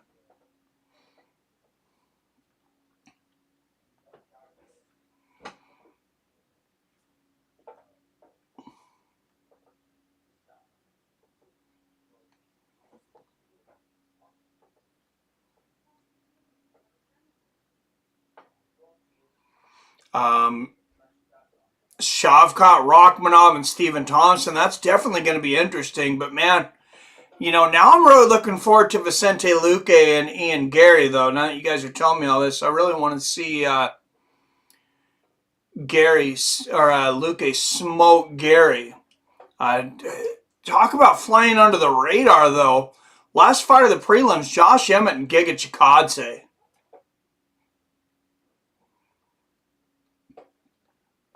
That's a hell of a fight. And then I don't know how this guy keeps getting underestimated. Who he pissed off. Why he ends up so far down on cards. But the early prelims, Alonzo Menefeld taking on Dustin Jacoby plus 142 underdog money on Menefeld. I'm taking that. And I got to see what he is by knockout too. I'll drive to the casino just for that bet. Menefeld, I think, will smoke him. I'll be rooting for Lucas. King James, a lot of people will. 296 is stacked AF. Right? Oh, I got to switch from, I forget it's different channels. I got to switch from the prelims to the pay-per-view portion here.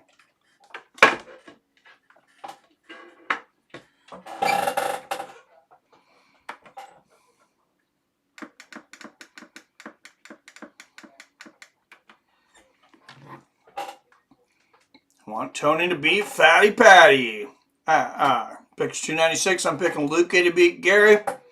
Got Stephen Thompson beating Shavkat. I'm picking Ferguson against Patty. Got Colby beating Edwards. I do have Colby beating Edwards. I think Tony gets Patty too. I'm taking Rachmanov over Thompson though. I think that's too tough of a fight. Can bet on MMA and boxing, but not BKFCs. Travis Stritch. Oh, man. Oh, you're not allowed to bet on BKFC there? DraftKings has BKFC. Are you just saying that's like one step too far for you? Where's Billy? Oh, he's watching college football. He was in here earlier.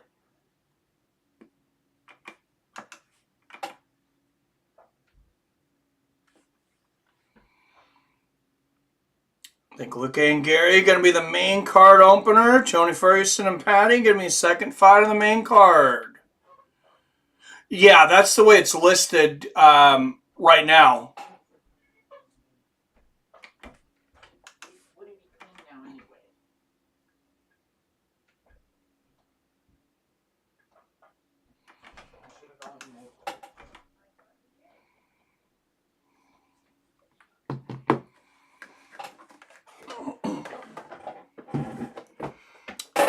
Can Eddie Alvarez pull it off? Or does Mike Platinum Perry continue his dominance in bare knuckle fighting?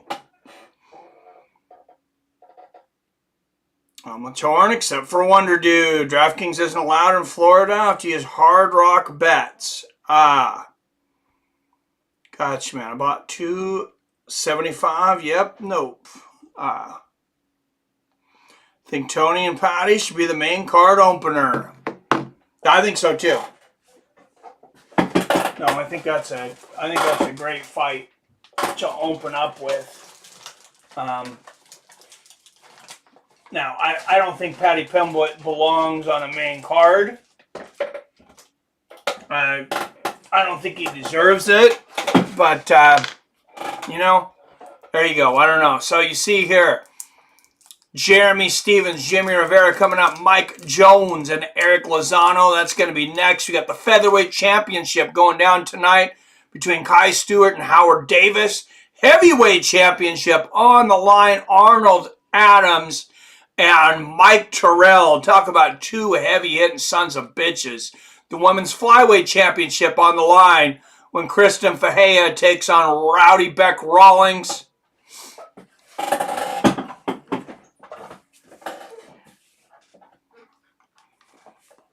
What a card. And, of course, they're calling it the King of Violence Championship. That's funny. Mike Perry taking on Eddie Alvarez. Going with the baddest black man on the planet, Platinum Mike Perry.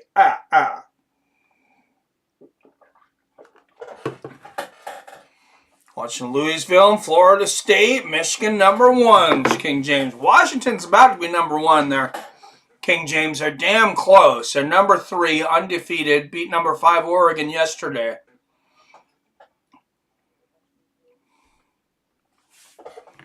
So we'll see what #1 and 2 do. Michigan will win national championship. Bet the house and thank me later.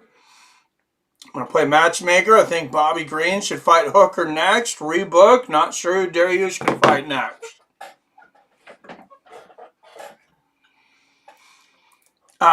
Winner versus loser.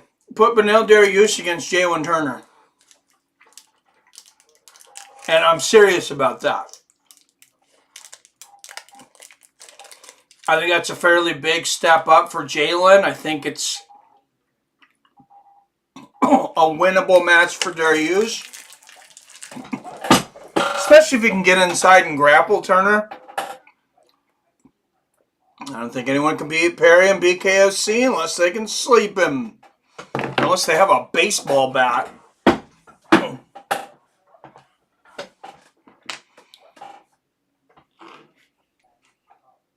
Okay, what Eddie Alvarez. All right, keys to victory for Eddie Alvarez tonight. Get to the pocket, throw combinations, push the pace.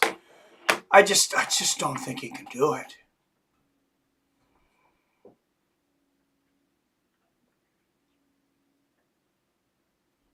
He did beat Chad Mendes, though. You guys got to remember that Chad Mendes looked pretty damn good in BKFC.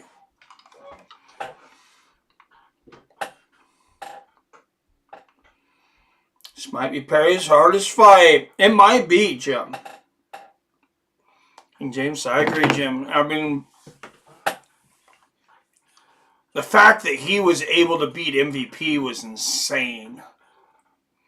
Just because it's a striking match. And I mean, I know MVP had never done bare knuckle boxing either. But, I mean, he's such a great kickboxer. Thoughts on Kevin Holland fighting MVP at 297? Personally, I think Holland is a tailor-made win for MVP. Yeah, me too. I think MVP walks over him. Raider Nation is parried by unanimous decision. All right, tail of the tape. Mike Jones, 3 inches taller at 6'2". 5-inch reach advantage at 76 inches. Mike Jones is a minus 450 favorite. This fight fought at light heavyweight, which is 185 in BKFC.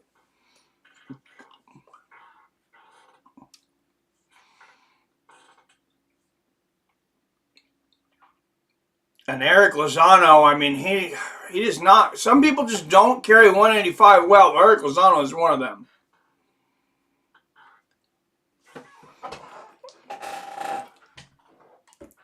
Somehow he looks like Roy Nelson at 185 pounds. Not quite, but definitely stocky dude. But he's got power. Maybe he shouldn't drop to 170. We've seen what happened to Kelvin Gastelum. How many more fights for the Perry fight? 3 or 4? What's up, Floyd? Oh, sorry about that, man. I got a bad habit of rocking back and forth. I didn't think about the mic picking it up.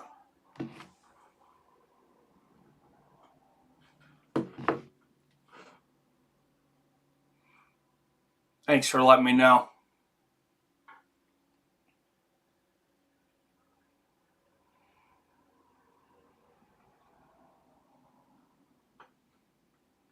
It's an office chair, so yeah, it's noisy when you rock around and there's no other noise in here.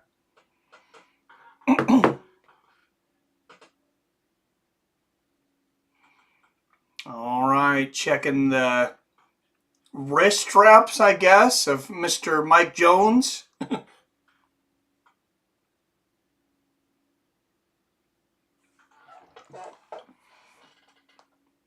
Okay, good. Just hoping I wasn't too late. No, you're not, man. JD's, my heart says Perry, but my gut says Eddie's going to beat him. Every dog has his day, and Perry's been in a roll. Hey, of course, man. You ever did the man dance? Is that from the Man Show? You talking about like the Man Show back in the day? Did they have a dance? I'm not sure what that is, oh Archie.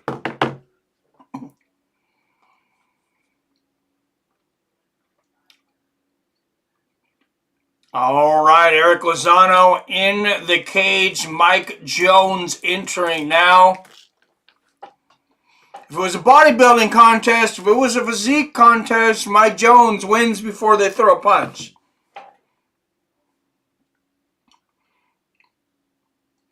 I prefer to Mike's chairs. A fight's a friend's farty chair.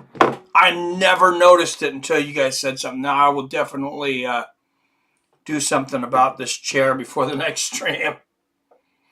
Any kind of hybrid rules or things different than regular boxing? Yeah, you can throw more shots in the clinch, but you kind of can in boxing too.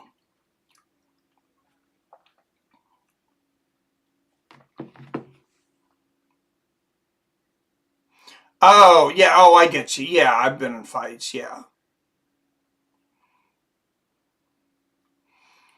Strickland call fighting the man dance. Gotcha. All right.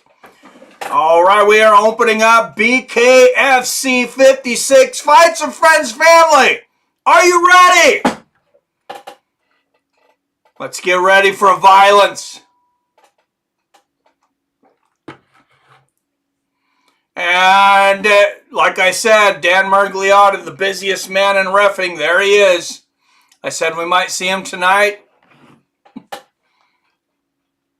Year of upsets, I'd bet on Eddie.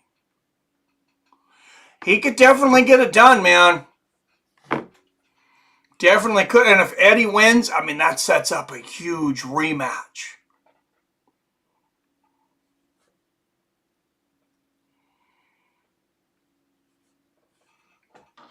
So, if Eddie beat Perry, a rematch is maybe the biggest fight in BKFC history. Not saying a lot. Francis upset Fury, and actuality, yeah, Francis won that fucking fight. I don't care what anybody says. Francis won that damn fight. Should have been a unanimous decision for Francis.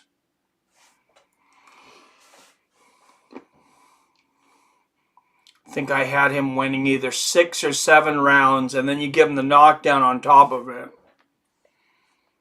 Man, wish I had eyeballs on this one. I hear you, King James. All right, 40 up in the chat. Don't forget to hit the like button if you like everything boxing, MMA, violence, and just hanging out with a cool community of like-minded fight fans. Make sure and hit the subscribe button, guys, and I hope to see you here next week. We do this pretty much every Saturday. All right, 185-pounders in this one. First out of the red corner, out of Holland, Michigan. Weighed in at 187.4 pounds, Eric Lozano.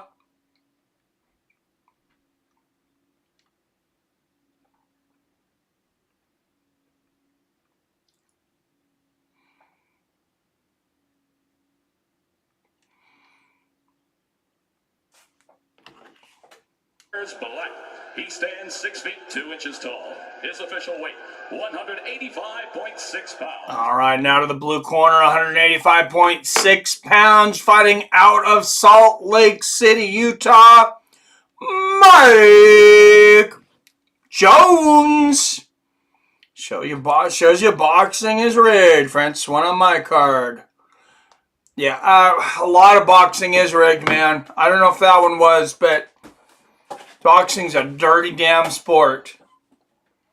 I think most of us have known that for a long time. Tyler Tomlinson, the referee for this one, but we did see Dan Mergliato. Like I said, he was checking wraps earlier. The dude's the busiest guy in combat sports.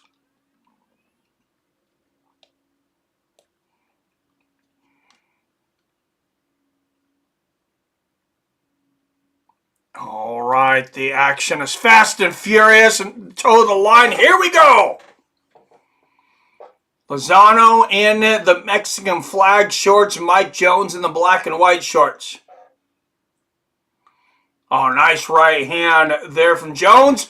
Big 1-2 from Lozano. Oh, he's got the Mexican flag up front and the American flag in the back. I like that. Good jab and a right hook there from Jones. Left hand from Mike Jones. Mike Jones, a very technical boxer. Oh, nice left hand for Lozano. And a big 1-2, but there's the right hook from Jones. Another right hook from Jones. Oh, good counter right from Jones. Catching Lozano furying in. Excuse me, Lozano was throwing a flurry, but everything missed, and Jones countered him. Oh, beautiful 1-2 from Jones. 1 minute into the first. Big left hand from Mike. Oh, and there's a 1-2 from Lozano. Oh, big 1-2 and a right hand. Oh, that's a throwdown. That's not is that a knockdown? No, that's a throwdown. Mouthpiece followed Lozano's mouth when he threw Jones to the ground. Oh, big right hand from Lozano. There's a nice 1-2 from Jones. Good left hand from Jones. Lozano trying to make this very dirty. Left hand there from Jones. He wants to get inside and dirty box.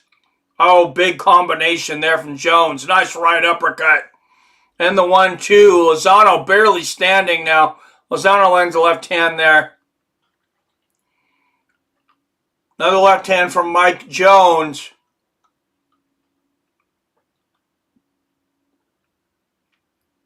Big round for Mike Jones. 10-9 Mike Jones. Working on Wilder versus Ngannou. Yeah, I like that fight. That's a fun one.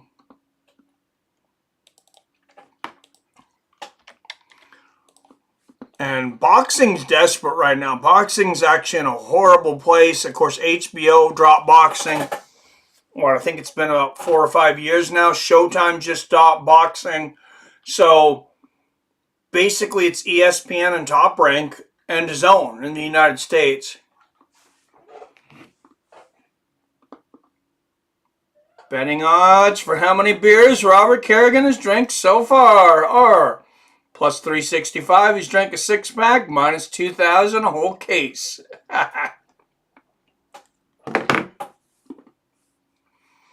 Yeah, I would bet on a case.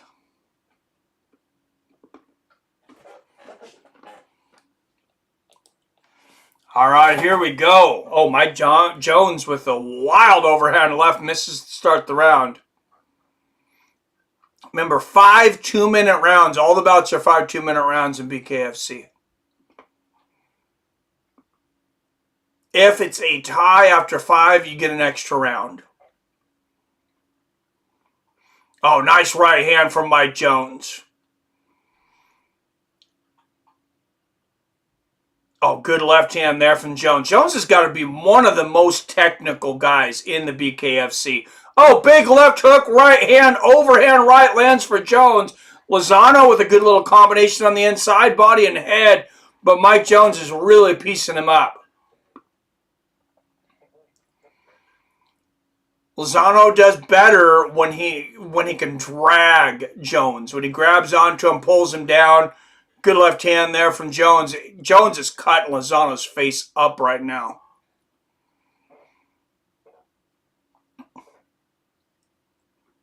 Oh, good defense there from Jones.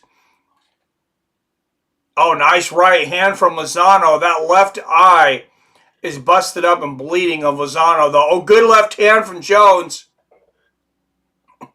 He might have hurt Lozano with that left hand. Oh, big right hand on the chin from Jones. Lozano, no. Oh, Lozano lands a big right hand up, but there's a combination from Jones. Right hook and 2 uppercuts from Lozano. Lozano's coming back.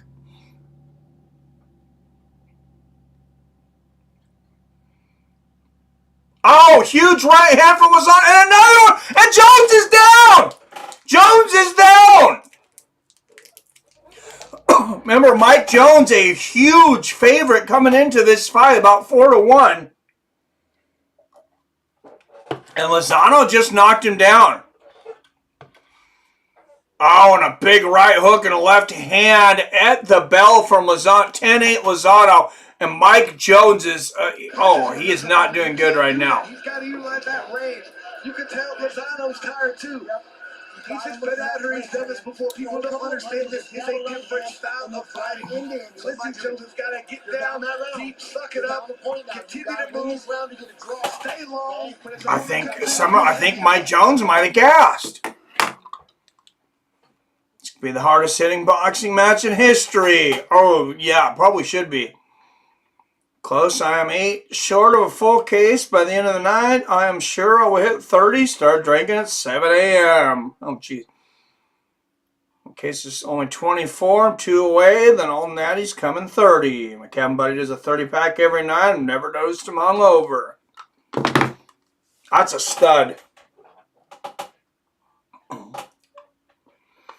Yeah, I do not have that same tolerance. Don't get hungover from beer. It's crazy.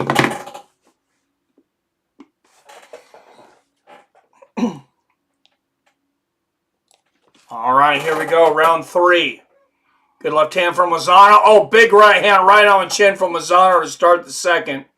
Through 2, I have a 19-18 Lozano. Oh, big 1-2 from Jones. What a back and forth battle. Oh, and there's a big right hand from Lozano. Jones is hurt again.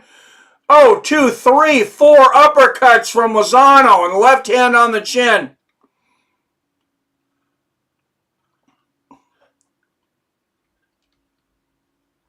Oh, big overhand right from Jones lands.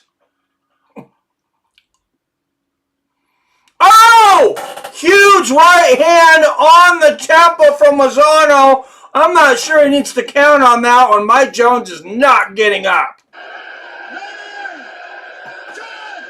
And it is all over. Eric Lozano just starched him. Damn. The rough style right there. You come in there against me, I'm going to land these hard shots. Try to make good neighbors, Rob. I did when I was in my 20s. First couple rounds, did a great job there. Again, Eric Lozano is a veteran of 37 pro MMA fights. But Lozano said, with all of that pro MMA experience, he believes that bare knuckle fighting is a much rougher sport. He felt coming in with 3 BKFC bouts to none for Mike Jones, that would be a huge advantage. Oh, so that was the first bare knuckle match of Mike Jones' career. These punches get through. Watch, right Mike put his hands up. So that definitely makes a difference. Behind the ear right there. This isn't boxing. That would have been a great block in boxing. Not boxing with no gloves. You can't box the same way. You can't You'd be stoned 12-7, hanging with my team. Mike Jones has learned a very valuable lesson right there. Eric Lozano showed it. Some may call them withdrawals, though. Waiting for Mike Jones to step into his range. Jones turned up the pressure as he was doing exceedingly well from the outside. As this became an inside fight, Eric Lozano took over, knocking down Jones. Yeah, I thought Mike Jones had him figured out at the beginning of this fight. Well, when Mike Jones was able to stay in his range, he was fantastic. The problem And then that was not the case. Much quicker than you think. You think this is easy. 2 minutes, I can do anything. Well, you can't. Pushing, pulling, keeping tense muscles the entire time. It's a different animal, and people are learning that right now. Again, Eric Lozano in our fighter meeting said, I want to be ultra aggressive. I want to make this a rough and rugged fight. Check, check, and check. Here is Jeff Houston. Ladies and gentlemen, our referee in charge, Tyler Tomlinson, reaches the count of 10 at 51 seconds into round number 3. For your winner by KO, Eric El Travieso Lozano. All right, Eric Lozano with the big win. 51 seconds of the third round. Beer breakfast can prevent withdrawals. Hair of the dog, huh? Oh man, you guys talking about beer? Oh, this got me thinking. I don't do a lot of beer. Eric Lozano took over. 2 knockdowns to the On mic anymore, but I gotta grab one. Now you guys got me thinking about beer. I'll be right back. It's Beer 30.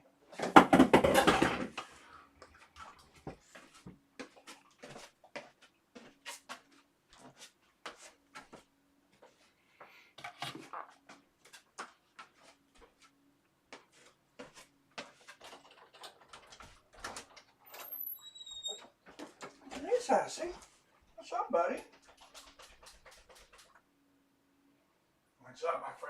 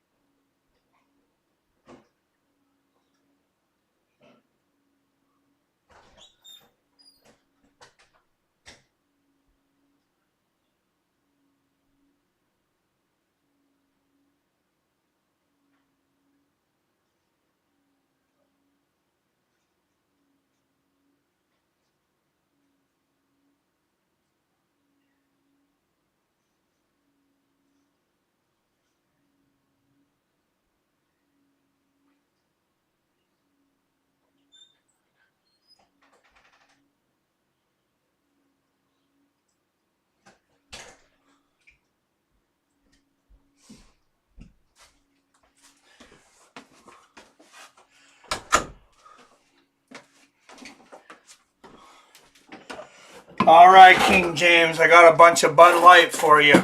I know that's your favorite beer. Just kidding, man. Just kidding.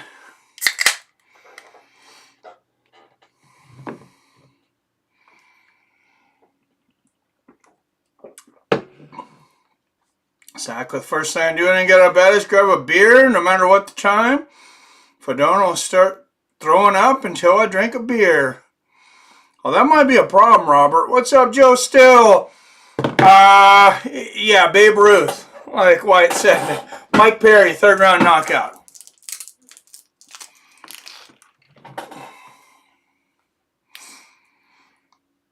PBR is back.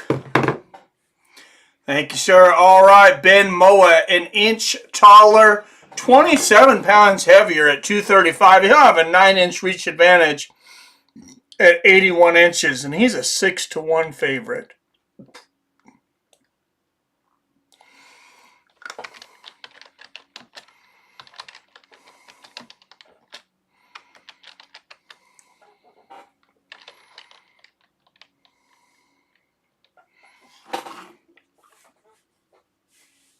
I might just bet a bunch of fucking underdogs on these cards, you know?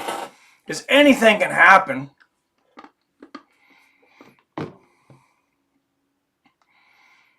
Mike wins tonight. He's officially Babe Ruth. Yep, all my buddies are professional drinkers, and I'm the convenient designated driver. Might be a problem. That's an understatement. Yeah, if you ever decide you want to quit drinking, Robert, we'll, if it's that big of a problem, we'll encourage you the other way, too. If he goes on a 6-fight win streak, he graduates to Jordan. Not a drop in 25 plus years. Damn, that's crazy, man.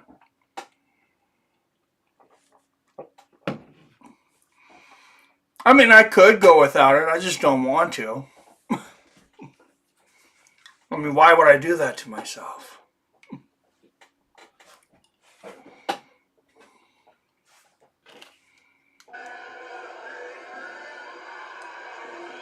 All right, here comes Ben Moa. Ben Moa is set for his Bare Knuckle Fighting Championship debut. Moa 5-2 in his pro MMA career, which includes 1 bout in Bellator. Moa played college football at the NCAA. 5-2 in MMA. In Utah, he was a tight end. And that carried on as he was a tight end in the NFL with both the Miami. Former professional football player. Moa told us he feels his athleticism. And he is dancing all the way to the ring. He said, I want to establish my counter striking. I want to keep landing while moving forwards, moving backwards, and moving laterally. He wants to stay long the entire time. Feels like he's got that reach advantage. He's so hard to hit, so athletic. Just throw straight punches, get out of the way, avoid hard shots. What does that mean in this sport? Most likely nothing. His opponent is heavyweight bout Richard Bercier. He's really tough. He's extremely durable, but with that, I think he's really slow. That makes him hittable. However, Moa said, I know he has power. I have to be aware of his big overhands. Moa said, I think he's going to keep throwing overhands. Oh, I should go over to DraftKings. And I always like watching the live odds on these fights, even though I'm not betting. Tonight, live odds are always fun. In the first few rounds, get the knockout quick, come out, have a great night tonight, but he just wants to go out there and showcase. Oh, it is not available tonight. Just UFC. Okay. Very athletic. Total belief that we don't get many guys who play in the NFL who are super athletic. He's coming to showcase that tonight, he said. Once again, Jeff Houston. Not too about my liver is if he dies, he dies. Let that rep, like that rep was thinking earlier tonight. Going out like George Burns, baby. Swear my drunken buddies are in perfect health. Never get sick until they try to quit. Let's try to quit. Introducing to you first. Fighting out of the red corner tonight, he wears brown. He stands 6 feet 1 inch tall. His official weight, an even 200. I couldn't understand this guy's name. I thought they said he makes his BKFC debut. Richard. Great Falls, Montana. Here is Richard, the answer.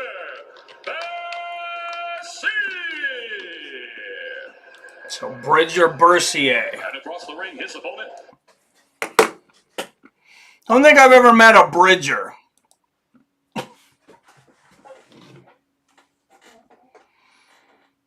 Hard to get sick. Everyone in my house gotten COVID at least twice. I haven't gotten it once. I attribute that to beer and smoke. What's up online? Perry versus Eddie yet? No, you still got time, man. There's a few more fights before that. A few good ones, including this one. This one should be a great one.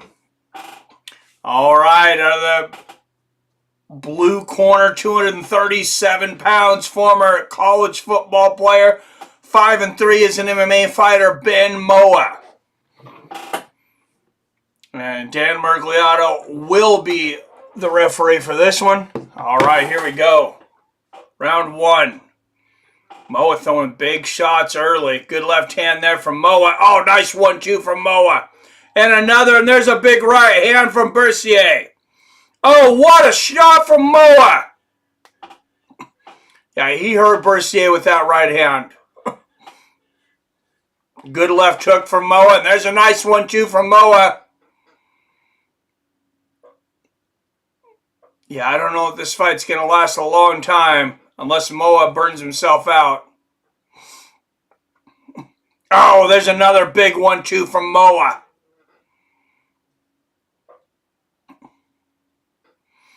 Left hand from Bercier, who has yet to really insert himself into this fight. Oh, what a right uppercut from Moa.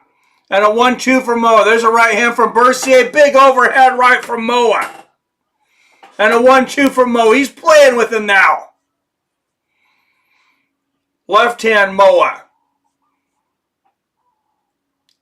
Former professional football player. Looking good in there right now. Good left hand from Moa. Bercier's got to watch out. He keeps throwing shots with complete open hands. He's going to poke Moa in the eye. Good left hand there from Moa. He's not closing his hands at all when he throws. That is strange. I mean, he's partially closing them.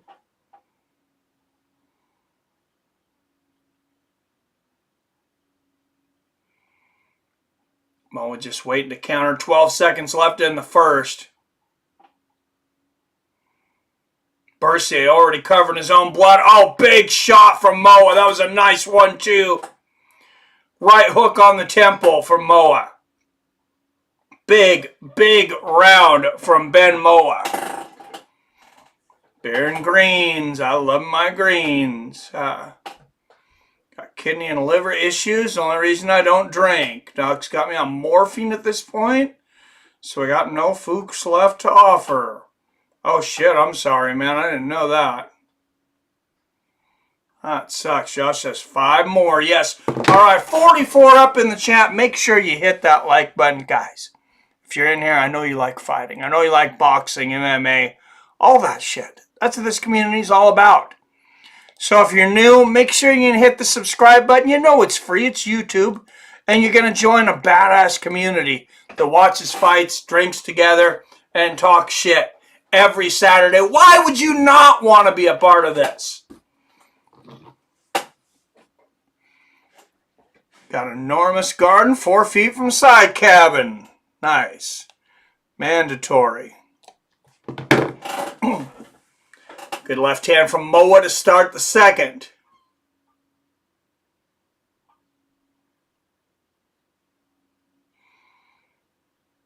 I'm starting to get the idea Bercier doesn't really want to be in here. Keeps throwing that jab out there, but that's about it. Gets caught with a big right hand. Nice left there from Moa. And another. That stiff jab is a motherfucker from Moa.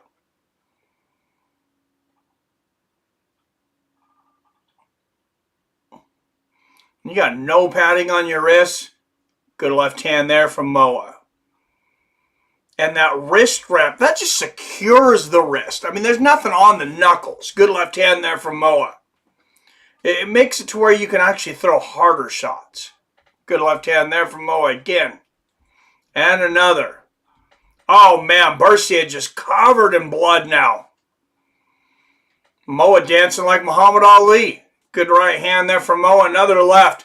Oh, Bercier looks like a horror movie. He is literally covered from head all the way down to his shorts in blood. Good left hand there from Bercier. He doesn't give up, though. He's a tough SOB. Eats another left hand. 40 seconds left in the second.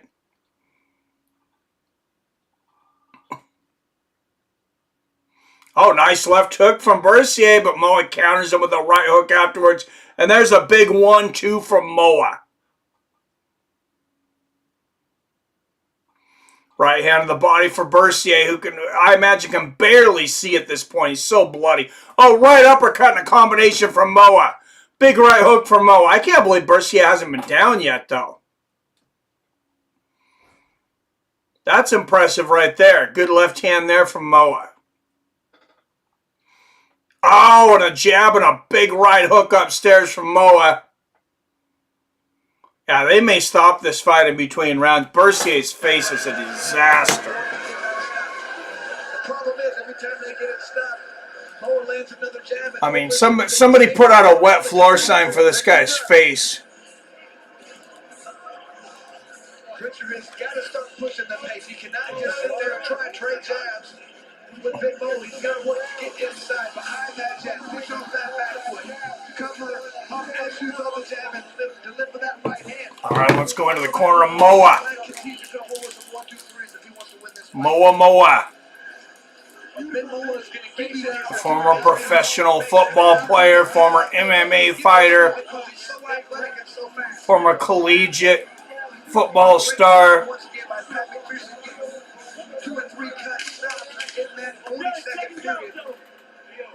It's got to be over. Let's go, Robert. Oh, they are going to do a third round. Jesus, he is bloody motherfucker right now. Oh, no, doctors are going to look at it. They may stop this. Oh, he can see. His eyes are not closed.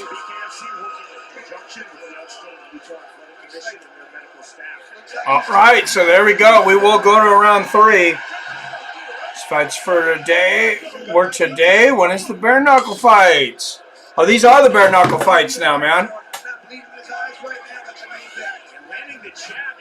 We had UFC earlier. Now we got bare knuckle. Good left hand there from Moa.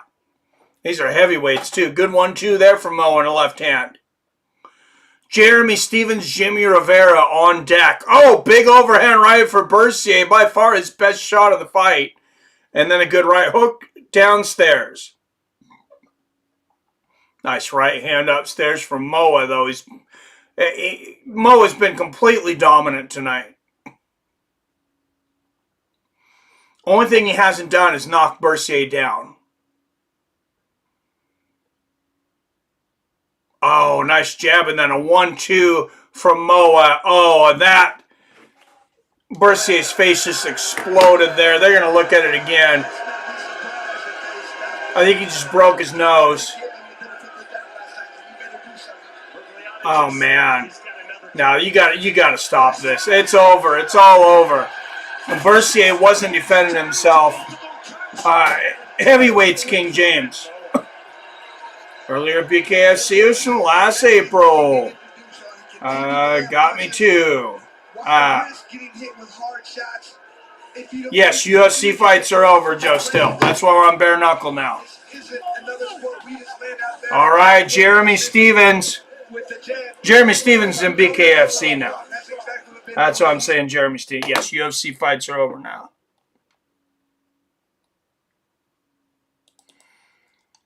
They actually timed it well for once. Maybe Bellator should have taken some notes from BKFC.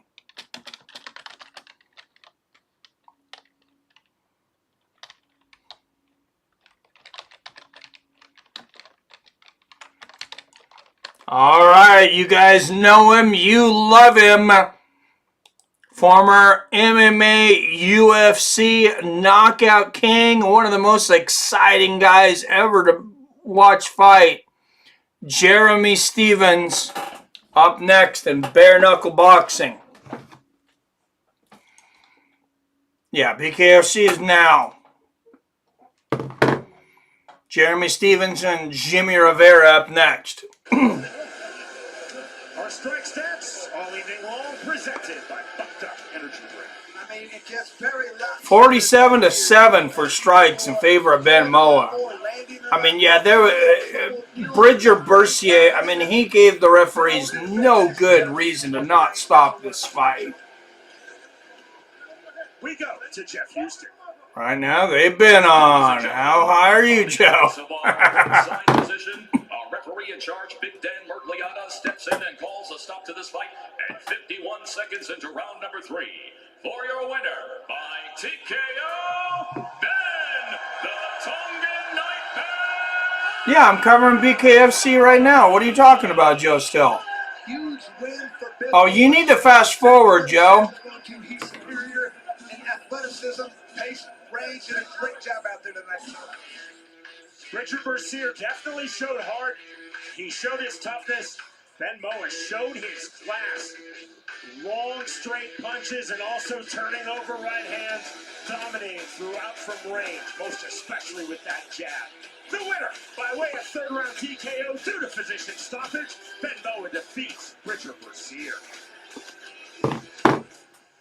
Having won championships in both the All right, Eddie Alvarez is in the building. Got a hat on. Said, "Get shit done," which means we get to hear his wife screaming all night. Lucky us. Oh, I don't listen to fights at the Sound On. Lucky you guys. Joe's way behind.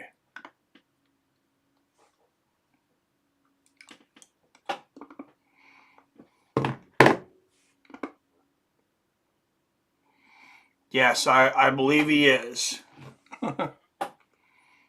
Yeah, reset to live, Joe. All right, and here is Eddie Alvarez. Now, we were just talking off camera. He's going to talk with Cyrus Fees here. What were you doing here before? I came here 2 other times for Bully Beatdown. This will be the 3rd Bully Beatdown I've been here for. So here's the thing, Eddie, man. Back in 2017, you were named the most violent man in the UFC when you beat up Justin Gaethje.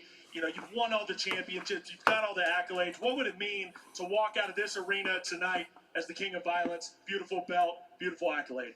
It means everything. My friends are here. My family's here. My wife and kids. And Philadelphia's home watching. So it's about time to throw down. Like I said. Should be a huge win for Eddie. Elephant in the room. This is what everybody's talking about. He's just a lot bigger. He's a bigger guy. He's fought in a bigger division. Big, strong dude. Yeah, Eddie Alvarez is a lightweight. You guys got to remember, he fought at 155. Mike Perry tonight. It's all speed. It's about getting there first. It ain't about how big you are. It's about, in bare knuckle, it's about getting there first. The punches that land first are the best. And he is right on that. It is about getting there first. As big as he wants. These hands are coming.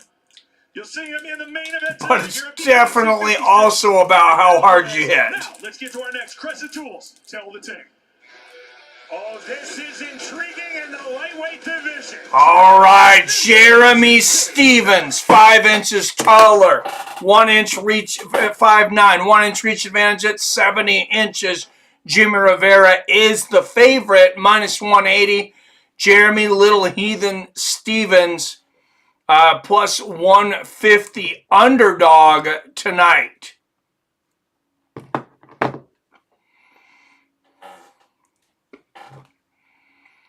Perry gets past Eddie. I don't see anyone on BKFC challenging him. Yeah, I don't know, man. I don't know that they have that kind of talent pool.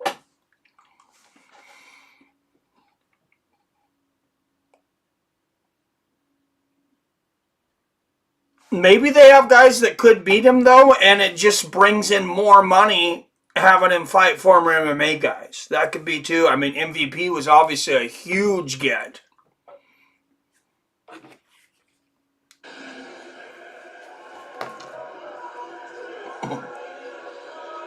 Mundell is going to call out Perry again. Jimmie Rivera next? Set for fight number 3 in Bare Knuckle Fighting Championship. Rivera outstanding. Yeah, also I think they're going to put Perry against whoever sells the most pay-per-views too, though. They know he's a big name. They know people love him. I mean, who the fuck doesn't love Mike Perry? Rivera said, for me, this is all Rothwell gonna rock Perry's shit. Open weight destruction. Perry. Oh, yeah, I got you. No, that would be crazy, man. Yeah, do not put him against Ben Rothwell. Eddie's going to find out size matters. He would really find out size matters there.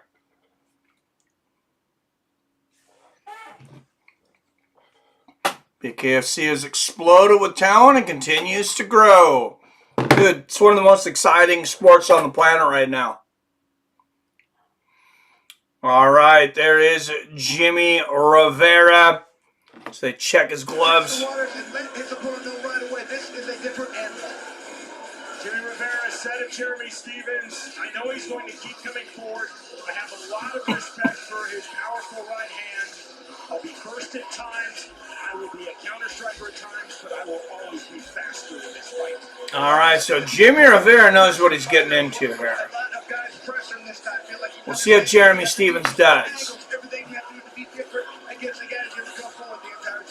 Wasn't it Jeremy Stephens that just had a boxing match against Jose Aldo, too, that we watched not long ago? Ended up being a really good fight. There he is, the little heathen, Jeremy Stephens.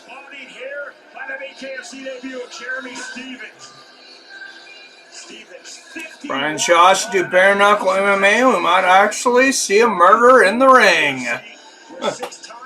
Sucks a Big Ben pulled out tonight. Yeah, what happened with that, man? I noticed he wasn't on the card. He's supposed to fight Todd Duffee.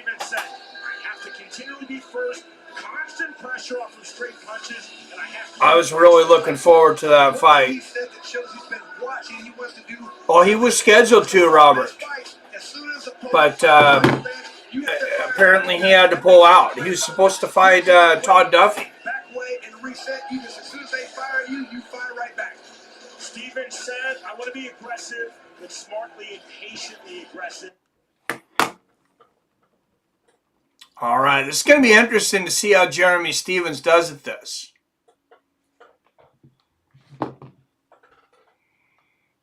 Brian Shaw can't punch, Rob. He's going to just lay on people. I like it.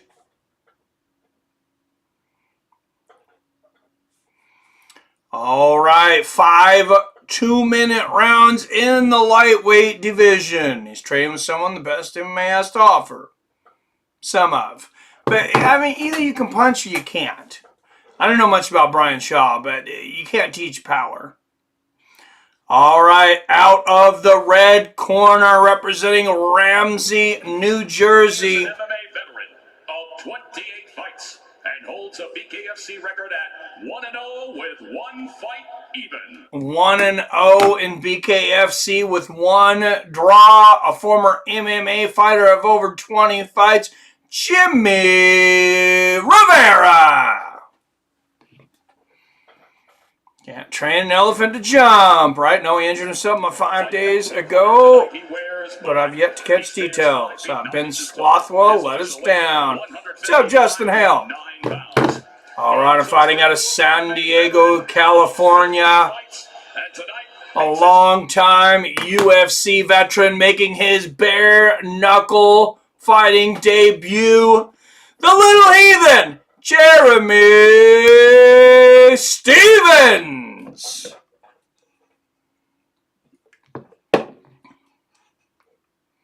Let's do Wilder versus Sean MMA. That'd actually be wild. Oh, Wilder knocking the fuck out, I think.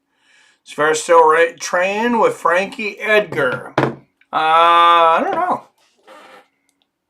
Of course, Frankie's been retired for a minute now. All right, Stephens in the black shorts, Rivera in the red, white, and blue. Oh, nice right hand down the middle from Jimmie. Jimmie!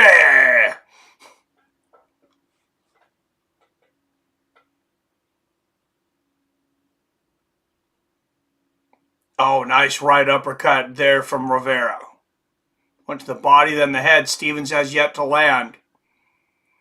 Oh, nice right hand there from Rivera. Remember, Rivera is the favorite in this. Good right hook to the body. Left hook upstairs from Jimmie.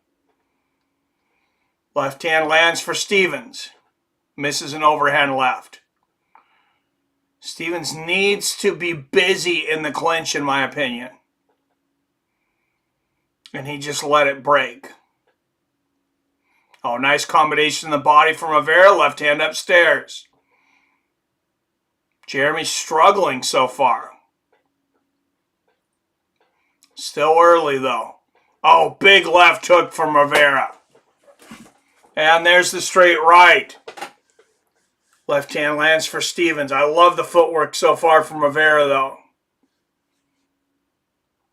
Good left hand there from Jimmie. He's keeping Stephens guessing. Oh, Stephens rips with a right uppercut, but misses. Overhand right lands for Rivera. 25 seconds left in the first.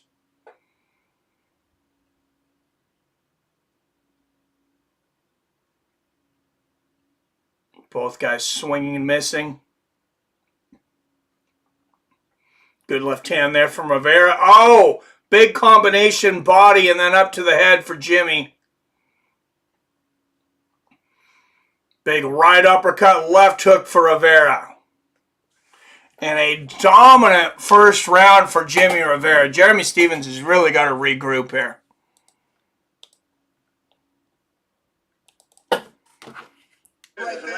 Let's go into the corner here.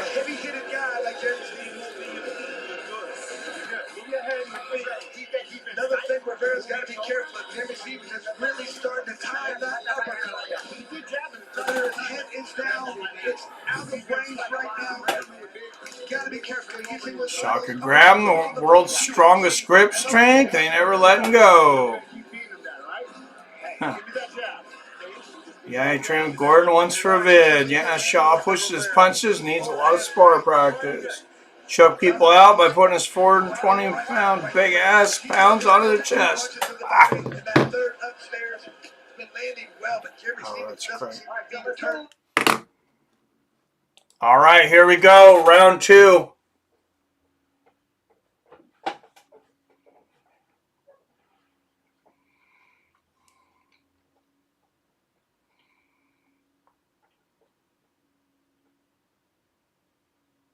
Oh, good double jab and right hand to the body from Rivera.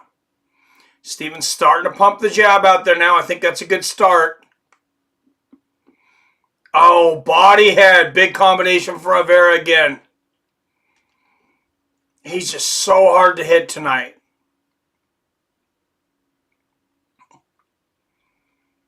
Back to the body. Three good right hands to the body there from Rivera. Rivera doing what Jeremy needs to do, and that's staying busy inside that clinch. I think that's Stephens' only shot at winning this fight. Good double jab there from Rivera. Good left. Oh, man. Left hand upstairs. Big right hook to the body from Rivera. He has beaten Jeremy Stephens up. Oh, another great combination in the body. Left hook upstairs from Rivera. Rivera looks like a world beater right now.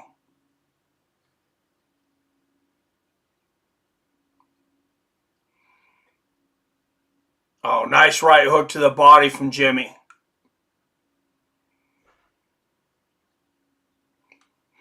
I know he said he trained hard for this fight. He has a lot of respect for Jeremy, especially that big right hand. Oh, and there it was. There's that big right hand, but big right hook to the body from Rivera. Rivera took it well. Oh, big overhand right and left, and then the right uppercut from Rivera. Oh, overhand right on the chin from Jimmie.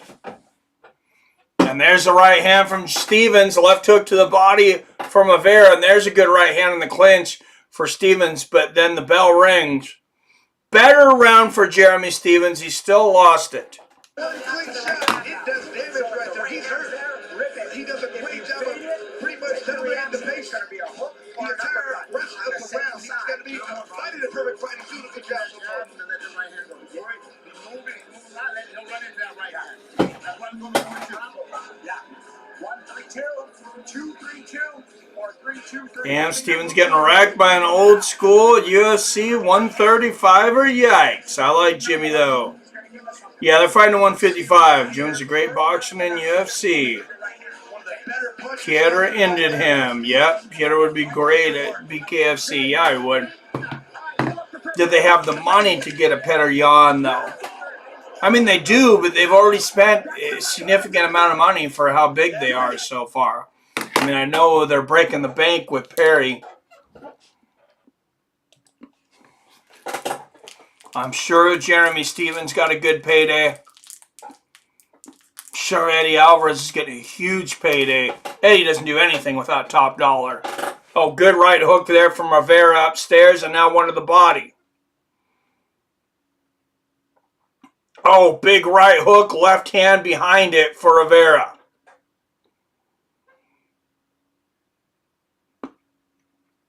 Oh, nice right. Oh, two right uppercuts from Stevens, and he floors Rivera.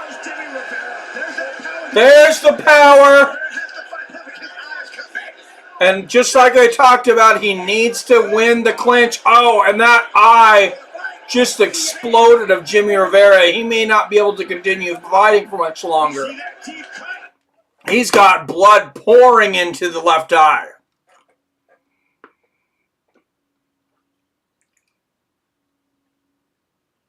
Can Jeremy capitalize? There's a good left hook from Stevens. He needs to attack with the right hand because I don't think Rivera can see out of that left eye. If he can, I doubt he can see very well.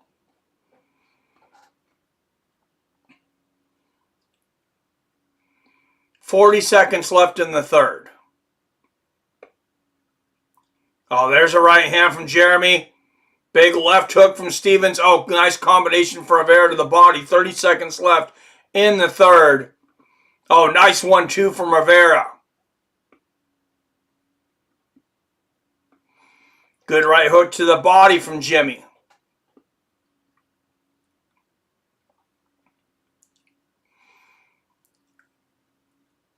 Oh, nice right hook in the clinch there, right on the ear from Stevens.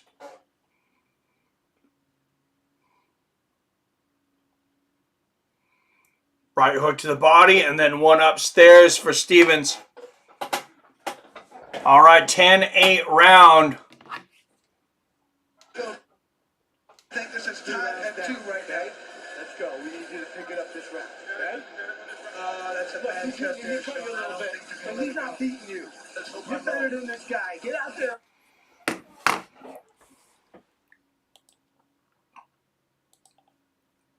All right, through 3. 28-28.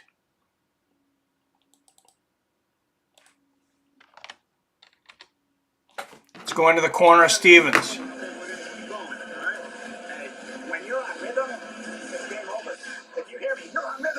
If he can keep throwing that left hand to the right eye of Rivera, or excuse me, right hand to the left eye of Rivera, Rivera's not going to continue to take it. He's not going to be able to.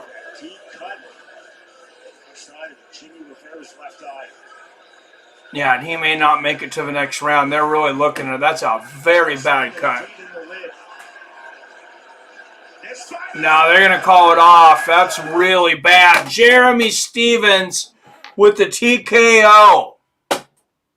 Mike's behind. Oh, over. Mike's behind, but yeah, it is. Oh, what a way to end it. Yep, it is over. Jeremy Stevens winning his BKFC debut. It wasn't pretty, but he got it done. Gets the knockdown in the third, and then cuts open that eye bad enough that the referees felt they have to stop it. Rivera could not see out of that eye. And Jeremy Stevens says, who's next? Now he's got his feet wet. Now he kind of has an idea of what's going on in there. Thanks for not blowing it for us, Wyatt. Yeah, I appreciate that. These are two first-class fighters, and they're two really first-class people. No animosity, Between Jeremy Stephens and Jimmie Rivera coming in all respect, and you see the respect in the post-fight. Well fought, well earned from Jeremy Stephens. It's the ultra-tough and talented Jimmie Rivera who did not want this fight to end. Our strike stats. All right, you see strikes 59-43 in favor of Rivera, who landed a 66% connect rate. Stephens, not bad connect rate, 53%. But it was the power shot, it was the knockdown, and then eventually, what he was able to do to that eye to stop the fight. That was the difference. Worse than knowing the results before it happens. Yeah. I think Kai Stewart fought his next. I'm pulling for him, but that other guy's huge compared to him. No, I'm just chewing on many jawbreakers. Keeps me from nervously rocking this chair back and forth. Stephens is here to do damage, Sean. He has full belief in his power. Feels like this is a sport for him. No, dude, 1,500, are you kidding me? 20, and I'm like on... I'm doing real good, Wyatt, with 20 milligrams. I have somehow been able to sustain a lightweight status when it comes to edibles, even though I take them almost every night. Like, you have earned a beer. Well, thank you. I got one.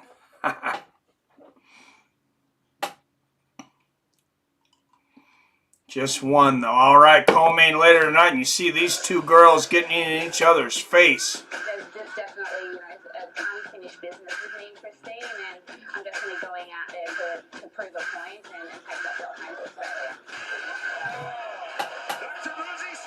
Just kidding. How you popping them things? Yeah, no, I figured you didn't think I was 1,500 milligrams. Deep. You can tell that she was starting to question herself, and that's exactly what I expected. This time I'm going in there, I'm really going to bully her. I played it cool last time. I'm coming off that line, and we are fighting for 5 rounds straight. She thinks she's got my number, but I promise you, the aggression and the power she's going to feel she hasn't felt. I owe her an ass whooping. Another one. Nothing's for free in this life. Nothing's for free in Bare Knuckle. She's going to pay for this opportunity. I promise you that. Standing by with your reigning women's flyweight champion of the world, Christine Misfit Ferea. Christine. All right, there is the champion, Christine Ferea. She'll be in the co-main event. Got the pure caramel extract. That being said, yeah, pretty much, man. Co-main event on the biggest card of BKFC. Just help me sleep and help me get down to usually about 20 milligrams. I was doing 10 a night. Now I'm at 20. I promise you guys that. You guys are the best. I love this state. I love this city. And I'm putting on a show for all of you. I very rarely drink alcohol anymore, though. This beer is the first. So let's talk a little bit about. I want to say I think this is the first beer I've had in like 2 weeks. First alcohol I've had in 2 weeks. Is that you said over and over again, you think you're so edibles have taken over for that, for sure. In check for this championship fight. Brady versus Gastelum fight, it was crazy. Oh yeah, Brady just beat the shit out of him, Archie. That was Gastelum that didn't even belong there. What have the women been here for BKFC? Talk about being the women in here. That was crazy. Every time you guys step inside of our squared circle, it seems like the 100% CBD. We have a lot to prove out here, being boxers, being bare knuckle boxers. So I think that the THC activates the CBD a lot of times. I don't feel a lot when I take just the CBD. She is the misfit. She is the champion, and you'll see her. But I take a 2-to-1. I take a 10 milligrams THC. And then 20 milligrams CBD, 20 CBN. And then I'll take 1 to 2 of those a night.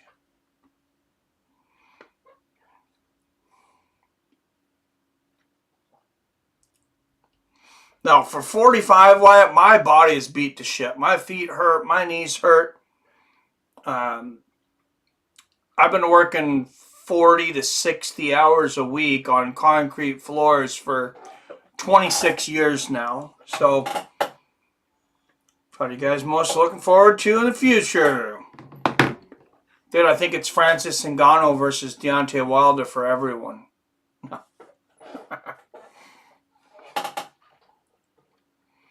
Although that's not official. So it's I know yours is Leon and Colby. Why it might be mine too right now. I really am looking forward to that fight. I have IROC. I hope to God that is the biggest lie ever told. All right, heavyweights. Oh, we got some 270-pound dudes. Arnold Adams and Mike Terrell up next. BKFC Heavyweight Championship. Both men 6'3", both winning at 269. Arnold Adams, the 4.5-inch reach advantage at 79 inches. He is the minus 225 betting favorite.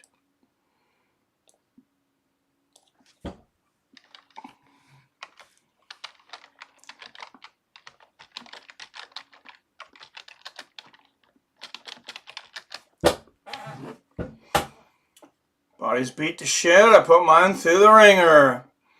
Now it's gotten so bad I can't feel my feet, but they're always hurting. Oh, shit. Yeah, I hope they figure something out to help you, Robert. That sucks, man. Wilder versus Ngannou, King James. All right, 99%. That's BS. Yeah, I've seen it pop up on a couple. It's gotta be bullshit.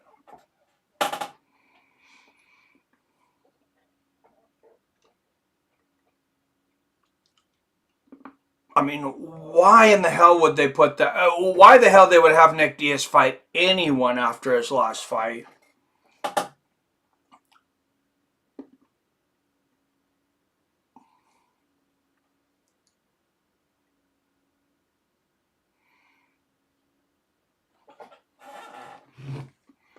About Duplessis versus Strickland. That's a good fight. I have no idea how that fight's going to go because I kind of know how good Strickland is, but I really didn't think he was as good as what we seen against Izzy. And I don't want to make any excuses for Izzy, but I just don't know I don't know where Izzy was. It's hard to believe that anybody could beat up Izzy the way Strickland did. Might be most pumped for Tony versus Patty, to be honest. Oh, that's an awesome one. Haven't been able to sleep without pain medication for years. Oh, that sucks, man. Oh, I know how that is. All right, I'm going to take a quick restroom break before this one starts.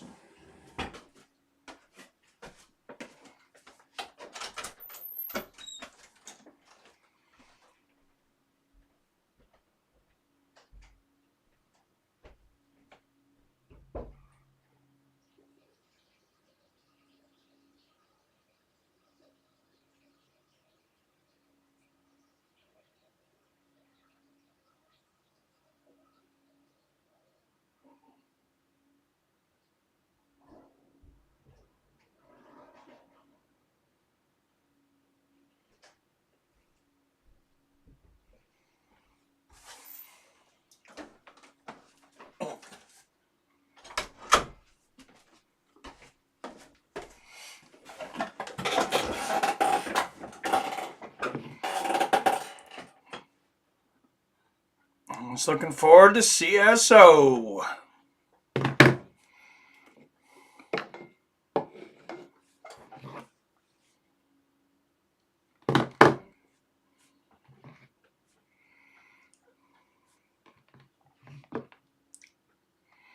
Champ shit only. Yep. Oops, I was wrong about Kai Stewart being the next fight. Oh, he definitely shut Izzy down. That was unbelievable that somebody could do that to Adesanya the way he did it. Such an impressive performance. So, like, part of me's like, man, does Dricus even have a chance? Like, if he comes in like that, is he just going to completely dominate Dricus? I don't know. And then you seen what Dreykus did to Robert Whittaker, though.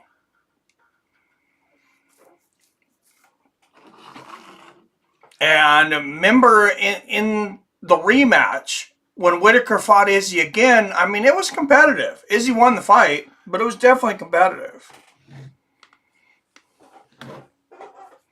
All right. BKFC Heavyweight Championship on the line. RDA still hanging in there too. Yeah, which is crazy. All my favorites are old and retired. Tony's all I got left. He stands 6 feet 3 inches tall. His official weight, 269.6 pounds. He holds an overall bare knuckle fighting record of 8 victories opposite a single defeat. All right, 8-1 in bare knuckle boxing. 270 pounds of man beef. Mick Terrell. Duplessis off the juice has 0 chance versus Sean.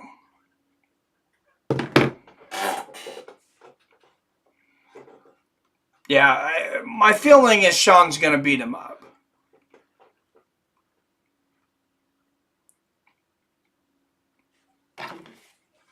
At 2 defeats. He is the 2-time BKFC. All right, 10-2 in bare knuckle boxing. The 2-time BKFC heavyweight champion of the world, Arnold Adams. And the busiest man in combat sports, once again, the referee will be Dan Mergliotta.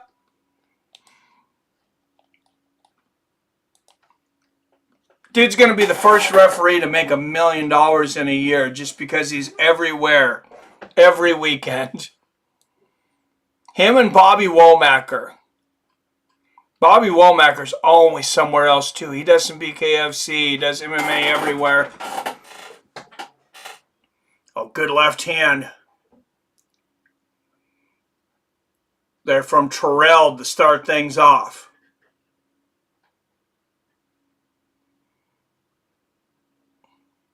Yeah, Stewart and Davis is on deck. Do not expect this to go the distance.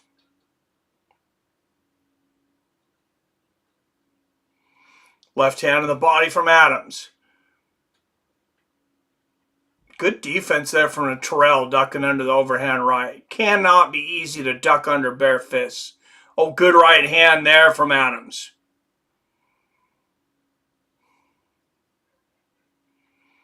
Good left hand from Terrell. Oh, what a right uppercut from Adams. And they exchange right hands. Good overhand right from Terrell.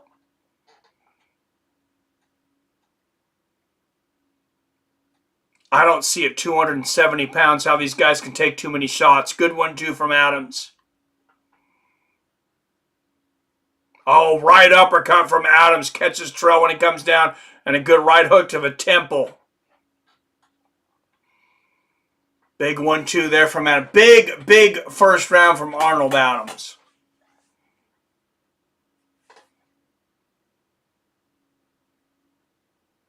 Hands down by his waist, too. Eats a left hand there from Terrell. Another left hand from Terrell. Oh, big left there from Terrell. They exchange right hands. Another good left there from Terrell. Oh, nice left hook there from Terrell. And a right hand left hook combo from Terrell. Big right hand from Adams. Action-packed first round. That's a hard one to call. I think I'm going to give it to Adams. Following MMA from the beginning, and 99% of my guys are gone. Sean should handle DP.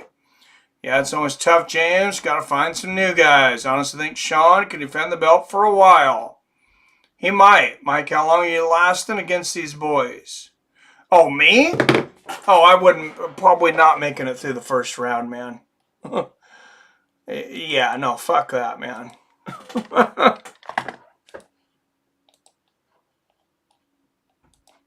I don't have a suicide wish. Get into range, he couldn't throw those hard shots. Adams in this awkward, comes with awkward angles, especially for a heavyweight, Sean. You just saw the cut. Mick Terrell's left brow. Trying, but today's UFC has been infiltrated with tabloid characters. All right, making it 40 seconds. Maybe if I run. Good left hand there from Adams. Right hook from Terrell. Oh, nice right uppercut from Adams. Right hook from Terrell.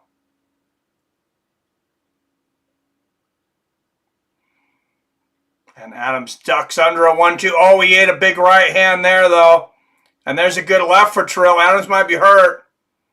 Oh, left hook right on the chin. Overhand right from Terrell. Terrell coming on in the second.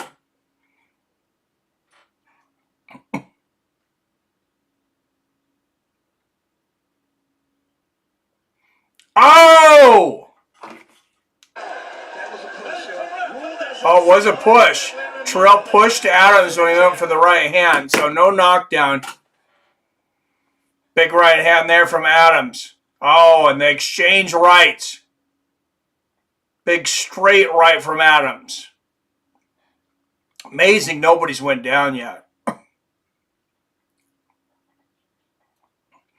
Oh, big left hook from Terrell. These guys have chins too. And Terrell dig into the body. That's 5, 6, 7, 8. Right hooks to the body. Big right uppercut from Adams.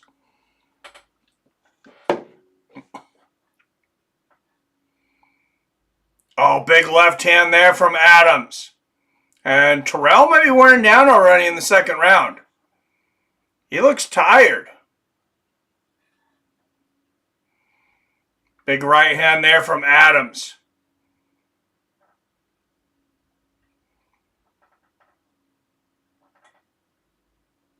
Oh, nice left hand there by Terrell, though.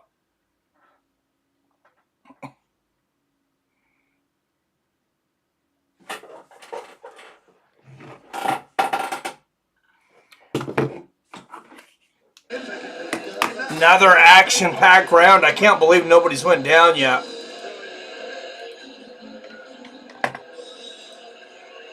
Adams has got to get his legs underneath him right now. He's got to recoup. He got to turn All right, I'd say it's a round apiece right now. 19-19. You working now. Keep working. Deep breath. Give me a deep breath. You ain't got nothing to do. Yeah, I mean, if one of these guys hit me, I'm probably being knocked out in 5 seconds.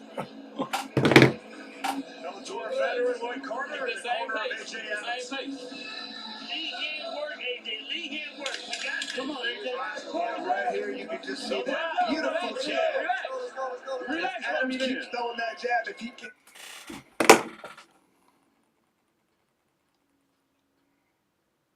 All right, and they toe the line. Here we go. Left hand from Terrell to start out the third. Oh, and there's a big 1-2 and a right hand from Adams and the left hook. Great combination from Adams. Good left hand from Terrell. Oh, Adams swinging for the fences now. He wants to send Terrell home on a stretcher. Oh, big left hand from Terrell. See that Vaseline bounce off Adams' face.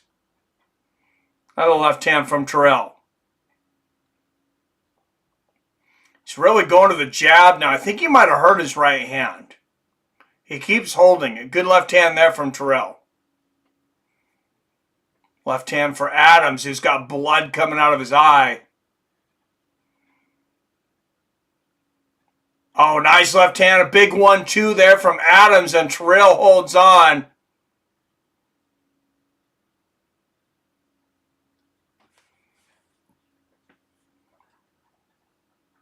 Terrell might be gassed. Oh, 2 big left hands there from Adams. Yeah, I think Terrell's gassed. He lands a good left hand there, though, and Adams' face is a bloody mess. And Terrell, even though he's tired, continues to land those body shots in the clinch. Oh, good jab and the right hook behind it for Adams. He's very tired, too. You see him holding on. These guys are exhausted. 270 pounds apiece. Good left hand there from Terrell. Overhand right from Adams. Oh, big right uppercut and a left hand from Arnold Adams. What is keeping Terrell up? And somehow Terrell lasts the round without going down. Big round for Arnold Adams, though. Oh, wow. Oh, Terrell is just beyond exhausted right now. Terrell continues to load up that rear right uppercut. Right hook on the separation.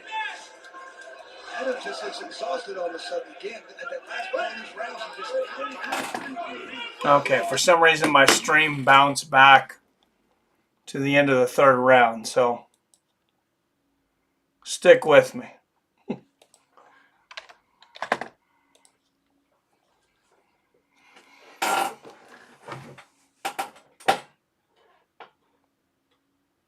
All right, who wants to try this? Who would want to try bare knuckle boxing? Anybody?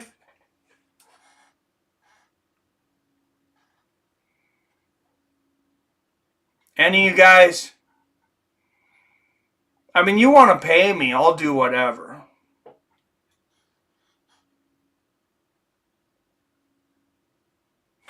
Not whatever, of course, but I mean, if you want to pay me, I'll do it. Adams just looks exhausted at the end of that round. Johnny talked about what great body he said. He was how good.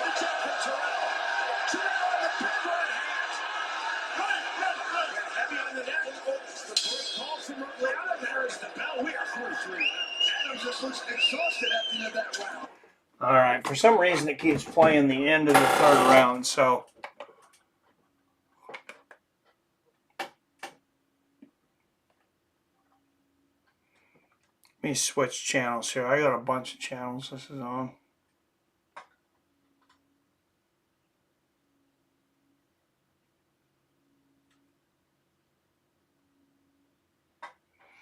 These OctaStream boxes, they sell them on Amazon. They're illegal. They're legal.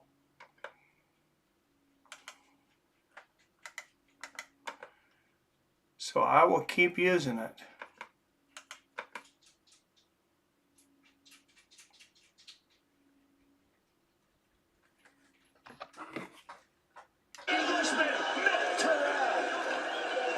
What a job right there. Terrell just continued to keep the pace right there, do exactly what he had to do, wait for the right time. He was exactly right, predicted if it went past 2 rounds, that's when he was going to turn it up. That's what...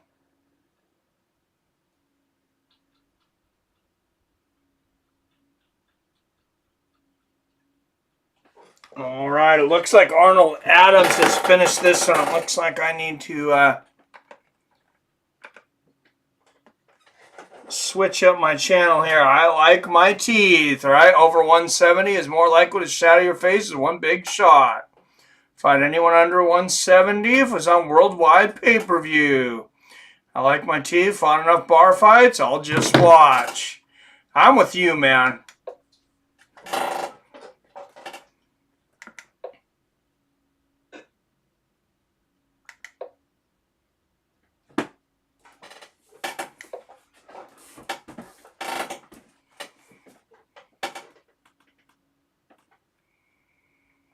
Fuck getting punched in the face with bare knuckles.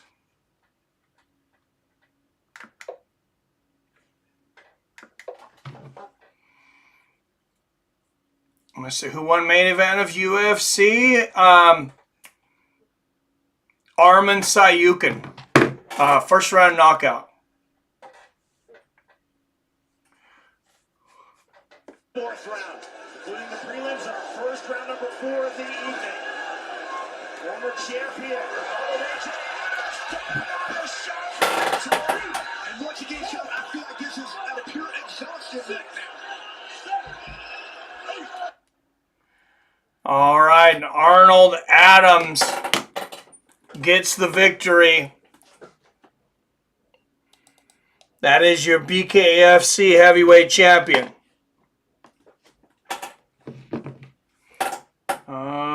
Who won out of green versus the other dude? Jalin Turner. Jalin Turner knocked out Green first round. Destroyed him.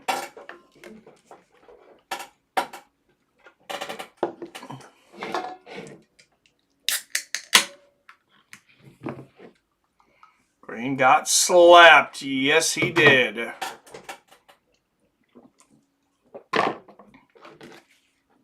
past 2 rounds. That's when he was going to turn it up.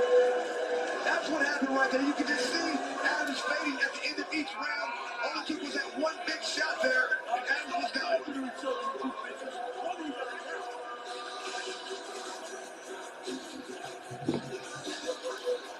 Adams is still exhausted. That guy, sorry my kiddo puked all over me. He's got the damn stomach flu. Oh, that sucks, man. I hope he gets better. This guy's like being tagged hard in sparring. I was never one of those guys. I hate being rocked and hate getting hard in the nose. Damn, 2 first rounds. Yep. I got the old I don't feel guy. Right? Yeah.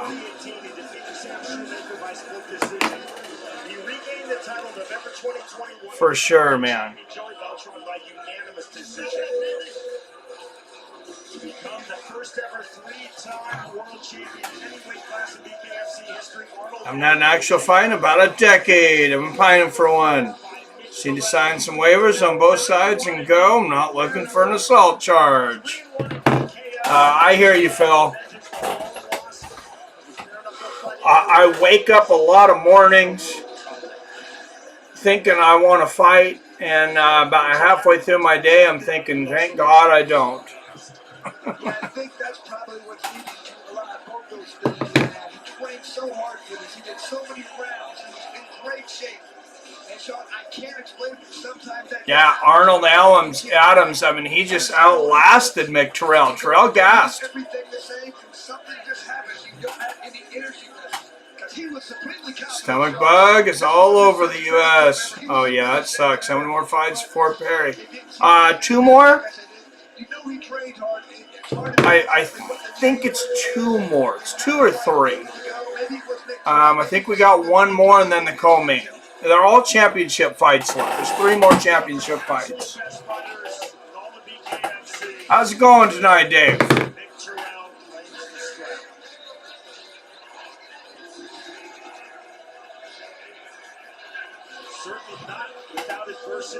King James says, after a few breaks, my nose lost its rigidity, and let's just flex with the punches now. Oh, yeah, that's not good. Or maybe it is good, I guess, if it doesn't bother you to get hit. All right, 20% off all apparel tonight only.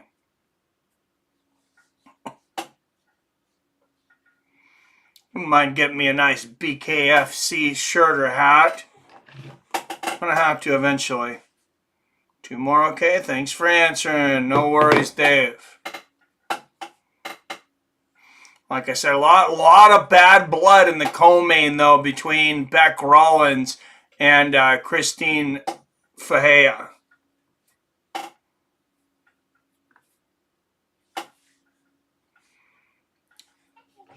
Yeah, Jeremy Stevens fought. What's up, B-Tard? He fought, he was getting beat pretty good by Jimmie Rivera, but then he knocked Rivera down and ended up stopping him on a real bad cut on the eye. So Stevens won his first match.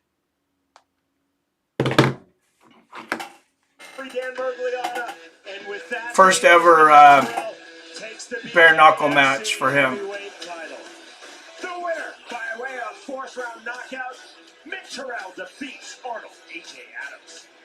So it'll be fun to see him fight again, though. I'm sure he'll get better. You could tell that he really didn't know what to expect in like those first couple of rounds, and he started to get comfortable.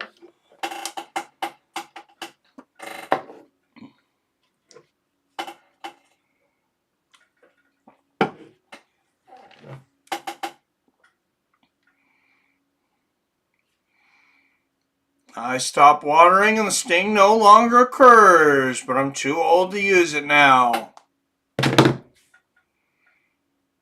Oh, I don't know. You got that old man strength, right? King James, how old are you? I'm looking for one more fight. I'm 45, but I just don't want it to be against no world beater. All right, Kai Stewart, Howard Davis for the Featherweight Championship. That's the next fight.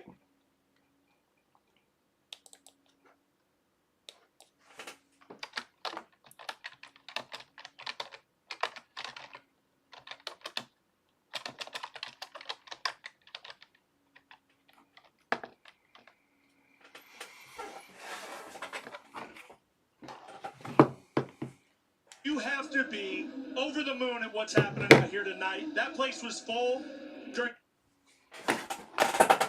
All right, I think we might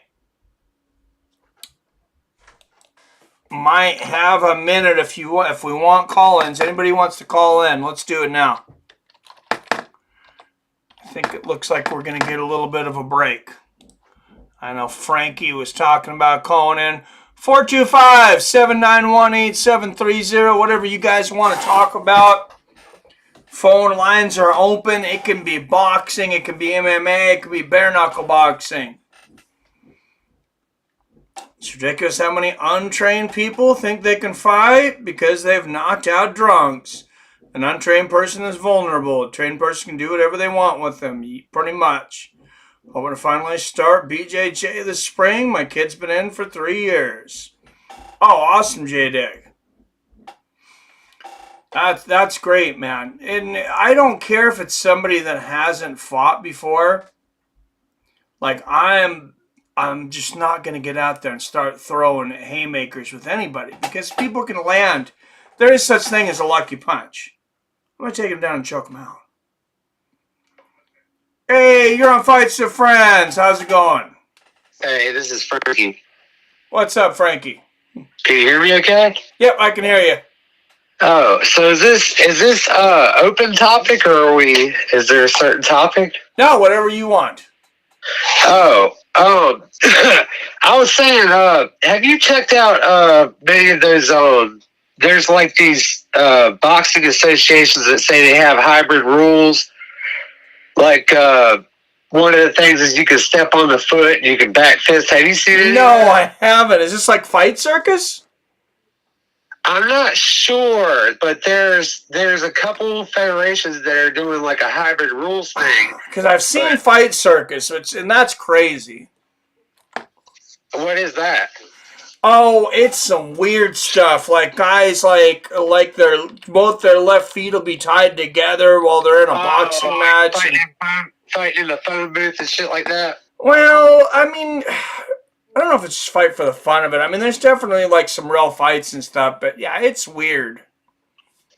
See, I don't know, because I was thinking about hybrid rules whenever Gane fought Fury, like things like I don't know,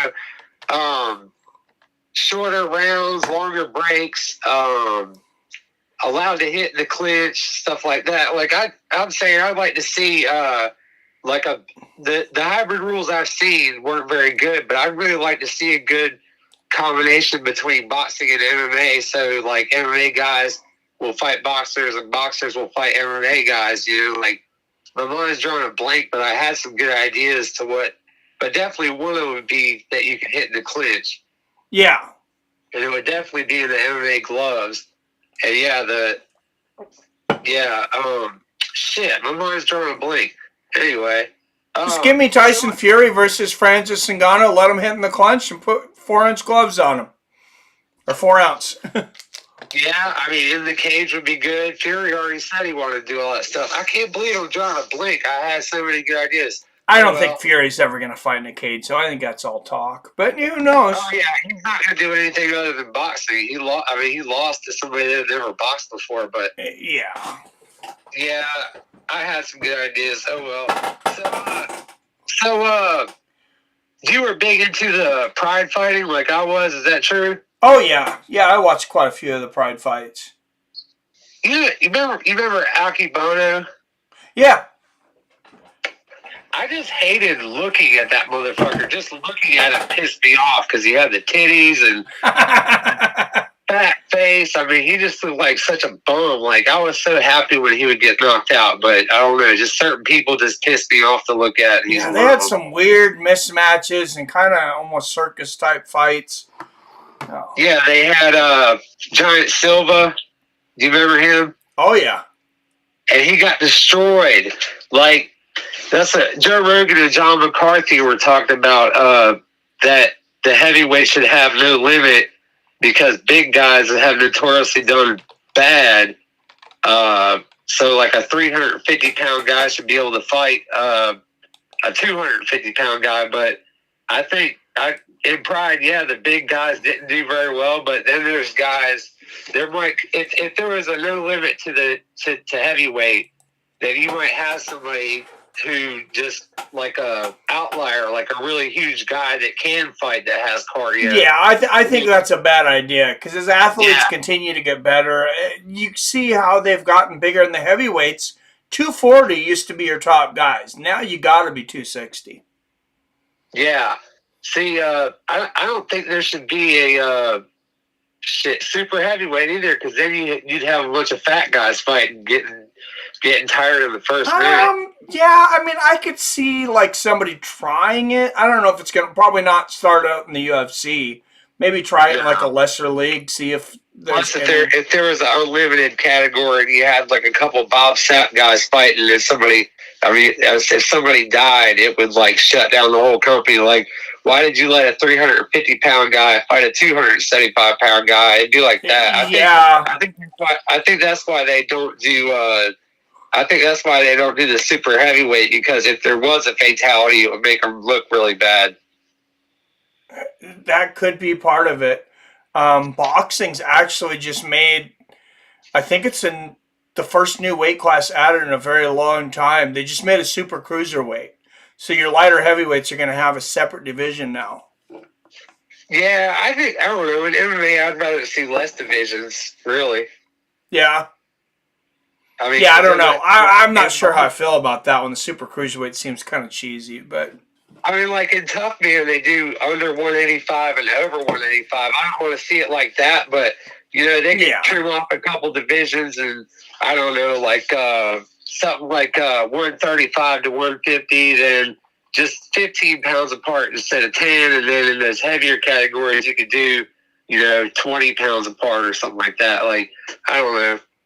That's what I'd like to see is less divisions. They're talking about, you hear guys talking about doing a division every 10 pounds, and that's just ridiculous. There'd be a million champions and people bouncing around. I don't know. I have mixed feelings about that, but it already happens. There's guys that bounce around divisions. Like if they lose, they go down a weight or they go up. It's just ridiculous. Yeah. All right. Well, looks like we're going to start this next fight. Thanks for calling in, Frankie. Later on, man. All right, later. Bye. All right, Frankie Trees, everybody. Thank you. Thanks, sir. All right, out of the red corner first. The challenger, Howard Davis. I love that hair. I like the green. I like the green and the yellow. That's pretty cool looking. He almost kind of reminds me of Wesley Snipes in Demolition Man. He has like the crazy hair thing going on there. All right, now to the blue corner, fighting out of Great Falls, Montana, presenting the BKFC Featherweight Champion of the World, Kai Stewart. This guy's got the Uncle Creepy mustache going on here.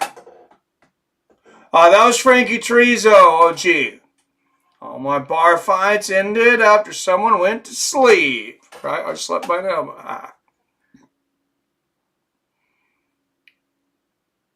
But I fought 1 to 3 times a month between 18 and 28. Look back at my old age.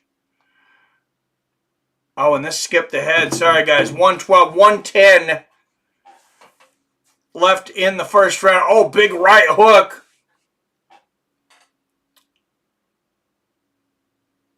there from Stewart. Oh, what a big combination there from Stewart.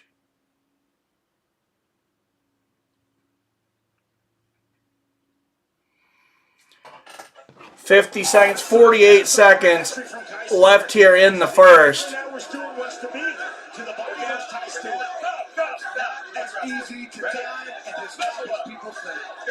Like maybe there's a low blow here. I'm not sure what happened. This is the range that Howard Davis was. Davis on the jab, lead by Stewart.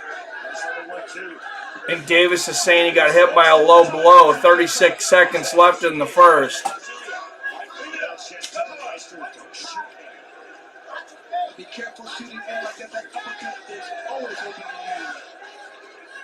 you. All right, 35, 34, 33, 32, 31, 30.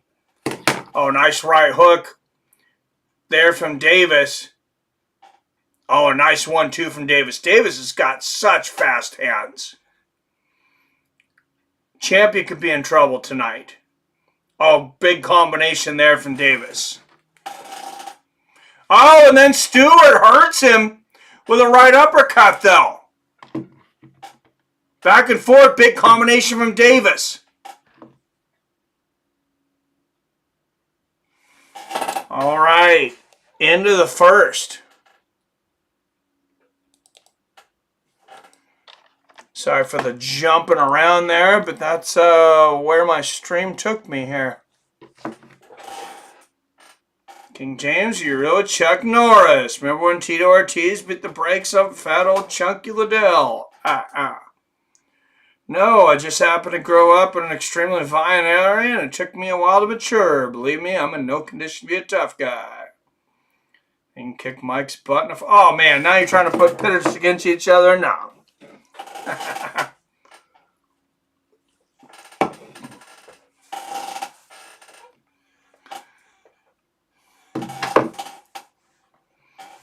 All right, let's go into the corner here.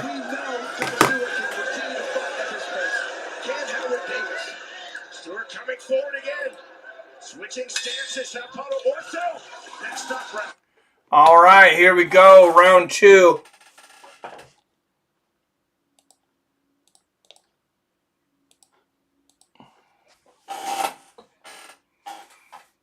Oh, nice left hand by the champion Stewart to start this round. A good left hook. Oh, Davis come forward. Crazy clinching.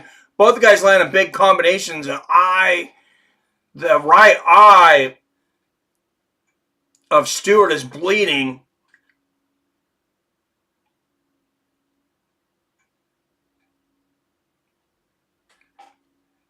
And now they clinch. 125 left. Oh, good right hook there from Davis.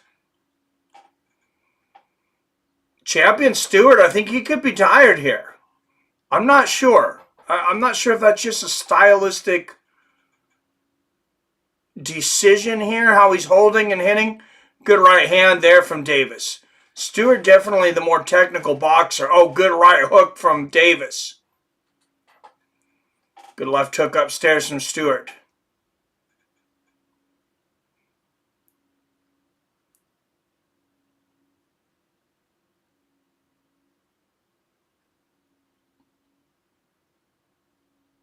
Both guys taking a little bit of a break here, waiting. Big overhand right thrown from Davis, misses.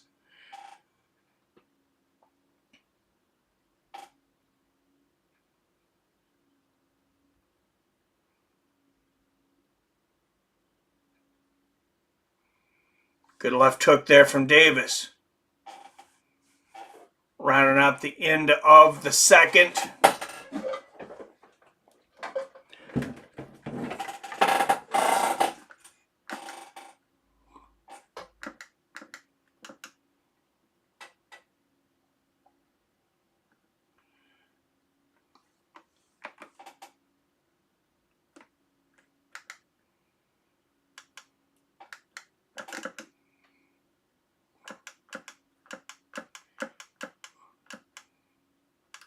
Sorry guys, I gotta find a better stream here, because this one just blocked out on me.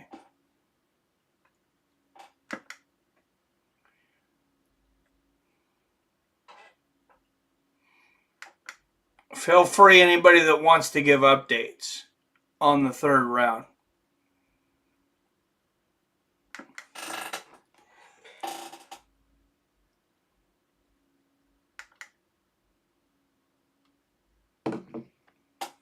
Hot dog eating contest.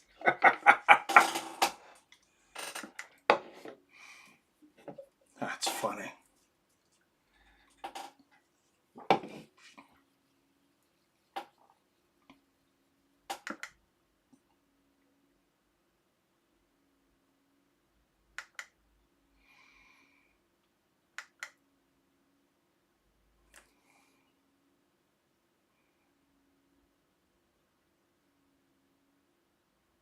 All right, here we go. Round 3.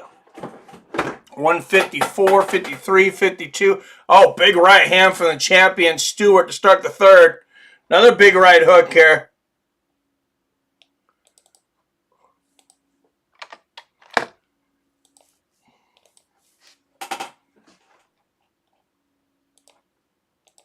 Oh, nice left hook from Stewart. Stewart seems like he's kind of figuring Davis out now. 130, 29, 28, 27, 26, 125 left in the third.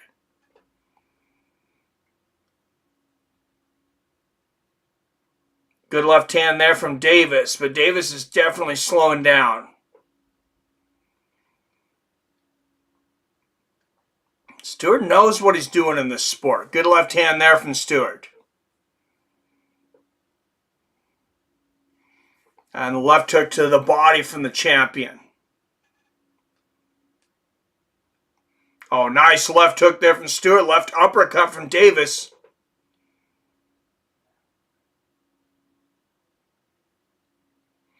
Oh, big right hook from Stewart. This is a different sport than boxing. It takes a special individual. Oh, nice right hook there from Davis. Another right hook from the challenger. Davis landed some good shots here. Left hand from the challenger. And the champion clinches with 20 seconds left. It's a big round for the challenger here. Good left hand there from Stewart. The champion, oh, and he throws wild combinations, but it's Davis that lands a nice right uppercut in there. Good counter right there from Davis. Oh, both guys landing big shots, but I think the challenger got the best of that one. Got to give Howard Davis the third.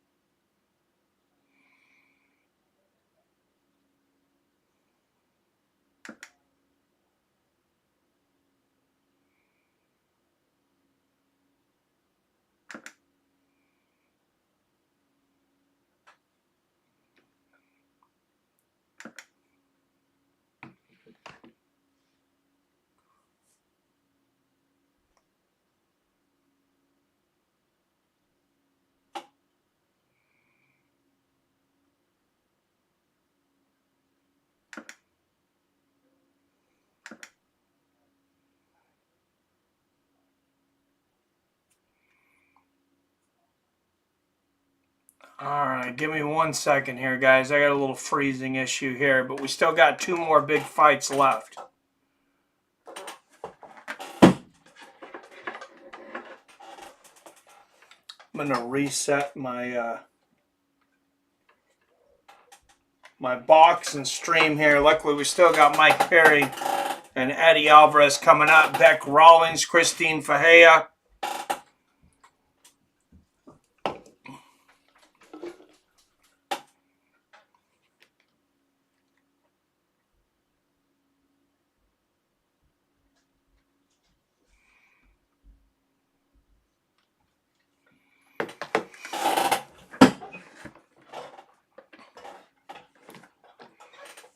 Man, OG Raider Nation trying to start a fight, King James.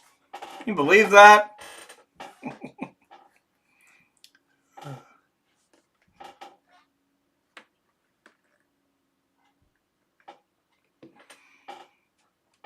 Seen a Bruce Lee flick 40 years ago, something really tough. I think I might have seen that same movie.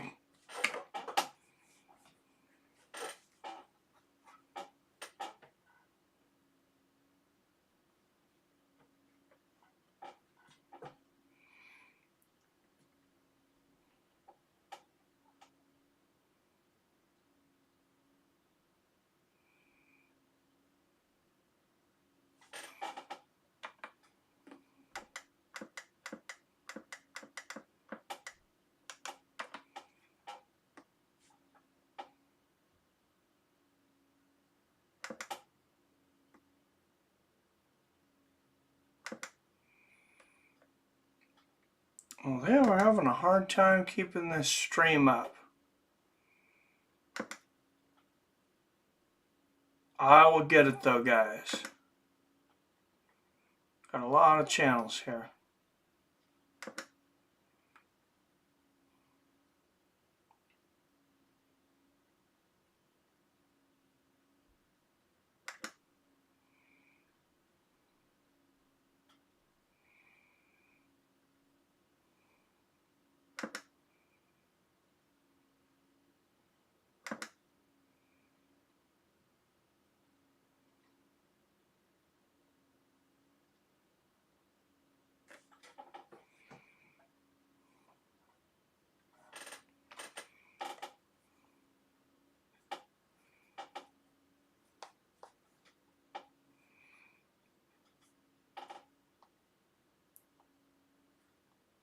All right, round 5 might be over. Feel free to spoil it now, Wyatt. I think this fight's actually over. Oh, here we go. 128, 27, 26 left in the 5th. Hopefully we're good now. Wow, Stewart really out-punching Davis. Almost 2-1 him this fight.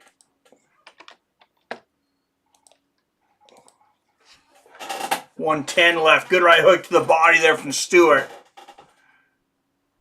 Okay, rules that can level the playing field for an MMA guy to go over to boxing. 8-ounce boxing gloves, 90-second breaks, punching in the clinch. Oh, good right hook there from Stewart, the champion. And, you know, Davis was a formidable opponent. He may last the distance. Good left hook there from Stewart. Right uppercut, but Stewart proving why he's champion. Good right hook there from Davis.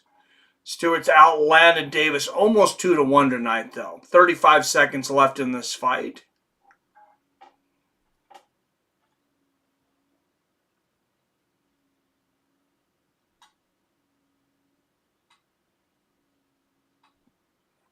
Oh, what a left hook upstairs. Right hand and a left hook from Stewart. Oh, big right uppercut from Stewart. He's really trying to finish this. Left hand and a big right hook from Stewart. Definitely looking to leave no doubt here. Oh, and a big counter left hook at the bell. Yeah, that's got to be the champion there. From 180 to 130 pounds 4 years ago. Unfortunate to still be alive. Oh, shit. Sorry to hear that, King James. Hyrox says, let's go, Kai. Fucking tired and done. He's done. He does not want round 6. You get in his face this time and get fucking done with him. We got a decision, so no 6. Oh, yeah, Kai dominated. The 6th round, the overtime round, was in play because this is a world title fight. We just heard from referee Nick Barron's telling the Utah Athletic Commission table, we have a decision in round the 6th round. We don't know what that decision is. No open scoring here in Utah, at least not yet. Our strike stats. All right, so there may be a 6th round, but I kind of doubt it. 117 to 78 strikes in favor of Kai Stewart. No knockdowns. body strikes just definitely in favor of the champ. Wow, body strikes, 86% accuracy for Kai Stewart. Get in there, wear your point down, slow him down. Then it's an even fight. Then you can land on the outside. Then you can land on the inside.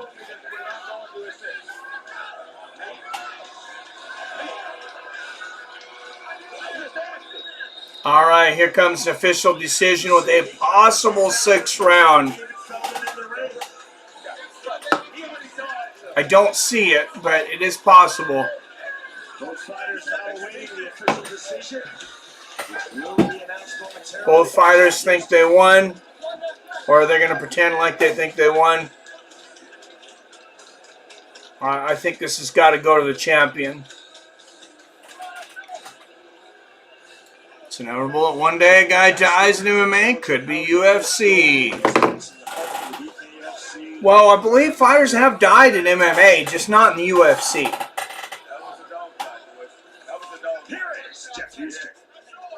Of course, in one, you had a guy die in the weight cut. That's why they don't do weight cuts anymore. Round of applause for these two featherweight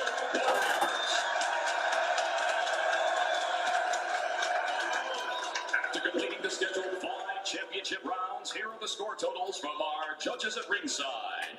Judge Lopez, 49-46. Judge Perez, 49-46. Davis just put his hand down. He knows. Oh. 48-47. To the winner by unanimous decision.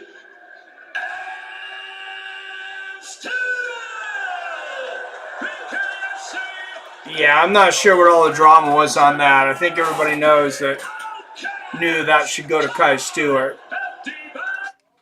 Could have killed Mir, right?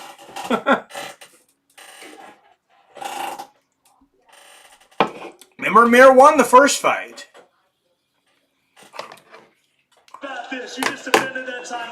All right, big win for Kai Stewart. I will be right back. Win this title off of you, but you came in here and put together an incredible performance. Talk about that fight. Take that mouthpiece out there so we can hear you. You know, man, first and foremost, I'm a wrestler, and wrestlers will always do it best, baby! You know, man, you made history being the first combat sport champion for Montana in a very, very long time. And now you've defended. They say you're not truly the champion until you defend that title. Now you have what is next for you, champ. Who do you want? Is it take all comers, or is there somebody in mind? Man, all these UFC stars are looking kind of a little funny in my division and in my sport. Those guys came over there at the tail end of their careers. Let me put them all out. I don't really care. Either way, we're going to the top. I always knew I could do it. We're from Montana. Tons of mountains there. We're going to go to the top of every fucking mountain in the world, baby. Ladies and gentlemen, still your featherweight champion, the Outcast, Kai Stewart. All right, retaining his featherweight championship. Nobody's been able to do it, Sean. Howard Davis is an outstanding fighter. Shotgun and an energy drink. That I have never seen. By the brilliantly executed game plan of Kai Stewart. Continual entries into the pocket and the clinching. Big win there for Kai Stewart, though, defending the championship. All right, co-main event up next, guys. Bec Rawlings, Christine Ferea.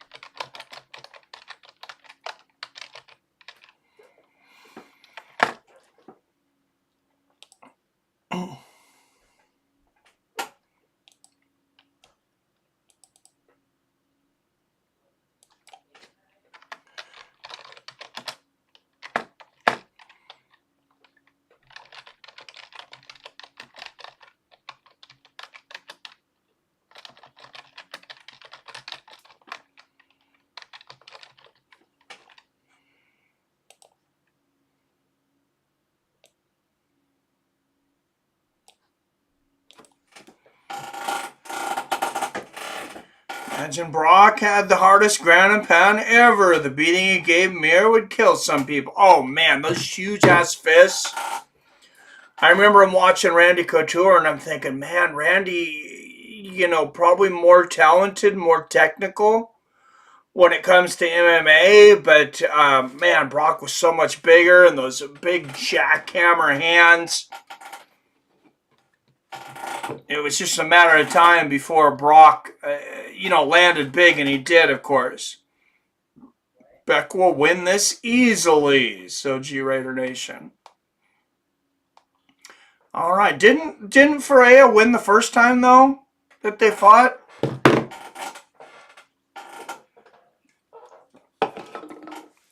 So I don't know. I thought they fought before, and I thought Christine won the first time. And Christine's a champion, right?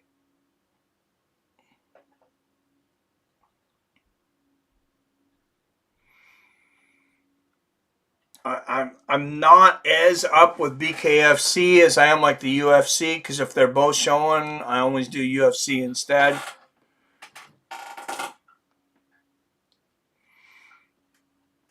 Or BKFC's on Friday nights, and I don't usually do anything Friday nights.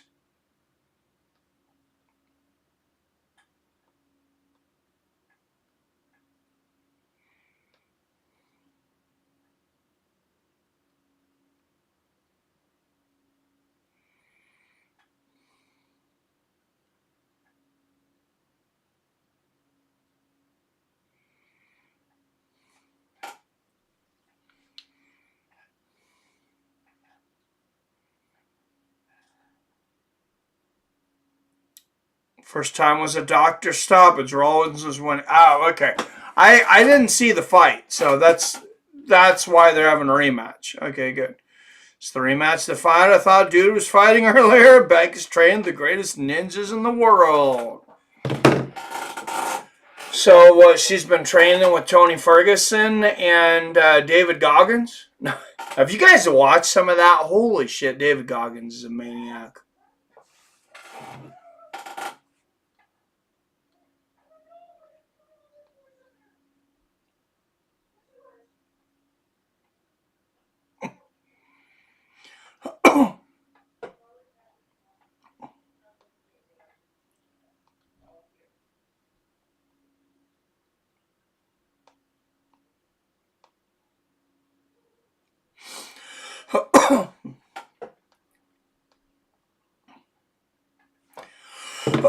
Yes.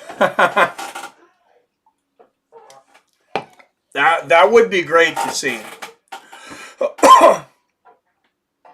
And that's just got to be like baseline. Like, you want to test yourself like for life. Go train with David Goggins.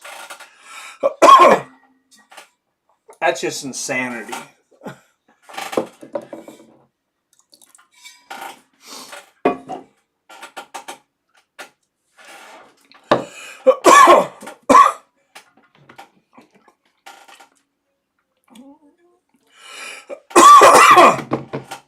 Excuse me.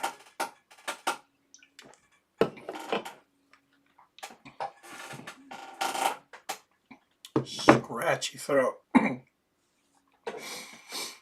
All right, from the Maverick Center in Salt Lake City, Utah, co-main event, the Women's Flyweight Championship. Rowdy Bec Rawlings challenges Christine Ferea.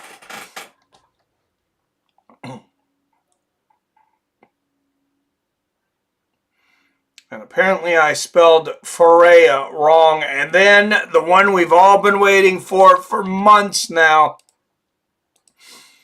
Mike Perry versus Eddie Alvarez.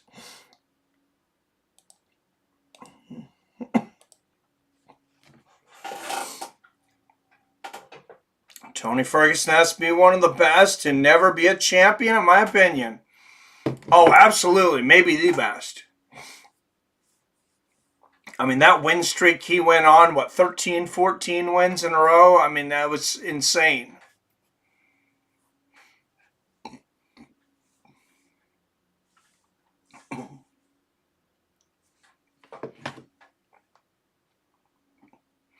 Tony had terrible luck. Oh, yeah, that tripping over the wire. I mean, and for whatever reason, we've all stopped talking about that.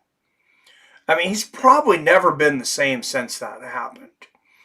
That was an incredible tear. He came back early.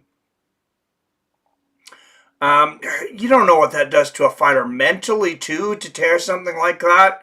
I mean, that's just insane.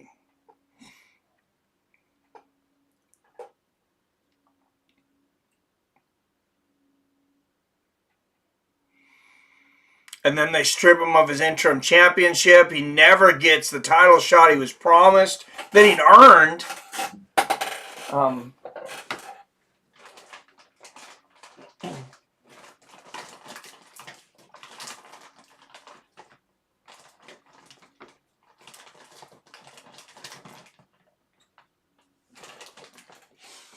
Sorry, guys. By the way, I don't know how much I'm down for all this relinquishing belts lately. Like, somebody gets injured for... It's been happening at light heavyweight. But somebody gets injured, they're going to be out for 6 months. They're going to be out for a year, somewhere in between then. And then they relinquish the belt. And it's like... I don't know. I mean, if they really want to relinquish it that bad, I guess. I'm sure there's pressure under it. And I know that the UFC has to put on so many pay-per-views every year for ESPN, whatever. I mean, that's not really the fighter's problem. Just watch the Jens Pulver Hall of Fame speech. Good stuff. Oh, yeah, Jens Pulver was... dude is a maniac. Little evil.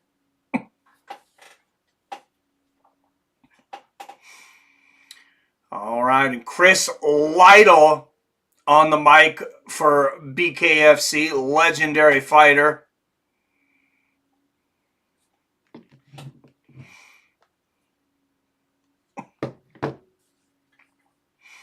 Now we're going to go through some Mike Perry highlights. Of course, he just beat the hell out of Luke Rockhold in his last fight.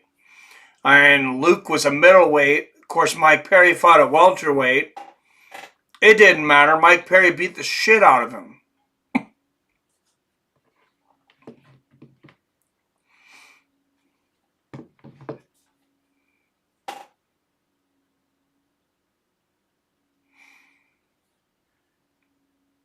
And then, for whatever reason, Conor McGregor jumps in there and grabs a belt.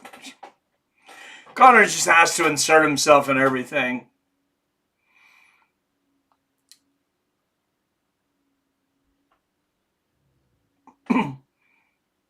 It's becoming a habit throughout the bigger guys. Yeah, and even John Jones being hurt. I know that, Jones didn't relinquish his title and didn't get stripped, but you have the interim champion now in Tom Aspinall. So when John's not ready to go for another 8 months or whatever, I mean, who do you have Tom fight? I know Tom said... Why don't I fight Stipe? He's like, I'll fight Stipe for the real championship, and John can come back, and if he's that good, he can just win it back. Which, I mean, like, I don't know. I don't know. Maybe there's some type of time limit that you can be gone for, but, like, Yuri and then Jamal Hill... those guys just dropping their belts so quickly. I don't know.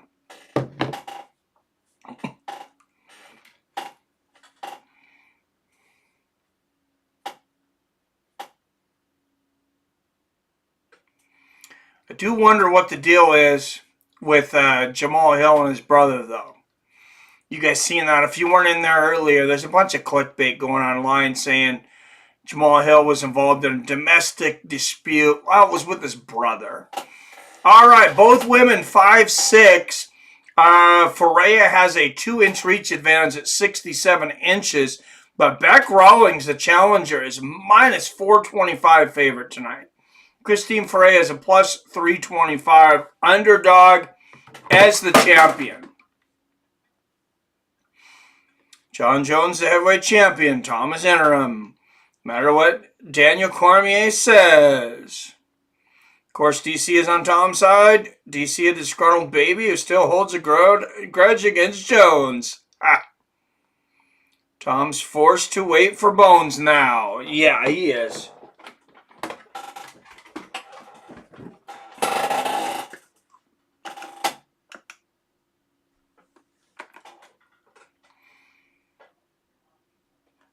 And I mean, I really don't know what else he thinks would happen.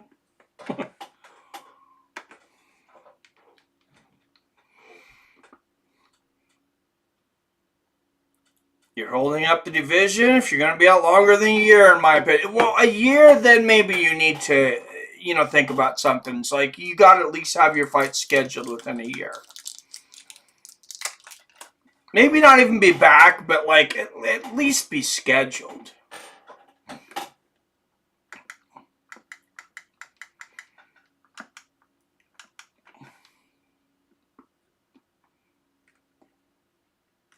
And I would say scheduled is like you're fighting like, fight camp. A camp, 8 to 10 weeks. Like in a year, you're ready for your fight camp, which means you're fight ready. Basically, physically.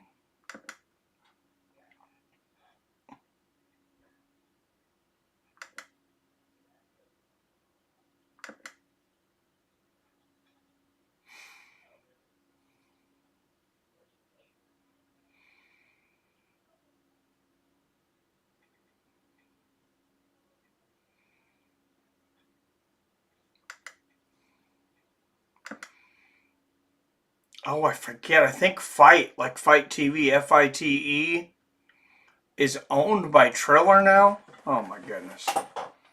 All right, there is Christine Ferea, the champion, getting in the ring.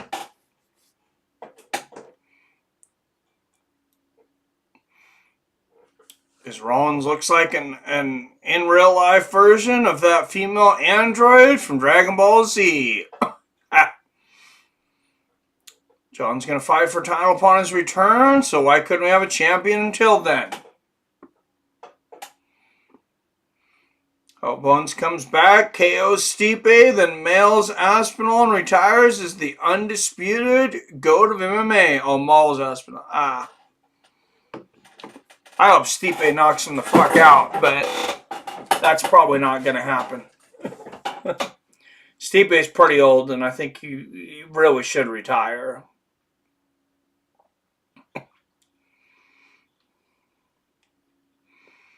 Oh, I can see why you thought that looking at these girls, King James. What you were talking about earlier, yeah, I see what you're talking about.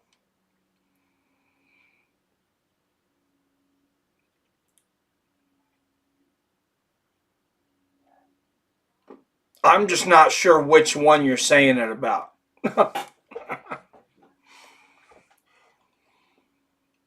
TKO on Bobby Green tonight. Yep, we'll be lucky if Bones returns for just one more fight. All right, out of the red corner, out of Brisbane, Australia. Opposite 2 defeats.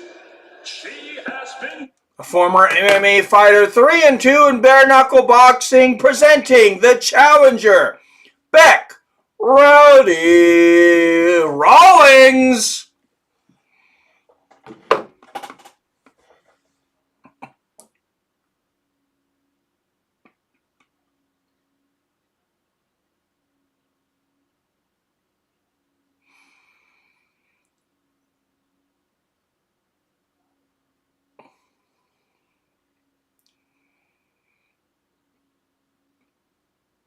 Wow. And out of the red corner, fighting out of Las Vegas, Nevada. She is one of the most dominant fighters in BKFC history, and she is your defending undisputed BKFC. All right, the defending undisputed women's flyweight champion, Christine Misfit Ferea. Stipe is too old to be forced to wait. Yes, this is true. Oh, hell, John Bones Jones, worship at the altar of the MMA goat. Bow down. Oh, that's hilarious, man. All right, here we go. Toe the line. Rowdy Rawlings in the black and white. Ferea in the black and gold trunks. Good left hand from Rawlings. And another. Oh, Rawlings eating Ferea up early with the jab. Good combination there from Rawlings.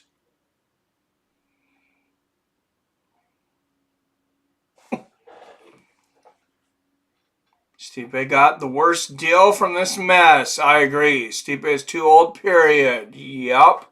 Hey, that's fair. Yeah, he's like fucking 41, 42. Way too old to be fighting at that level. And a lot of miles. He's firefighting full time now. I mean, yeah. Oh, good right hand there from the champion, Ferea.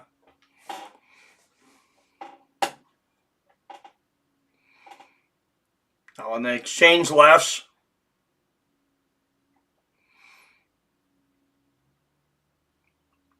Oh, nice right hand from Ferea.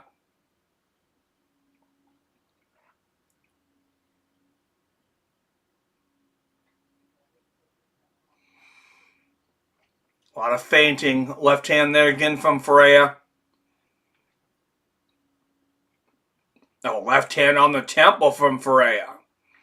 I mean, it would have been worth it, I think, to throw some money on the champion just at like 4-1 odds. Oh, big combination there from Rawlings.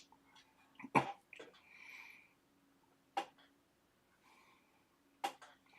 I think Ferea throws to cut, which is not a bad idea in this sport. Good left hand there from Bec.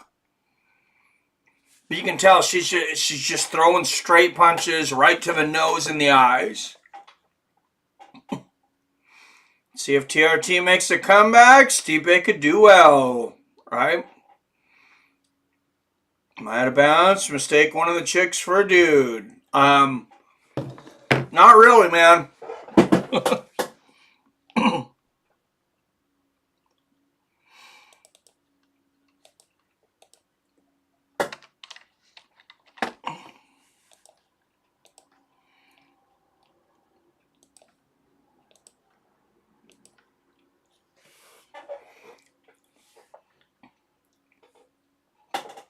I mean, if I was somewhere and Christine Ferea came up looking to buy something or do something or whatever, you know, I would be like, yes, sir, no, sir.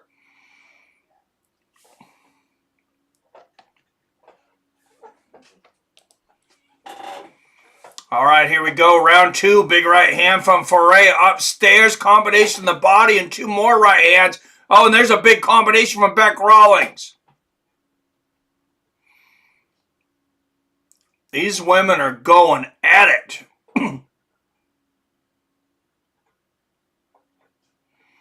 Oh, nice right hand from Ferea.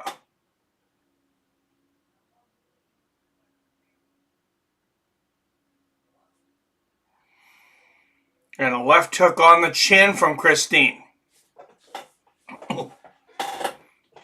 Oh, nice right hook from Rawlings. And the left, they exchange lefts. Oh, good combination from Ferea, the champion. Right hand right on the chin from Ferea. Oh, what a violent combination from Ferea. 5-punch combination, two big right hooks in there.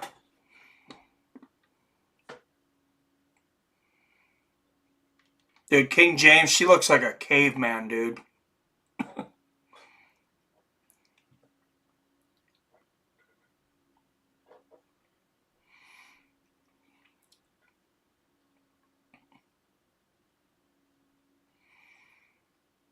Good one, too, from Bec. Good left hand upstairs from Ferea. Oh, what a nice left hook there from Ferea. Backing up, lands a nice counter left hook right on the chin. So why it seems like a size mismatch, right? Yep, Steve Bates from Cleveland. Ferea's open for a big left hook. Oh, nice 1-2 from Rawlings. Body-wise, Nunez looks more like a dude than this Czech. Nunez got that V-taper.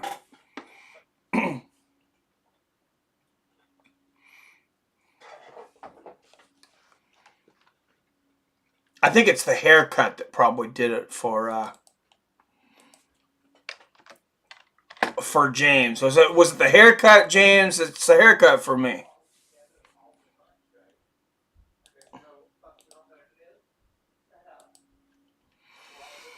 All right, I think Ferea might be up 2-0, the champion. I know she's a big underdog.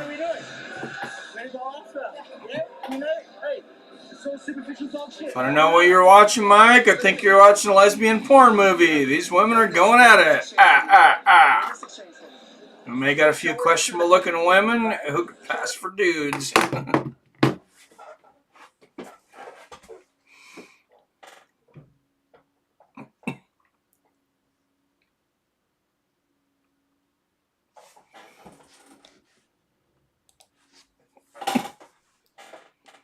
Oh, nice right hand there for Bec. There's another good right hand for Bec.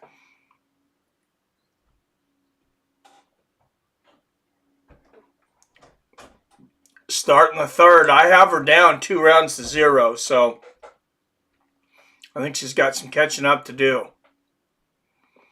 Oh, good counter left there from Bec. Big left hook from Ferea. Bec seems to be tightening up the defense now, but she eats another left and a left hook from Ferea.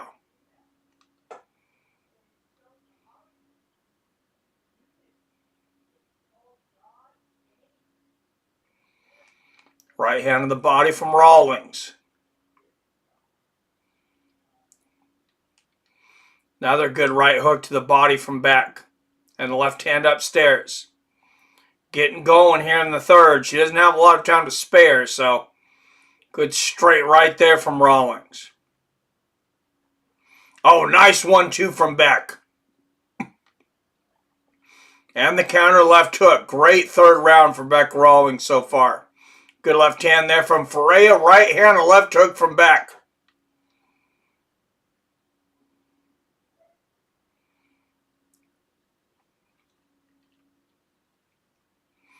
Yeah, these women definitely do not like each other. Good right hand there from Ferea. Upstairs and then a right hand to the body. Left hook upstairs from Ferea. 20 seconds left in the round. Good right hand to the body for Bec. Oh, nice right hook and then the left hand for Rawlings. Left hook, right hand, Ferea. Oh, what a right hand from Christine Ferea. She might have stole the round at the end. Great third round.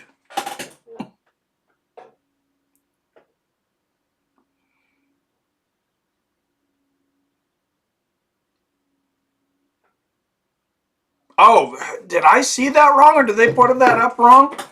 Well, no wonder.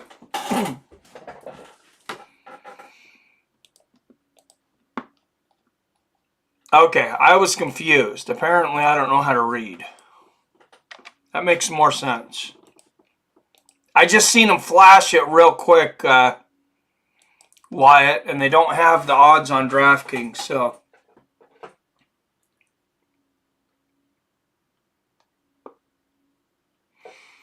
Face for sure, James. Punches very well for a girl, too.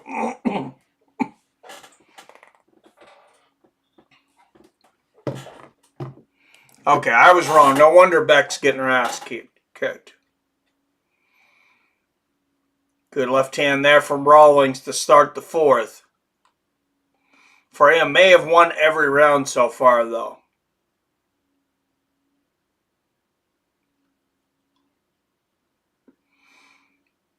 Good catch, White. I was wondering why the champion was such a big underdog. Two big right hands there from Rawlings. Nice right hand from Ferea.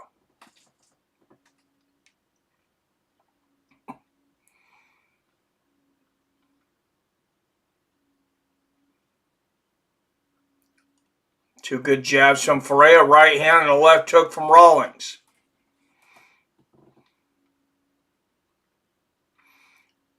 Oh, great overhand right from Bec.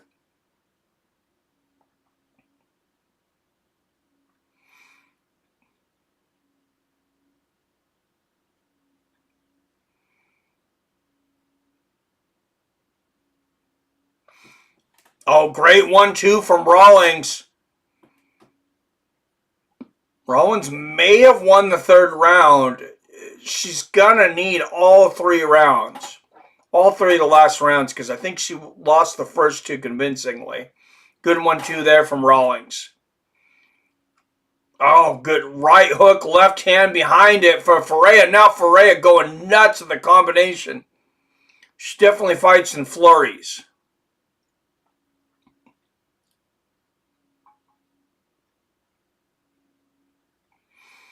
Good left hand there from Ferea. Right hand to the body for Rawlings.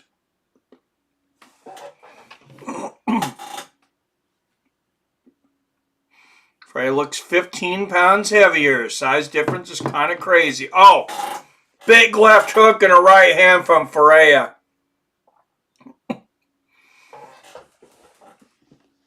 Yeah, it does look like a little bit of mismatch. Wait until you hear her talk. Sounds like a man to me. Rawlings would be 35 pounds lighter if it weren't for the boobs. Yeah, that's true, Wyatt.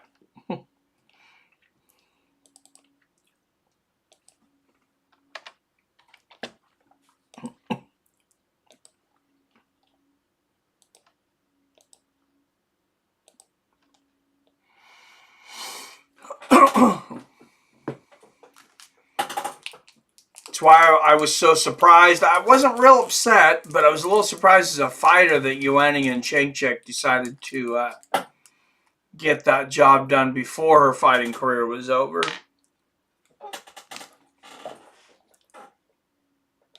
Like I said, no big complaints, but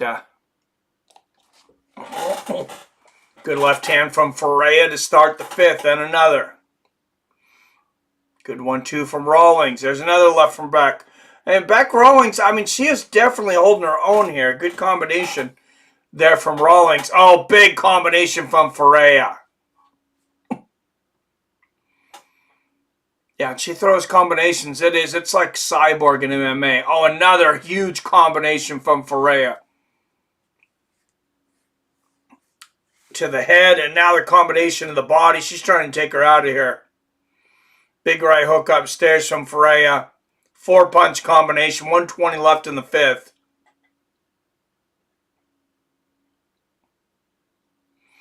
Main event up next, guys. Platinum Mike Perry, Eddie Alvarez.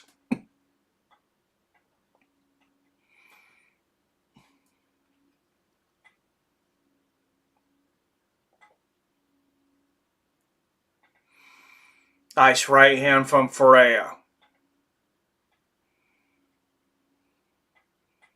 Good 1-2 from Bec.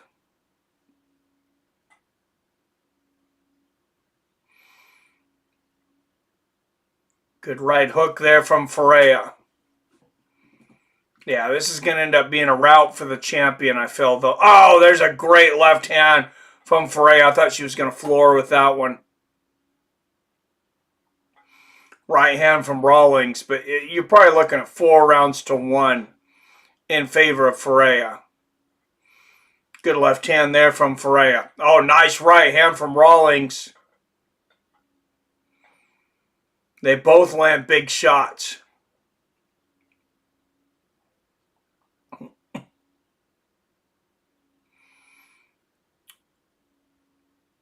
And a big exchange, big flourish from both women to the bell. They hug it out.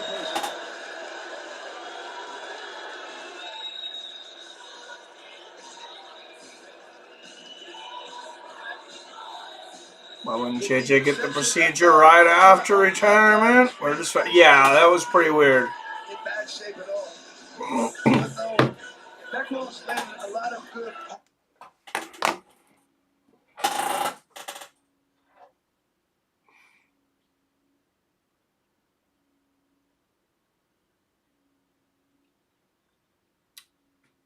Well, remember, Wyatt, you also, you got the 30 seconds delay of YouTube. So whenever you see me say something, I said it 30 seconds before. JJ got a new man just before her audition, so she's likely one to appear more feminine for a new... Oh, my God. I don't know, man. I was always weak for Joanna. Check. All right, total strikes 130 to 94 in favor of the champion, Christine Ferea.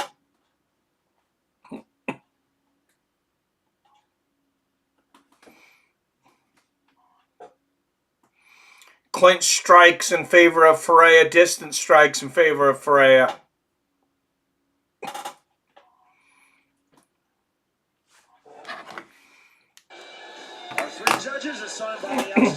This should be an easy one.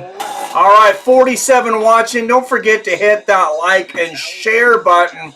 If you're new, make sure you subscribe. Guys, we do this every damn week. Basically every Saturday, and it's a blast. We go to Jeff Houston. Oh, don't play music over the decision. Trying to get me copyrighted. 5 championship rounds. Our judges at ringside are all in agreement at 50-45. To the Wow, every round. Unanimous decision. Yeah, that's... you could give her every round. I think I said 4-1, so... Joy definitely wasn't there in years past.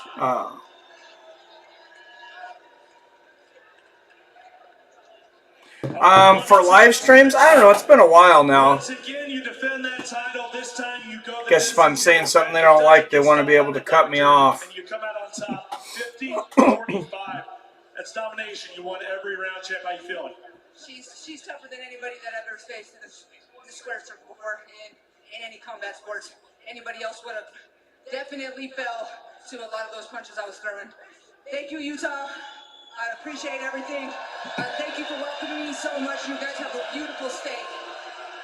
I gotta ask you, champ. Listen, there's been a lot of talk in the news there on the headlines about you possibly facing some really, really big names that you would like to get inside this squared circle. One of those is Chris Cyborg. Is this a real thing? Is this something that you want to happen? Can we make it happen? Absolutely. She was someone that I looked up to young in my career, and they say, you know, one day you got to fight the people or to face the people that, you know, that were kind of like your idol. So I definitely want Chris Cyborg. I think I'll mop her up in here. Mop her up. Absolutely. This is my house. I love it. Ladies and gentlemen, still your champion. That would be interesting. And she just keeps showing why she's a champ. Complete domination. Hard to do it. Just a different level. No, the trivia just got stale, I guess. Two of the most skillful fighters in all of BKFC. People really didn't seem to be into it. Damn, Cyborg and BKFC. Yeah, that would be interesting, man. That would be very interesting. All right, main event is next. Platinum Mike Perry, King of the Streets, Eddie Alvarez.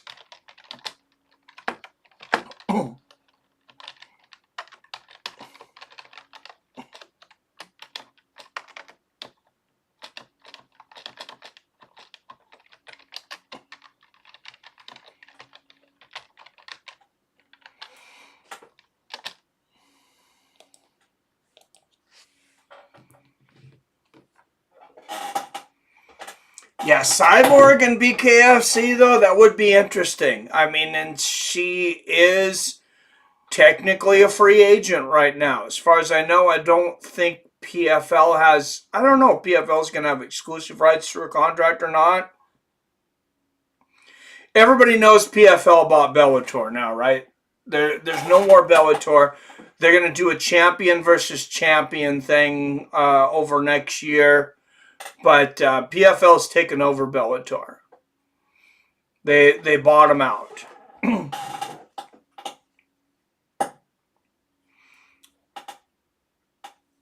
No, Greg. Rothwell had to pull out. Some kind of injury, I guess. King James was telling us. I'm not sure what the injury was. Cyborg would smash that chick. I think so too, Wyatt. Oh, she is getting older. But yeah, I still think you're probably right. I was not impressed by her performance. That's for sure.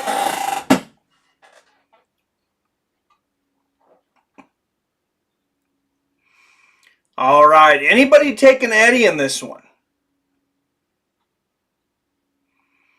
I'm going to take Perry, like I said, by third round knockout. Is anybody taking Eddie Alvarez? If I was at 125, Cyborg would dwarf her. Oh, dang it. Oh, they were at 125? Oh, shit. I didn't know they were that small. All right, 50 up in the chat. Like I said, hit that like and share button.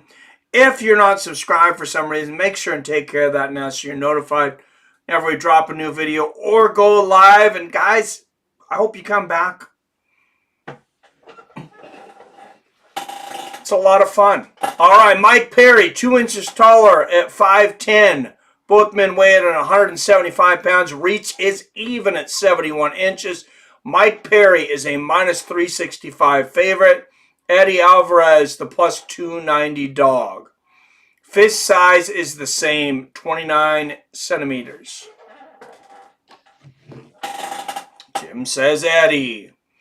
Greg says, I got Alvarez in this one. I think he'll be too fast. It could happen. I mean, speed and accuracy are very important in this sport.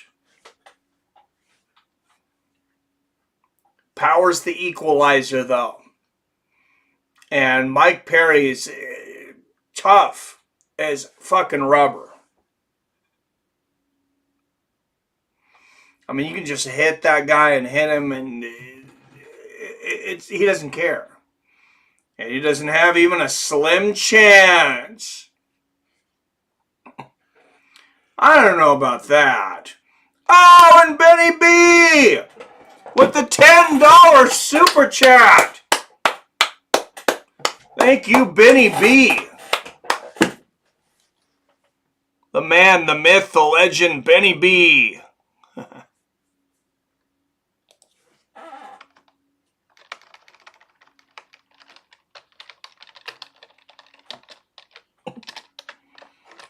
$10 super chat. Thank you so much.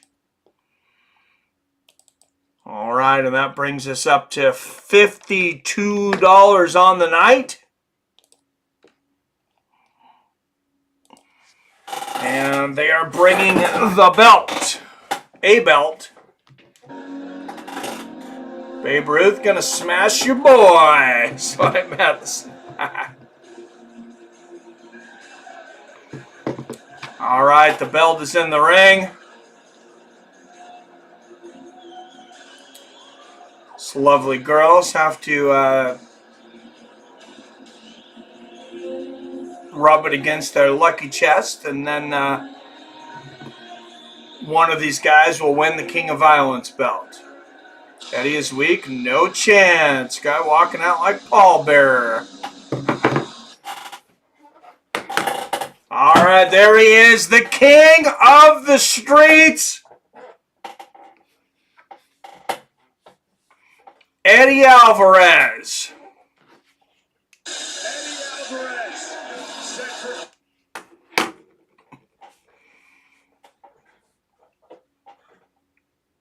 Former Bellator champion, former UFC champion.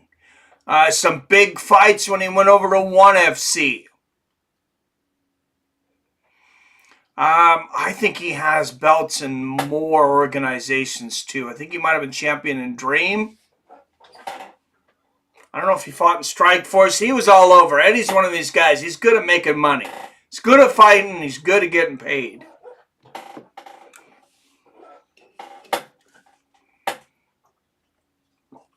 Which I do not blame him. Like, you're a prize fighter. Make as much money as you possibly can before you retire.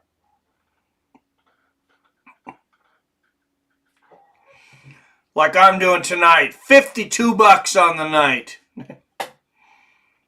King of the Streets versus King of Africa. Let's go. Think Luke smashes Eddie, let alone Babe. Eddie, sure.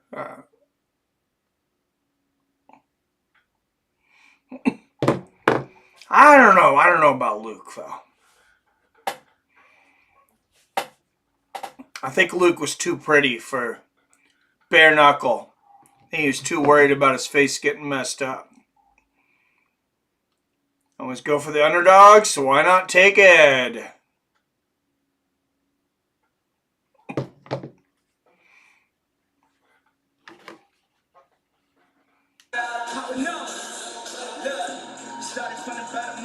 And Mike Perry coming out. I don't know who this guy is, but he's got a live rapper coming out for him performing.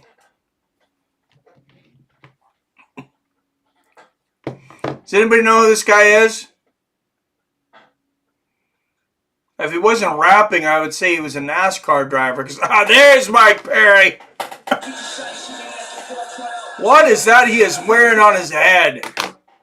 Oh my God, I love Mike Perry. What an animal.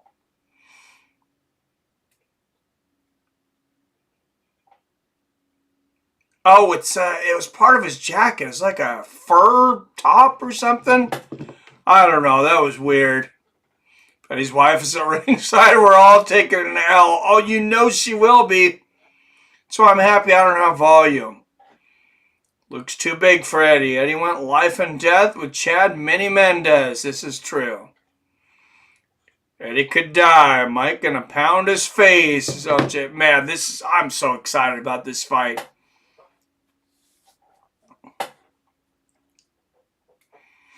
Yes, and there he is. The Babe Ruth of Bare Knuckle if he wins tonight.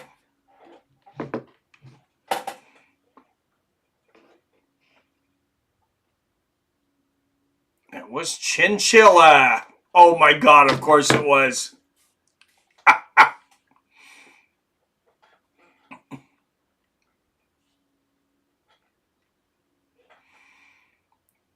Mike Perry, King of the Streets versus King of the Trailer Park.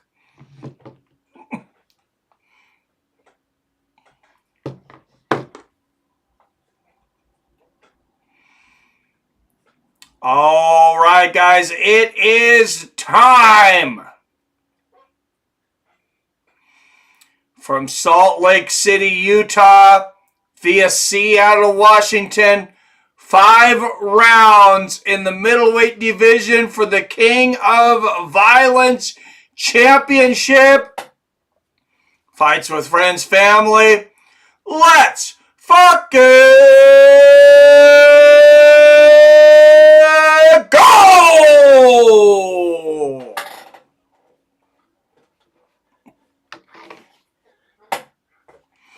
Judges Esther Lopez, Joel Perez, and Stephen Fargar. Referee for this one is the Honorable Dan Margliotta. Mike better not wear himself out before the fight starts. He's definitely broken a sweat.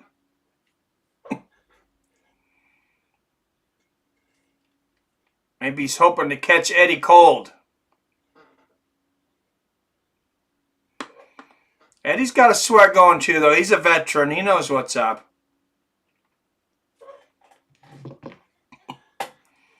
Mike Perry will win. Easiest pick I've ever made.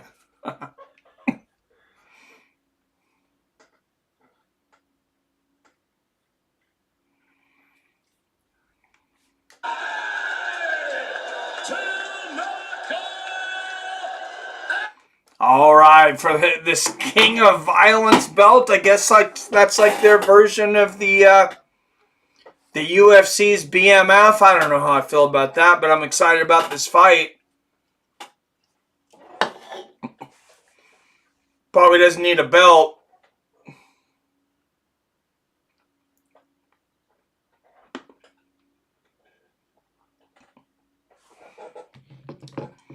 And out of the red corner from Philadelphia, Pennsylvania, He is the challenger presenting the former Bellator undisputed lightweight champion and former UFC lightweight champion of the world, the king of the streets, Eddie Alvarez.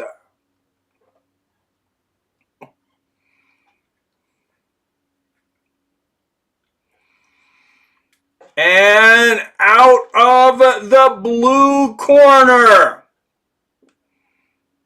a bare knuckle veteran of 4-0, a former UFC MMA veteran, presenting the Babe Ruth of bare knuckle fighting from Orlando, Florida, Platinum Mike Perry.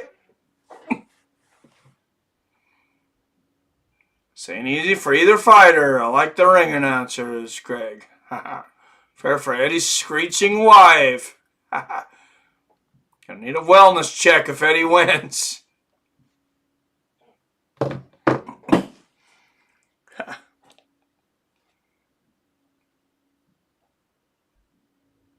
No, it is not easy for either fighter. And let's go! Right hand from Eddie Alvarez to start out the first round.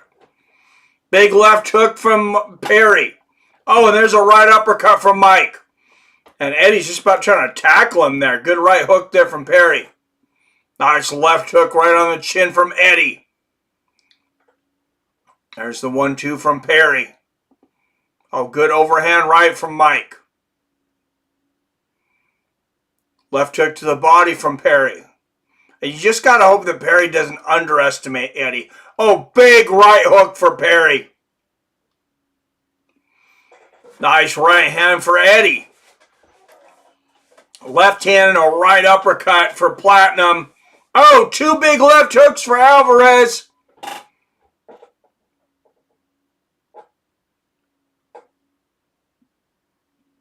Big left hook for Eddie. And another left hook. Eddie is getting there first. There's a good straight left from Alvarez. Oh, left hook, right hand behind it for Alvarez. Alvarez does seem like the faster fighter, and there's a good left hook from Eddie. Oh, big right hand from Alvarez. Double jab lands for Eddie. Nice left hook for Perry.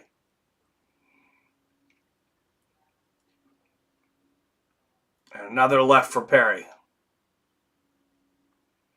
Oh, big combination for Eddie. And the double jab for Eddie. Oh, big right hand right on the chin. Left hook, right hand for Alvarez. And there's a great left hook from Eddie. You can tell he's been training hard for this one. Oh, nice right uppercut from Perry. Great first round. 10-9, Eddie Alvarez. And Mike's already cut up. Let's go into the corner of Mike Perry.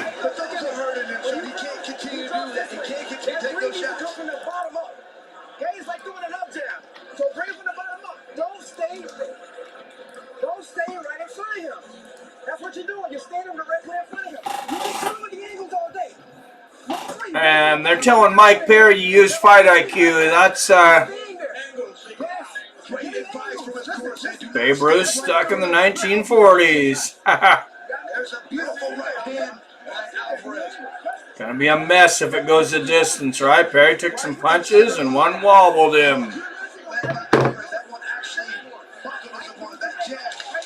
Yeah, great first round for Eddie Alvarez.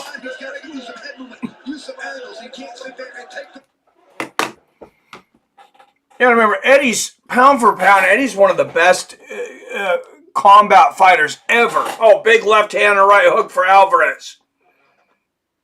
Other overhand right. Oh, there's a big left for Perry. Mike's bringing the pressure this time. Right uppercut, left hook for Perry. Double jab, right hand for Alvarez. Oh, nice right hand to the body from Perry. Double jab from Eddie.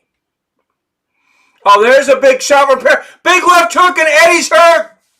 And Eddie lands a big left hook, but right uppercut from Mike Perry. Oh my goodness, these guys are going to fucking war.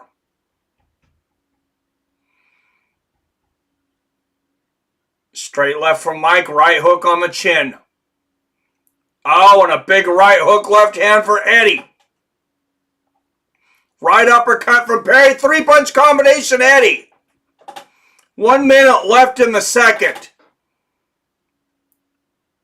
Oh man, both guys landing big shots. What a combination from Eddie Alvarez. And now to the body and the head from Perry. Left uppercut from Alvarez. Left uppercut from Perry. Left hook upstairs from Mike. 40 seconds left in the second. Good left hand there from Perry. Oh, right hook from Alvarez. And this is living up to all the expectations. Double jab, right hand behind it, left hook, Eddie Alvarez. Left hook to the body for Mike. Perry might be getting tired here, though, and it looks like he might have a broken nose. Left hook upstairs for Eddie. Oh, big right hook for Mike Perry. Perry landed the bigger shots this round, though. He hurt Eddie, I think, a couple of times, even though Eddie might have outlanded him. Good right hook. I got it a round apiece through 2. Oh, this is an awesome fight.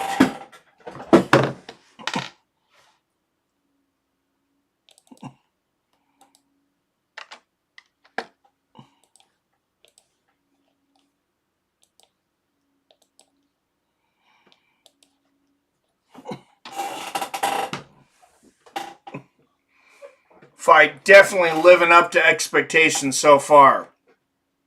Jim says Alvarez got 2 rounds. Give me some rolls. You see him hurt? Hey, remember that roll down?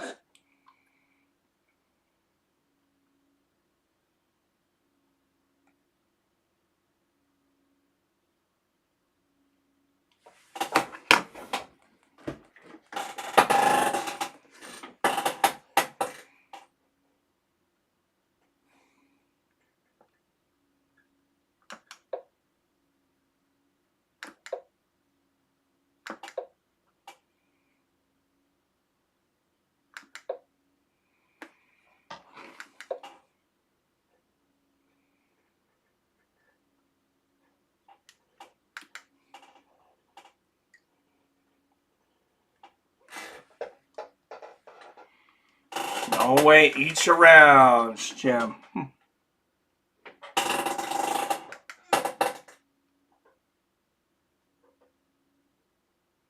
I thought Perry won the last round.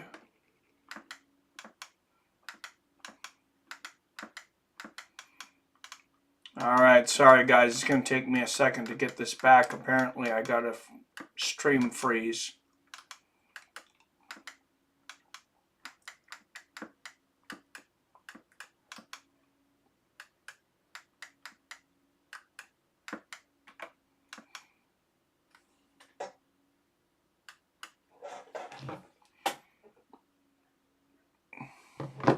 Oh, thanks for the spoiler there, Billy.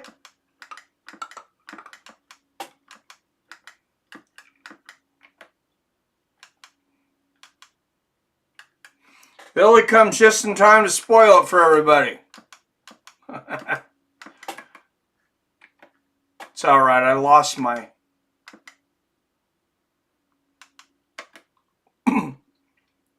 my stream here for a minute.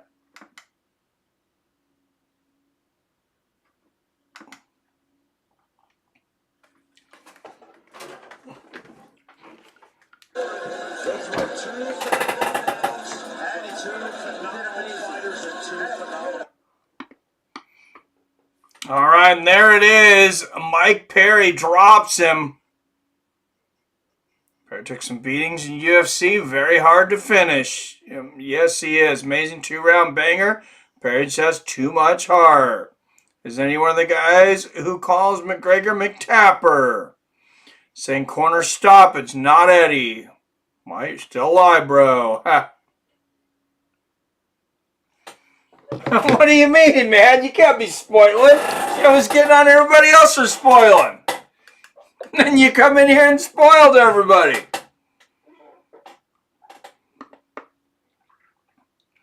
Eddie wouldn't quit. It had to be a cowardly corner call. And IROC with another donation. Thank you, IROC.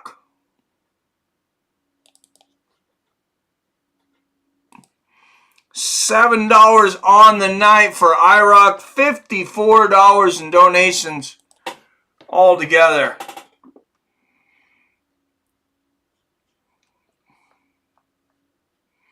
Oh, did he? I ain't even seen it. It's fine. I'm just fucking with you. Oh, Eddie told his corner he's done. Oh, okay.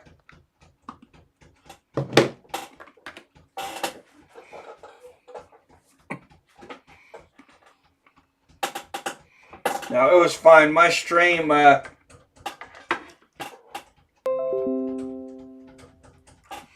stream fucked up anyways.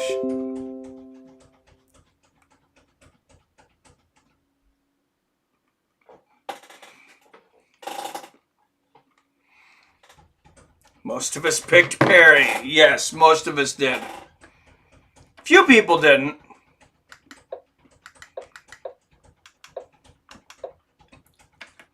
Few people don't know anything about fighting. Just kidding.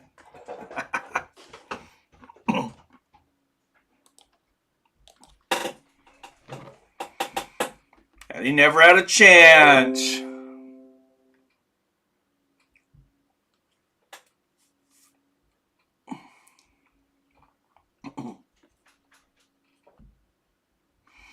Get Jake Paul and BKFC versus Mike Perry. Yes. Yes. That's the next fight. I love it.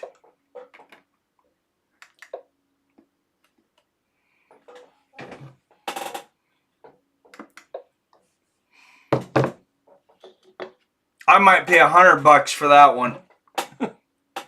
And he was still in this fight, and this stoppage is strange. Yeah, it is weird. Perry needs some surgery for sure, but dude is tough. Never stopped walking him down. Oh yeah, he had another broken nose.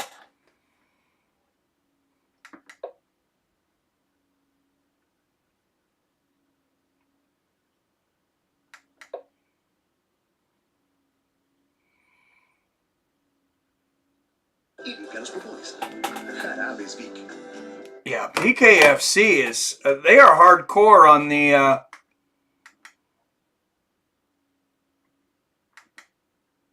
piracy, whatever you call it. They're better at it than the UFC is. Here we go. I see videos. God bless the babies out there, man. God protect my babies. Oh, you gotta remember Mike Perry and Mike Perry with his kid. Your king of finalists, Platinum Mike Perry. And it doesn't have to be the smoothest thing. He's not the most technical guy. But I got wobbled multiple times. Chin is slowly going. Yeah, I agree. He truly epitomizes Bare Knuckle. Hulk Hogan, a special guest referee. Eddie hits hard. Not sure he truly likes Bare Knuckle though, right? Eric Vendler says bullshit stoppage. So there's levels of crazy. Eddie went to the corner and cried, please stop it, he's killing me. It hurts so bad, make it stop. Oh God, make it stop. Why did he quit? He probably had a broken nose, broken face. Who knows? Mike Perry's he's just a maniac.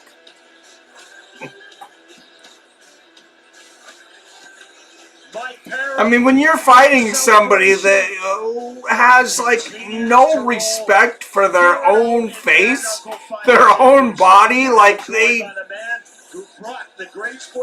enjoy getting hurt. What's up, man? David, Mike. Perry couldn't have any cartilage remaining. His nose breaks every fight. Right? Yeah, you would definitely think so. Just had enough. Jim. Maybe his hand, or if he had a broken orbital bone, you can't go on with that. True Wyatt. Eric says he didn't quit. Eddie quit. He told his corner to stop the fight. Perry versus Jake and regular boxing would be great too. I hate to say it, but I think Jake probably beats Perry up in boxing. Perry's a fucking caveman. Perry's a caveman. He leads with his face. He gets hit all the fucking time. I mean, I love Mike Perry, but in a boxing match, don't anybody lose their shit, but he could end up face first on the canvas like Tyron Woodley did. I mean, the guy just gets hit a lot. He 100% quit. I don't blame him. Must have got injured. BKFC fighters always break hand bones. Oh, that's for sure. Jim, you're probably right. Yeah, I'm guessing if Eddie Alvarez quit, that's probably a broken orbital bone, which is about as painful as it comes. Like, I don't know. I mean, I think people have gone on with broken orbital bones. So that's a fucking tough one. Woodley beats Perry in boxing, in my opinion. It could happen, man. Perry's a sloppy boxer. I don't want to see him box Jake Paul. Many BKFC fighters end over broken hands. Definitely. True Mike, as hard as there, Perry doesn't have great technique. He is just that tough. He breaks people. Exactly, Billy. Dana better keep an eye on BKFC. They could take a lot of casual fans away from UFC if they keep it.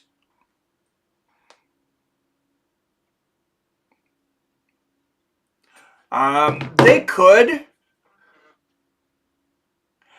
I don't think people are going to stop watching UFC, though. I mean, maybe if they go head to head, then maybe BKFC wins some of those. They have the right matchups. I don't know, though. I mean, the UFC is just a juggernaut. They have so many stars. Yeah, Perry would beat Logan and shit, Wyatt, you might beat Logan in boxing. Yeah, Logan's not a boxer. He's doing great in WWE, but no. BKFC may be the fastest growing combat sport. I think it is the fastest growing just because it's so young. Well, when it is growing fast. Actually, it'd be a good one. Logan versus Perry. Perry has to have CTE. Oh, he has so much CTE. So much CTE.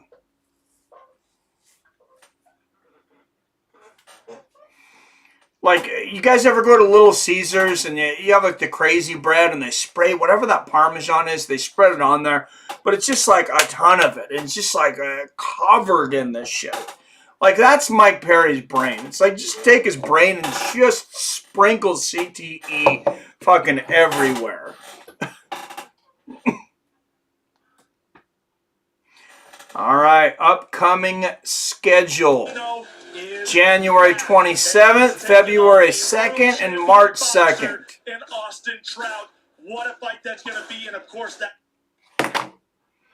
It's the price tag heard in the UFC. Oh, yeah, $85? That's bullshit. I mean, most people I know that would have paid $50 and probably did pay $50, they don't pay $80. They can't really afford to pay $80. Logan don't want what Perry brings, right? I don't know when the next Game Break card is. Still watch those two than any other Jake fight, right? Mike, can you make a poll? Who will have more CTE upon retirement, Tony or Perry? Oh, I don't want all the hate that's gonna bring. But it's most likely Meg Perry.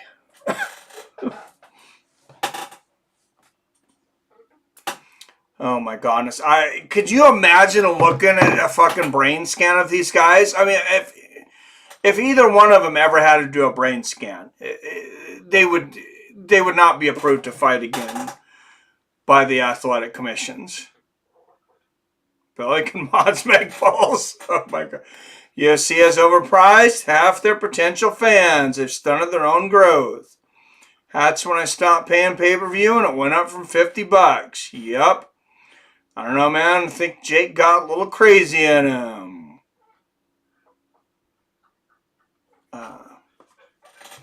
Yeah, that would be a crazy one.